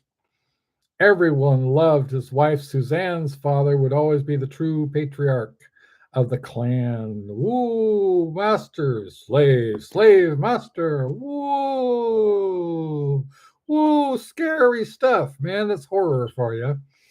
A sweet curmudgeon to the end. Penguin Random House, publishers of Pat Cadigan. A sweet curmudgeon to the end. He had a way of making, and also, Baudelaire, Rambo, Walt Whitman, T.S. Eliot, and me. A sweet curmudgeon to the end. He had a way of making Jack's authority look pale and pitiful. Jack hated the old bastard. In fact, continued Grandpa, I remember one time in the Vietnam where table manners got a fellow killed. He was a great pal of mine. We were in training together, almost like a brother to me. The thing is, he didn't understand the nature of the Viet Cong.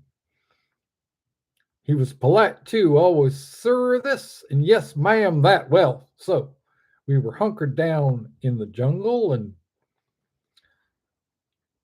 honey, could you pass the mashed potatoes? Jack could easily reach the plate, but he was pissed. His wife, who had sat by Grandpa since they had begun to talk about a separation, shrugged. It's closer to you, Jack.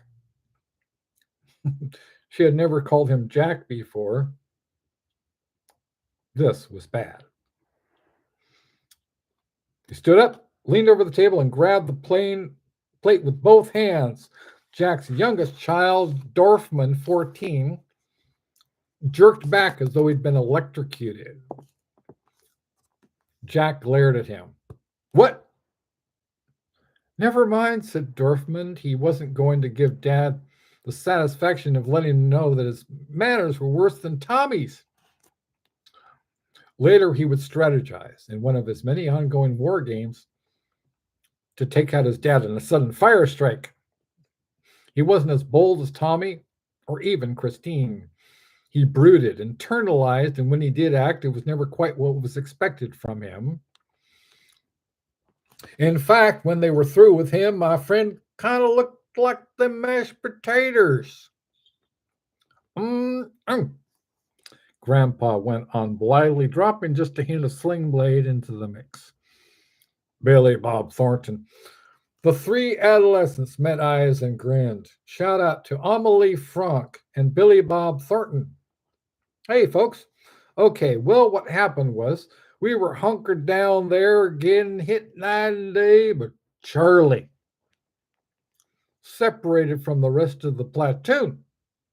The rain was pounding us too, coming down like a chilly shit soup. And we were freezing in our boots. Then my friend, Dirk or Kirk, some such, said he was hungry. Hell, we all were. So we got out this portable aluminum table.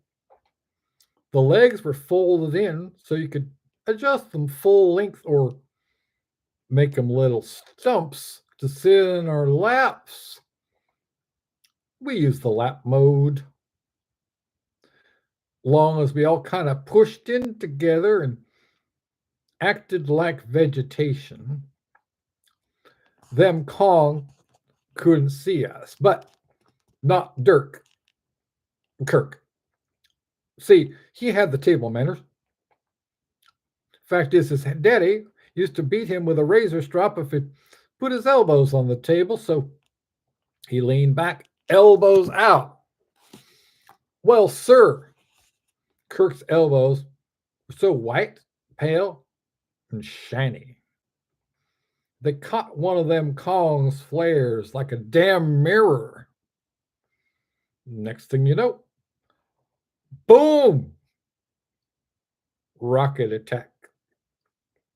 Kirk was mush, and so were the rations. We didn't eat that night or the 3 days to follow if you don't count rat jerky.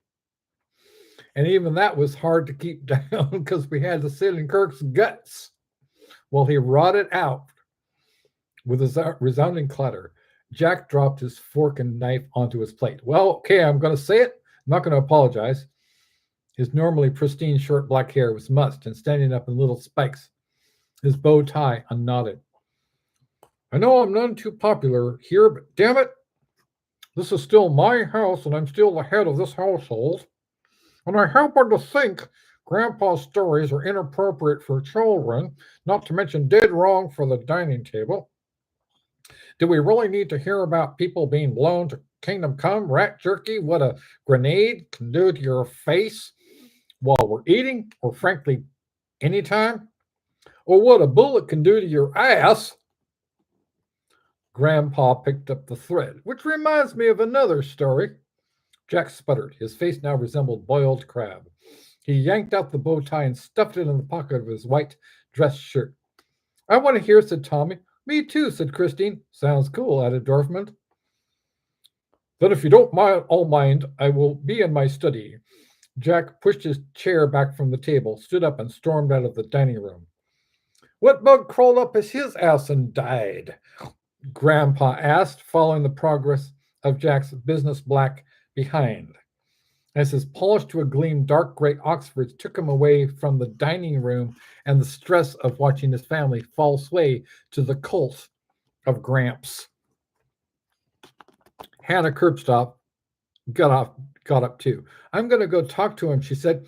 Good luck with that, said Grandpa, waving a dismissive hand. So anyway, I was on patrol with my unit when we heard shouts up ahead. Charlie. We were trapped. Our leader told us to turn around. That's when I got it. Up the poop chute. Sniper bullet this time plowed right through me, knocked my back teeth out, hit the guy in front of me, pushed his brains through his nose. Charlie came out of the bushes, slipped on the shitty brain goo. Now he's a laying there twitching like a spastic colon. Naturally, we cut its head off. I think I still have it somewhere in storage. Anywho, so was it bad? What happened next? Tommy planted his elbows firmly on the table, focused in a way his teachers would never see or fully grasp if they did. His electric wizard t-shirt, a size too large, bunched up around his front. They call it anal resection. Medevac came and choppered me out.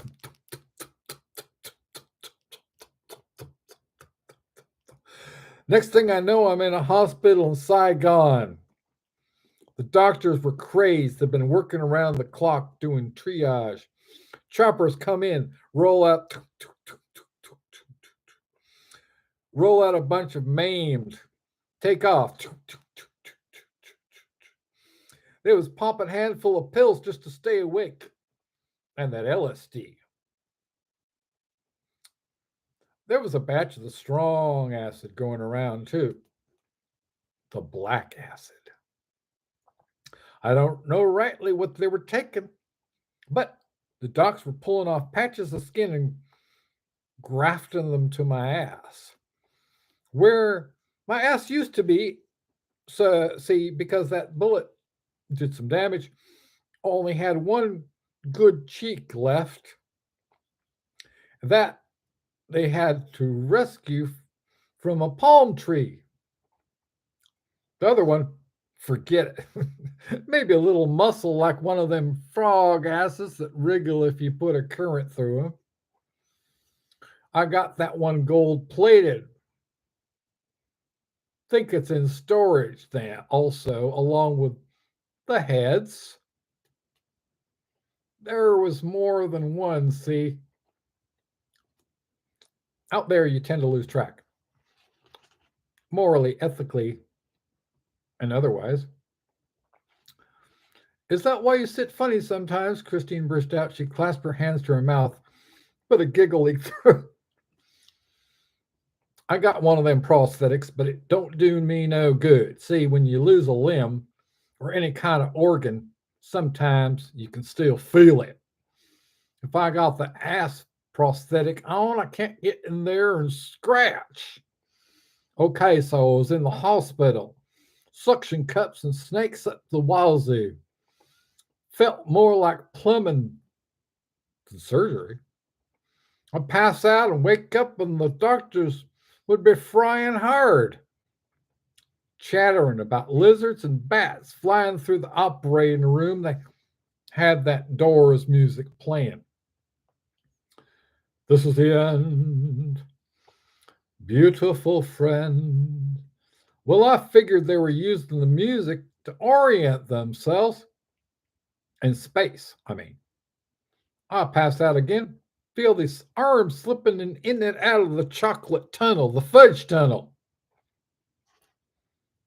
Tentacles, I believe.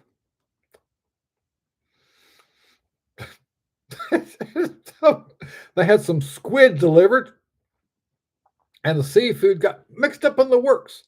Next thing you know, I got them things squirting out my backside. Tried to holler some, but they fixed me up with the ether. He lowered his voice to a stage whisper. You know, them squid are still in there. They got the telepathy too. Talk to other squid in other parts of the globe. That's bullshit, Grandpa. No disrespect. They all stared at Dorfman. What? I just meant the part about the telepathy. Most squid don't have the brain capacity for mental exchange at a distance. Shut up, dork brain, said Tommy. Leave him alone, protested Christine. He's our little brother. Be nice to him. We all need to stick together or we'll all fall apart separately. Sorry, Gramps. Kids, I need you to listen to your old Gramps. I know he's withered in the flanks and not good for much more than a few wild tales to get you through your up and coming years and provide some happy memories when his worm food. But Christine's right. Dorfman's right as well. Sometimes I'm just talking out my ass. Speaking of which, well, want to hear some real ass talk? Sorry, Dorfman, said Tommy, and yes, I want to hear, Gramps. Grandpa closed his eyes and pursed his lips. There was dead silence around the dinner table. Then, slowly, he smiled, opening his eyes. I didn't hear it, said Tommy. Wait, just wait. The air was suddenly suffused with a smell so foul, so heady, so polluted that it beggars description. Dorfman caught it first. He coughed and gasped, his eyes watering. He waved his fingers in front of his nose. Your Grams used to call it my ambrosia, said Grandpa. Elixir of the gods. I've smelled some farts, said Tommy, but that was okay. I'll just say it. You could package up that gas and sell it to the Defense Department as a new kind of biological weapon. You're not far wrong, said Grandpa, winking conspiratorially. Want in on a little secret? Secret, asked Tommy. Yes, just for you kids because I love you so much. But please don't breathe a word to your parents about this. I'm already in the doghouse with your dad. Fuck our dad, said Dorfman. Tommy and Christine gasped. Dorfman seemed empowered now. It was highly unusual for him to express himself so forcefully. You felt it, son? Dorfman tilted his head like a dog who sniffs the morning kibble. It's the weirdest thing. I thought I was going to blow chunks, but then I got this blast of pure ecstasy, like I was sitting in the corner of a storm and just watching it happen around me. All my problems just went away. I saw, Young Dorfman, that's exactly what I said the first time I got hip to the shit happen. Now you whippersnappers no doubt enjoy a whiff of nitrous, right? We did too, but that's light beer compared to the Jenkum. What's Jenkum? Asked Tommy. Well, you all just had a taste of it back in the Nam. A batch of the pure shit was prized more than opium, marijuana, acid, and speed put together to make it all you need is a stomach and a mouth. Nature does the rest. Wait, I don't get it. No offense, Gramps, but it just sounds like you're saying that feces and fart gas are like the ultimate hit. That's crazy. If that were true, anybody with an asshole could be a millionaire drug lord. Which is true, actually. It's literally true. Technically, yes, but you've got to make the recipe just right. It's a science and an art. Fuck it up, you've got a natural disaster in your hands. A cloud of poison with a half-life 100,000 years. The entire population has been wiped from the face of the planet. I don't believe that. Good for you. There's no reason you should. Ass talk is ass talk. Caveat rectum. A Dorfman shuddered. His eyes were lit with a visionary gleam. He gripped the table with both hands. But there's more to it than that. So much more. Yeah, I don't know, said Christine. Maybe Tommy and I aren't sensitive to the effects. You have to let the shit talk to you, said Grandpa. Let it in. Make friends with it. Some, like Dorfman here, have a natural receptivity which breaks through any initial skepticism. Others, well, it takes them longer. What's the secret, Gramps? Asked Dorfman. Is there a formula? Indeed, son, indeed. Will you teach it to us? Tommy wiped the bile crust from his lips, took the stick he was holding, and drove the sharp end into the dirt. The sky was growing dark. The kids were tired, cranky, and very, very sick. So I think maybe not read the live transmission. It's a little hardcore, especially for people's sensibilities these days. Before them, the lake, slate blue, but by the book. You'll love it. The slate blue, behind them, pine woods. A circle of rocks in the center of which stood a plastic gallon jug, 3/4 full of a dingy liquid, dark brown sludge at the bottom. Beside the jug lay a tin funnel through which they had inserted the excreta, with 5 liquid ounces of grain alcohol for the shit to soak in. Where do I come up with this shit?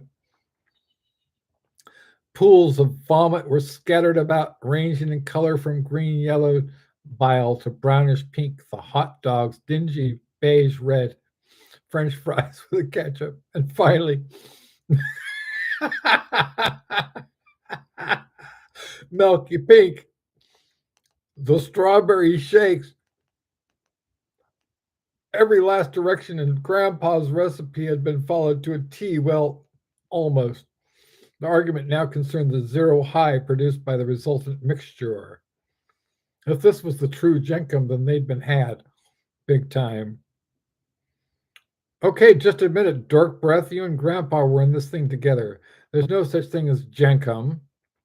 We just wasted an entire day on nothing, getting high on shit. Yeah, that's a great idea. What the hell were we all thinking? You shouldn't call him dork breath, said Christine, angrily twisting a hank of dishwater blonde hair speckled with yellow puke bits. Other than that, I agree with you completely. You're nothing better than the snake oil guys. Worse because your family. That was mean. It's not right. I'll never trust you again. Wait, Dorfman clutched his belly with one hand, turning his head to the side and retched the convulsions, shaking his body. You don't get it. I was taken in too. When Grandpa tells his stories, they're so convincing. You know, I entered into the spirit of it completely. I wanted to believe I was getting high, higher than I'd ever been. I felt it. I wasn't lying. My head felt like a balloon lifting clean off my shoulders. I saw some wild shit. Lights, colors, this tunnel writhing and twisting like I was being sucked into another dimension. But this, you're right, I'm sorry, it's fucking tragic. Unless, there's no unless, dude, said Tommy. Let's just call it a day. So many variables to consider. Grandpa said the formula had to be followed exactly. I thought we had.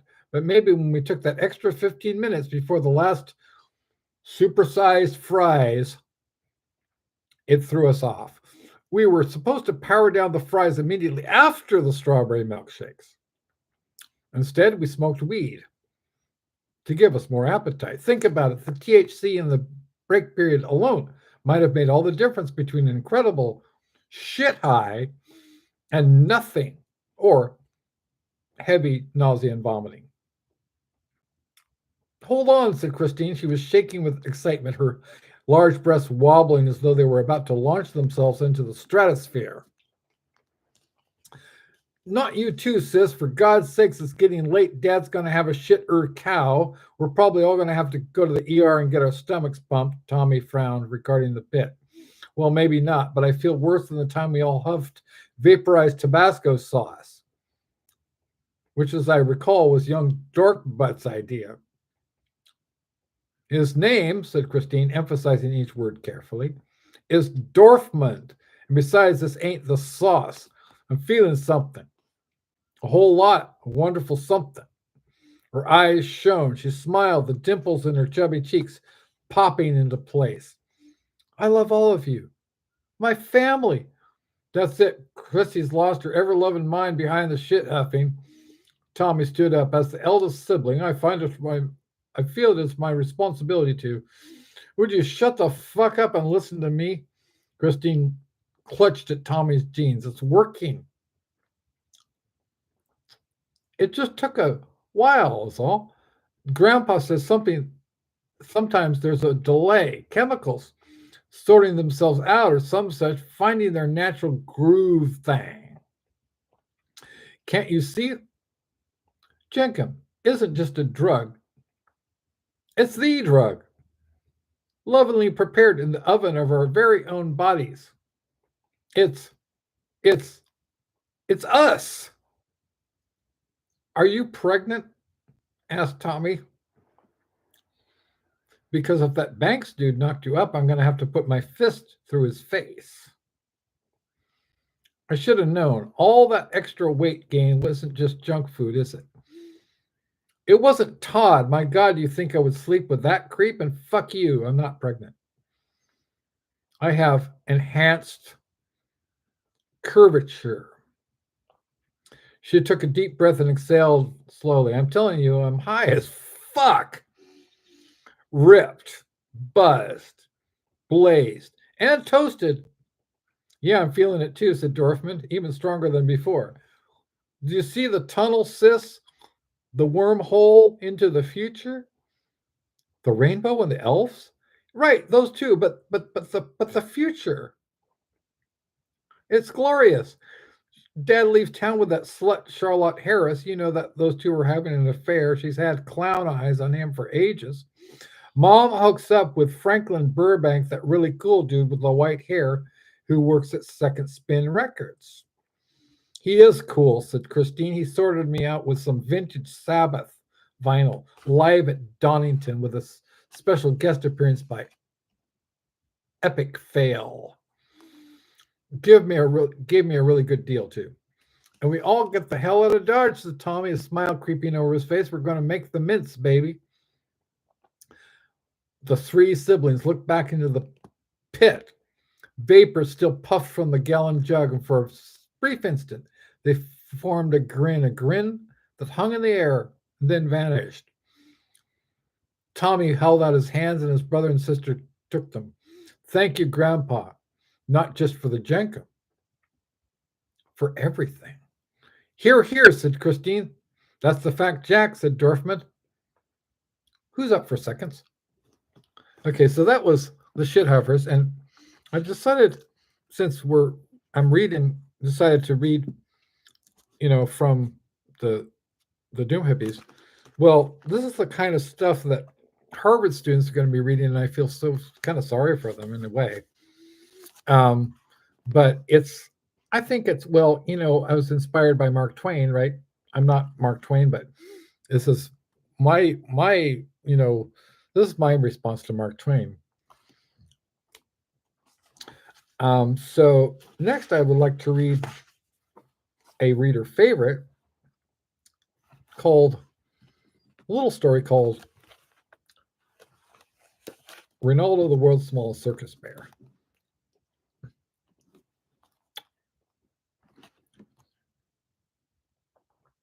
Which is one of the first stories that Pickles here, she read of mine, and she said, wow, are you like that? And it was like, first I denied, but Ronaldo, the world's smallest circus bear.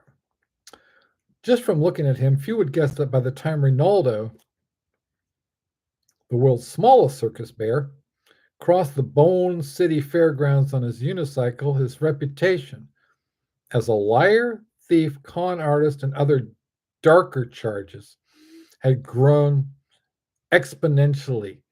Small town sheriffs shook their heads in dismay as they listened to tales of the 1 foot earth sign. Cute as can be, but a real shit. His career of mischief began almost as soon as he was born. A spark from his first blunt set the forest ablaze. Allegations of wire fraud, Ponzi schemes, and I've actually added a couple of feet to him, so he's 3 feet actually.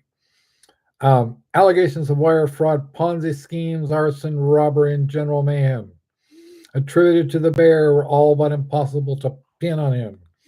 His brown button eyes radiated innocence. His fur was well fluffed, and when his store of patter failed him, he dazzled unbelievers with a mind-boggling array of acrobatics and trick-riding skills. It was a warm day in late July when the shadow of the unicycle fell on the main tent of Circus Berserkus, the craziest show on earth. Without pausing to say a word, Ronaldo pulled the unicycle up the rope ladder that led to the tightrope, sat atop his 3 foot ride, and began to pedal. The gimp, who had fallen asleep on a hay bale, woke to the spectacle of a tiny bear spinning around the tightrope so fast he was almost a blur. He peered down the neck of his whiskey bottle and poured out the last few drops, swearing off the drink until the DTs passed. Then the bear began to juggle. First, ordinary elements, such as balls, then proceeding to butcher knives, cleavers, skewers, tongs, and finally chainsaws, which completed a mini cycle in the air a half second after the bear had returned to the ground, where he waited until they fell and used them like stilts. There was no doubt that the bear was an audacious trailblazer whose act combined elements of extreme danger with split-second precision and an air of grace. Plus, he was so soft and cuddly that any suspicion of darker levels melted away with a winsome smile and the perking of little ears. Rinaldo never lacked for an audience or ready cash. Money seemed to flow to his paws by virtue of some new force in nature. Even when he rested, there was something about him that made people want to give all they had. Naturally, Rinaldo capitalized on this, inventing poignant narratives, hard luck stories that painted him as the plucky survivor of hardship. According to one of his tales, he had been snatched from the forest as a cub by unscrupulous clowns who had used him as a drug mule when they weren't subjecting him to bizarre sexual experiments. He complained of misuse by little people as well, indicating with a shudder and a well-timed paw over the eyes that he didn't want to talk about it. All the while, Rinaldo kept his bright button-like peepers open for opportunities to exploit what he discerned as the endless credulity of most humans.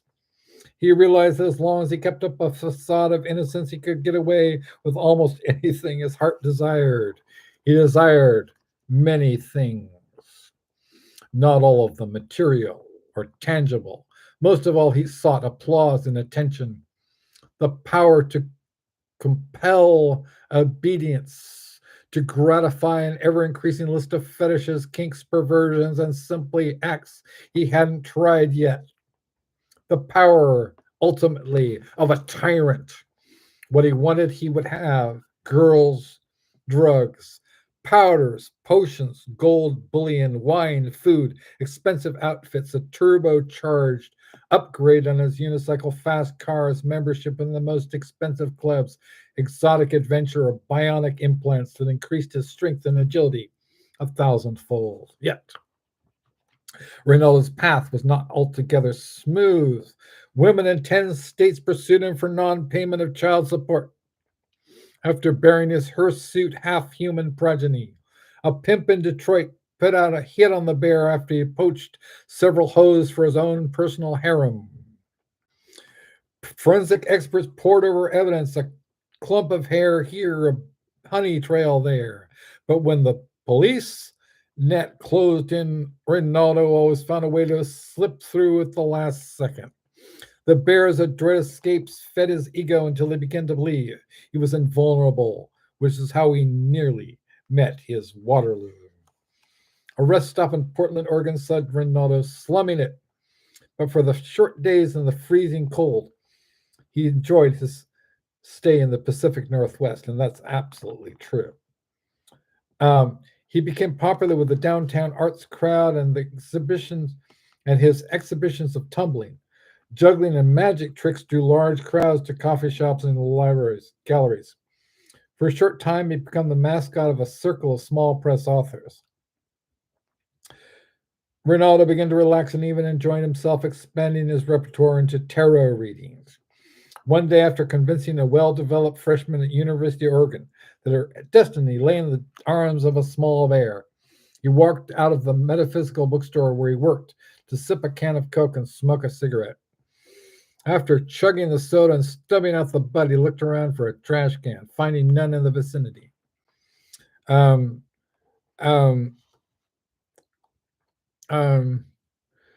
He crumpled up the can and tossed it in the gutter. Within minutes, Rinaldo heard the blare of sirens crowd began to gather on the opposite street. He looked around confused when he saw that they were pointing at him. A chant began to well up, punctuated with um, angry cries of "litterbug" and "get that bear." Interspersed amidst the crowd were sentient vegetable creatures and walruses wearing astronaut gear, all worked up, nervous, and agitated. This is because Portland, Oregon is the home of Bizarro. Police officers had begun to lay down yellow tape across the nearest intersections. A cadre in green jumpsuits that prominently displayed the recycle symbol jumped from a van and began to run towards him. And this is pretty much true. This is based on my experience when I visited Portland, Oregon, as we were going to live there for a while. Making an effort to remain calm, Reynaldo quickly re-entered the store, shrugged on his backpack, jumped on his unicycle, and took off through the back door. Cycling furiously, he took a series of back streets until he reconnected with the main drag. He could hear feet pounding the asphalt, whistles being blown. Glancing behind him, he saw what looked like a self-propelled armadillo fist bouncing down the street. Lobster-like ice stalks shot up from the fist and swiveled around, locking in on the bear's coordinates. Thinking quickly, Ronaldo hid behind a hedge, ransacking his backpack for his disguise. He quickly created a sign on a square of cardboard with magic markers that said, "Medicine Bear, please give to homeless totem." Strung on a bead necklace and poked some feathers into his hair. The armadillo fist slowed down to check him out. The eye stalks hovered. The fist made a series of clicks, flips, and whirs and extruded a handful of dollar bills from its palm. Ronaldo took the money and nodded, a stoic expression on his face like a cigar store Indian. When the fist had passed, he counted the money.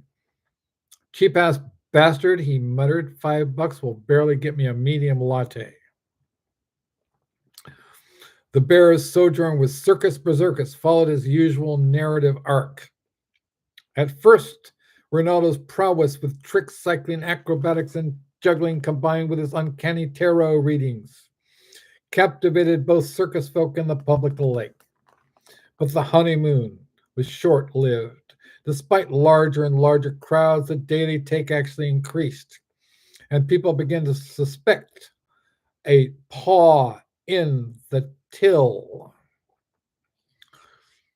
Lydia, the bendy girl, discovered a hole in the women's shower wall about a foot from the ground with tiny paw prints leading away.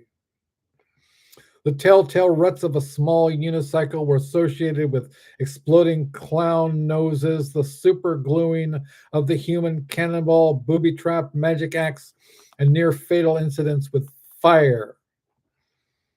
But nothing was ever definitively linked with the bear, and his charm, combined with his stature, made an invincible shield against any accusations. As Ronaldo's fame increased, so did the audacity and boldness of his pranks. He insinuated himself into every act, suddenly flying through the air into the arms of the trapeze artists, goosing the showgirls, teasing the gimp into hysterics. Nude girls were seen running from his trailer at all hours, weeping and sighing, their bodies bearing claw and bite marks and an unmistakable pattern of red paws imprinted on the ass. In the beginning, Ronaldo was careful to choose his victims from the towns they passed through, but his appetite for carnal violence was fierce. He soon found in Rosie the Tattooed Lady hungers commensurate with his own, and their affair began in a fury of crop whips, paddles, candle wax, and anal pairs. The rougher was, the more she liked it. Anything he wanted to insert, she was ready to receive. There was just one problem. His name was Bradley. Not the sharpest tool in the box, Bradley the Big compensated in size, strength, and musculature for what he lacked in brain power. His long-standing relationship with Rosie was based entirely on the strong man's extra inches. At first, he dismissed his suspicions of the tiny bear. He couldn't imagine that Ronaldo could be anything but a child substitute for Rosie, an outlet for her maternal instincts. He noted without alarm the amount of time the two spent together, the way Rosie bore the bear on her shoulders or even crushed him close to her enormous breasts. When Bradley was around, Ronaldo did his best to appear docile and sweet. It's like you've got a live teddy bear, Bradley would say, while Rosie stroked the bear's soft fur and kissed him gently behind the ears. But as soon as Bradley left, the dynamic changed. Rinaldo's tone changed from a soft growl to a dominating roar. Rosie went on all fours, and the bear used her body as a canvas for his perverse acts. One night in Des Moines, Bradley was walking his poodle when he heard a familiar voice coming from Rinaldo's trailer, followed by the sound of leather against skin and a gruff voice demanding submission. Bradley halted in his tracks. That sounds like Rosie, he said to himself. Rosie and Bear doing wild thing. Bradley not like. He stomped up to the trailer and pounded on the door. There was no response. Little Bear, shouted Bradley, is that my woman you got in there? He began to batter the door with his huge fists. Silence. Go away, fucktard, said the bear from inside the trailer. Slowly, Bradley registered the insult. Are you talking to me? He yelled at last. You're in for a world of hurt, you furry shit. Bradley ripped the door off its hinges and plunged his massive bulk into the trailer. The first sight to greet his eyes was Ronaldo in a Dom outfit, holding Rosie by a leash. I'm sorry, Bradley, she said. The bear is just so masterful. How could you do this to me? Wailed Bradley. Wasn't I good enough for you? How did this happen? How long have you two been? Ronaldo reached up and raked his claws over Bradley's stomach. Time for you to leave, he said. I don't want to have to hurt you. Just go now. The strong man lunged at the bear. I don't understand. What do you mean by leave? Vamos, exit, get out, move. Hit the road, Jack, and don't come back no more, no more, no more, no more. You called me a fucktard. Bradley doesn't take kindly to that word. Sounds like a lot of shit talk to Bradley. Does it? Asked the bear. I think it's just an appropriate description. What do you think, Rosie?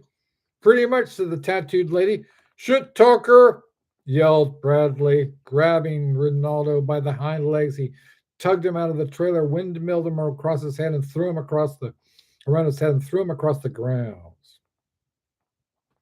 The bear landed in a bale of hay, rolled off straw sticking to his fur, and charged Bradley with a series of lightning handsprings. Gripping the strong man's neck between his legs, he headbutted him. Bradley fell to the ground. Astride him, Ronaldo swatted his face, ripping chunks of flesh and carving bloody holes in his cheeks and forehead.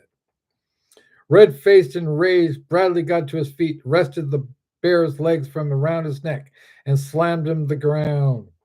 That was a really stupid move, even for you, growled the bear. Dashing back into the trailer, he emerged with an assortment of cutlery and power tools. He whipped the blades through the air, faster and faster. Bradley looked stunned. He couldn't quite track the bear's movements. I wanted you to explain what you meant by fucktard. He gasped as a meat cleaver grazed his shoulders, raising a thin line of blood. Then his right arm dropped off. Too dumb to live, said the bear, dropping a chainsaw blade across Bradley's left shoulder. The strong man now resembled a human sprinkler head.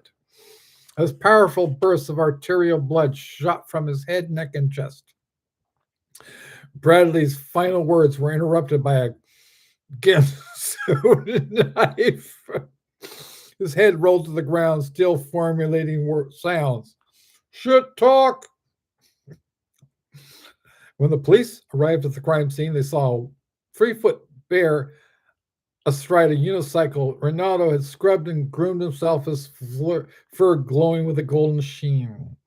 A few feet away, Bradley's body had finally stopped twitching. Beside the body lay the strong man's head, his features frozen in a look of permanent dismay. Detective Joe Ouroboros took the story from the one eyewitness, Joe the Gimp, shaking his head as he wrote up the incident. You're saying this little bear here is responsible for all that dismemberment and murder? Christ, he couldn't be more than 13, 14 inches. This guy's what, 7 feet tall? I just don't believe it. Besides, look at him. He's so, I don't know, cute and wholesome looking. But it's true, protested Joe. I saw the whole thing. That bear came at Bradley like a berserker. He was juggling meat cleavers and chainsaws and everything. I swear to you. Say, that wouldn't be liquor in your breath, would it? Asked Detective Ouroboros. Oh, no, Archiffer. I mean, yes, maybe I had a little drinky, but I saw what I saw. Ouroboros smiled skeptically. A blitzkrieg attack by a living teddy bear. You know anything about this, son? He asked Ronaldo. Gosh, said Ronaldo. No, sir. I'm a law-abiding bear, I am. See, he says so himself. Ouroboros added a few lines to the form and handed it to the Gimp. Looks like a clear case of death by misadventure, he said. Just sign here and we'll get out of your way. The Gimp hesitated. Or would you rather spend the night down at the station? I'll sign, said the Gimp. Damn that bear, he muttered under his breath. I'll have to watch my step. He handed the clipboard back to the detective. Must have been seeing things, he said. Slowly, the Gimp trudged back to his tent. Well, if you don't need me for anything, I think I'll say goodnight, said Ronaldo. Sorry for the imposition, said the detective.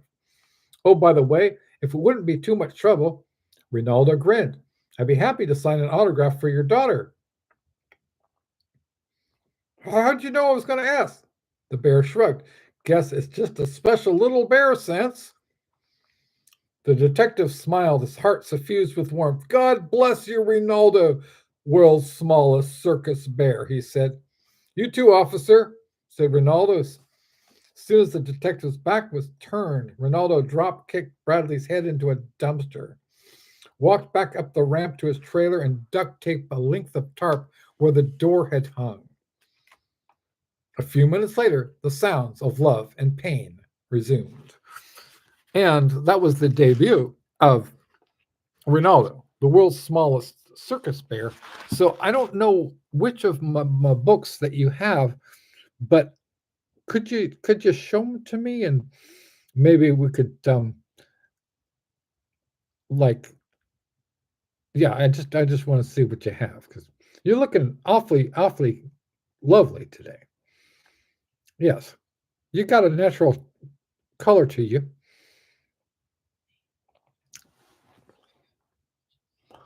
Okay. Okay.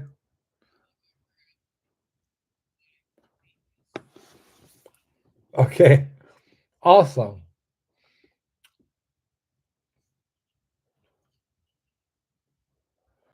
This has been quite a trying last 72 hours, but we're making it.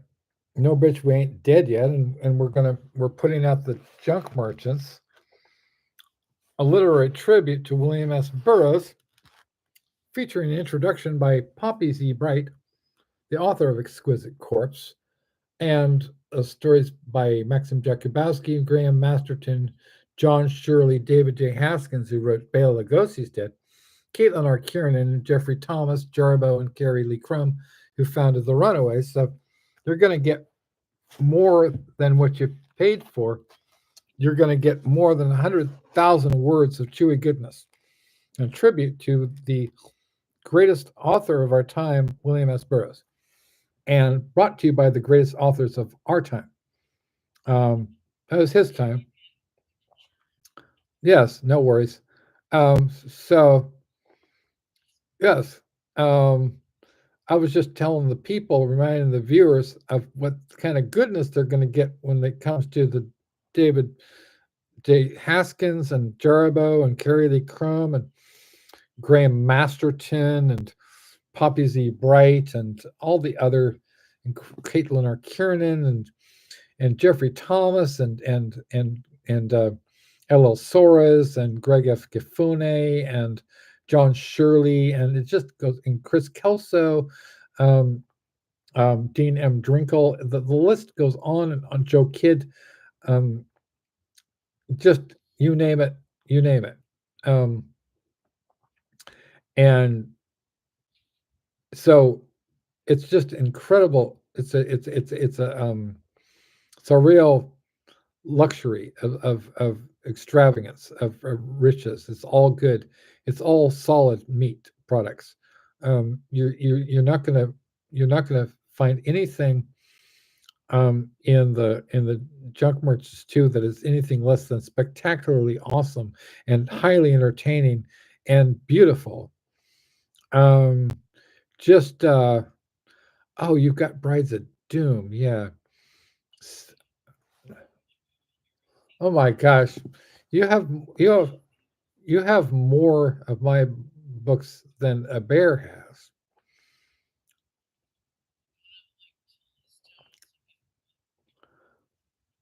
Okay, excellent. So you have Dr. Flesh,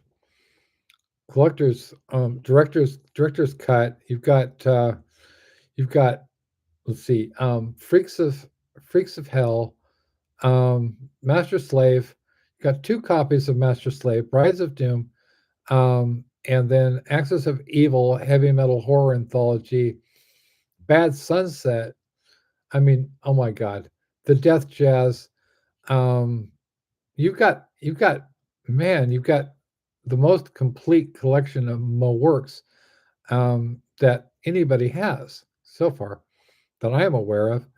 And then you've got Wicked Candy. You've got oh my gosh, yeah, I've sort of way overcompensated. Um, you got two of the Doom hippies. You got the Flowers of Doom. I mean, it's just an embarrassment of riches, right? And my God, so could you like okay? And then you've got First Time, the virginity. Yeah, the virginity one. And some of these are shorter. They're kind of more chapbooks. Um, so could you read Bondage Bears Massacre? I keep coming back to the bear theme. Yeah, Bride, Brides of Brides of Doom. It's Brides of Doom. Yeah. Yeah. This I mean, this is all so good. They're chewy goodness. Yeah, it's one of my personal favorites. You're a sweetie for reading my stuff. Okay,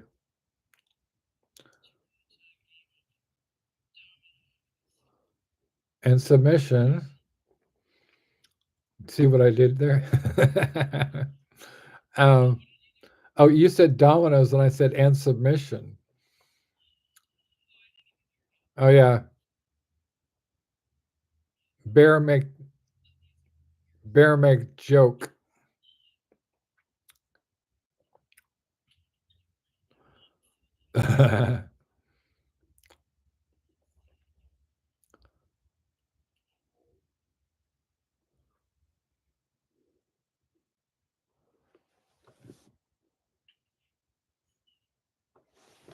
New bitch.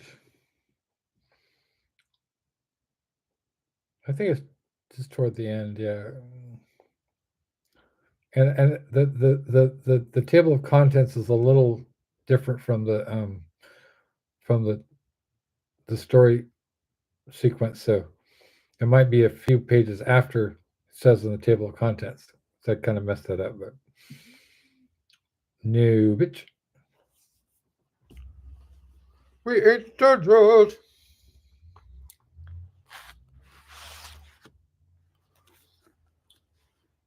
Okay, awesome.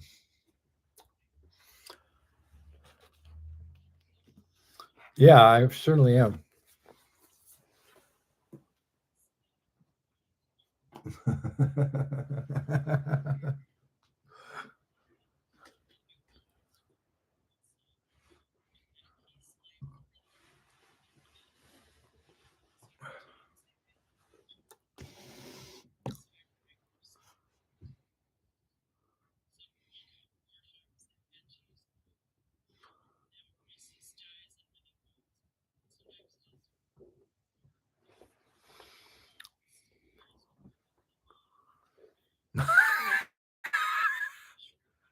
I liked Gord. I like Gord. I like Gord with the old horn.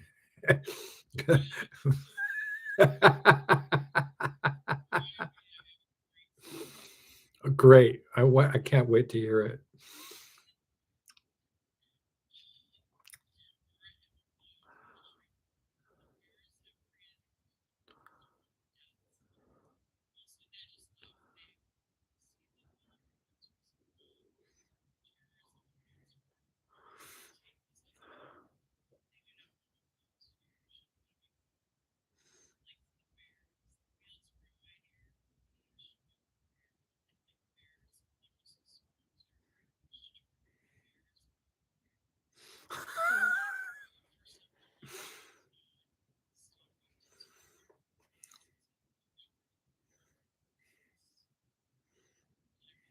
Yeah, yeah, yeah.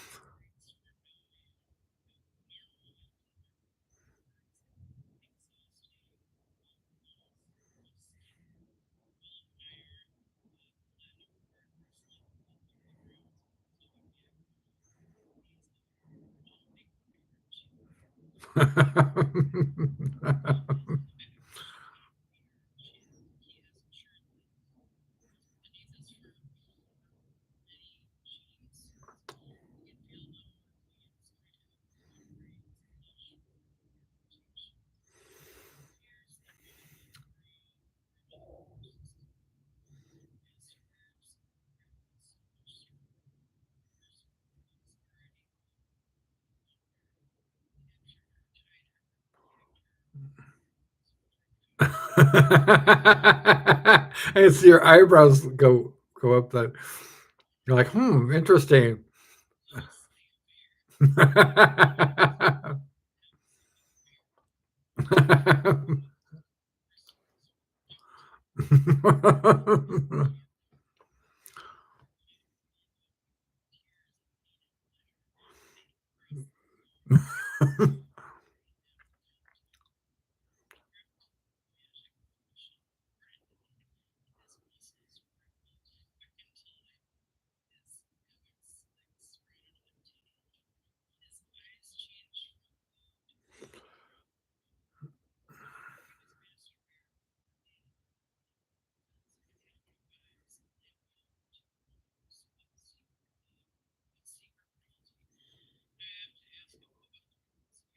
Yeah. Yeah, yeah, Prince Urs.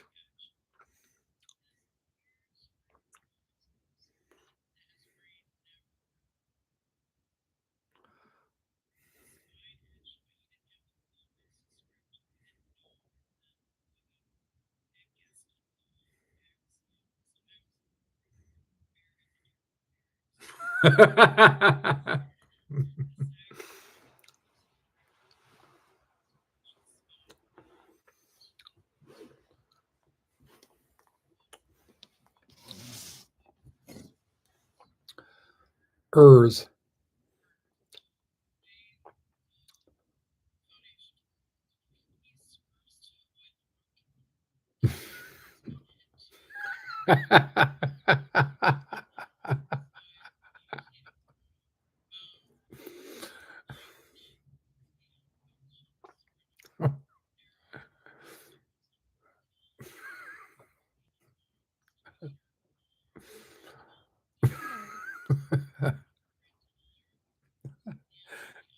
Yeah, yeah, that's fine.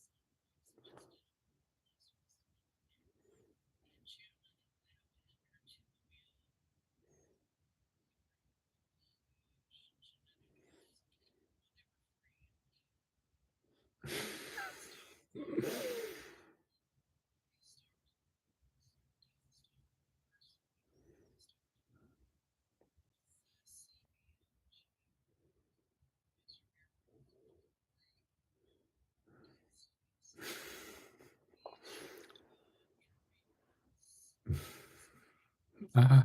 Yeah, yeah.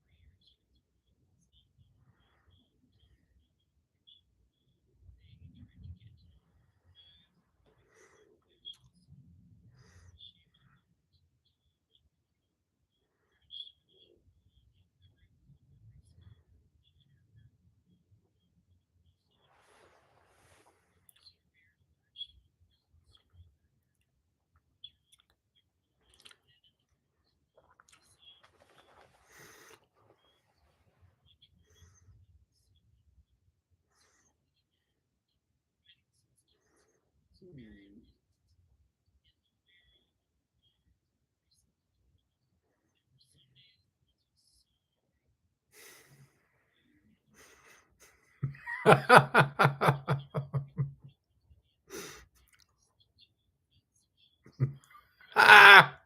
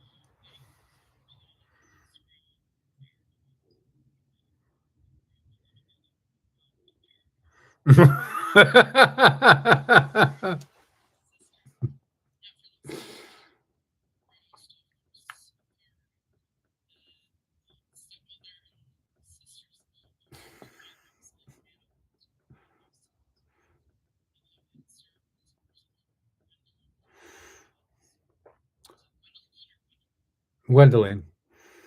Yeah.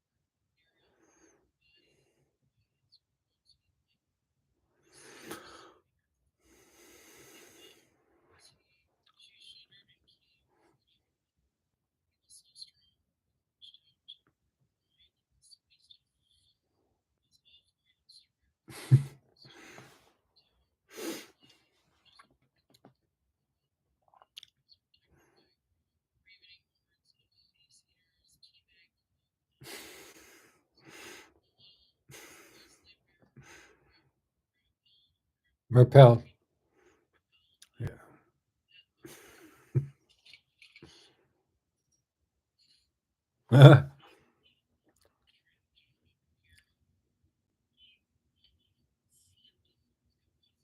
Aw.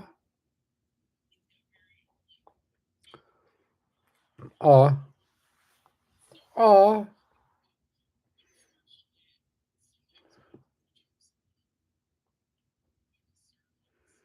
Aw.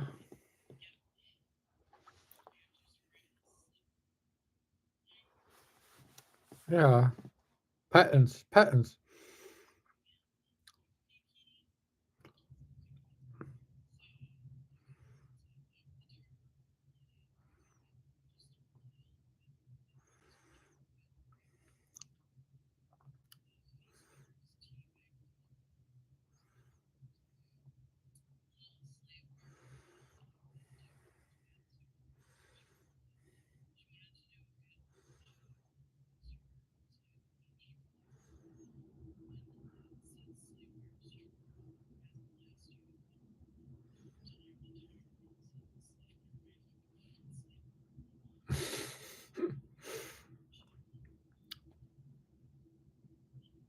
Aw. Cure chair.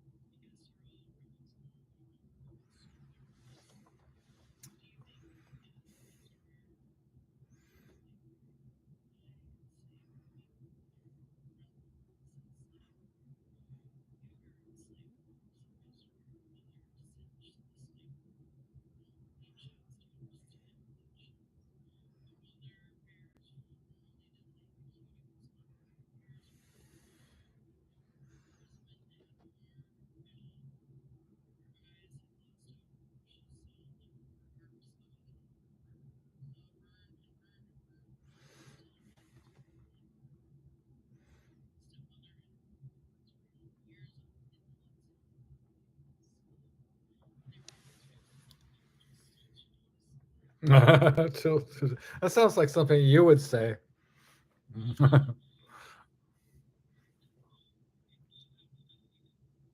Awful. Yeah. Yeah.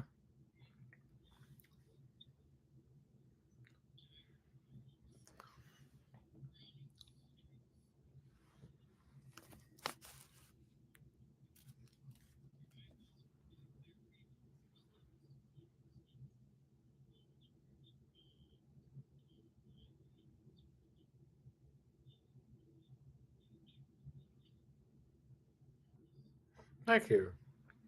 Yeah. So I think that would be some good science fiction right there, or fable. It's a fable. It's a science fiction fable. And it's open ended as far as what it means. So I don't know what it means, but it seems to be sort of a little bit of a foreshadowing of something to come. It seems like it was almost intuitive, like I knew something was happening at some level. I didn't know, some deeper level, that maybe I intuited or foresaw some things that were going to happen in the future, like with whatever, like I maybe with the whole Trump thing, or something. Because yeah,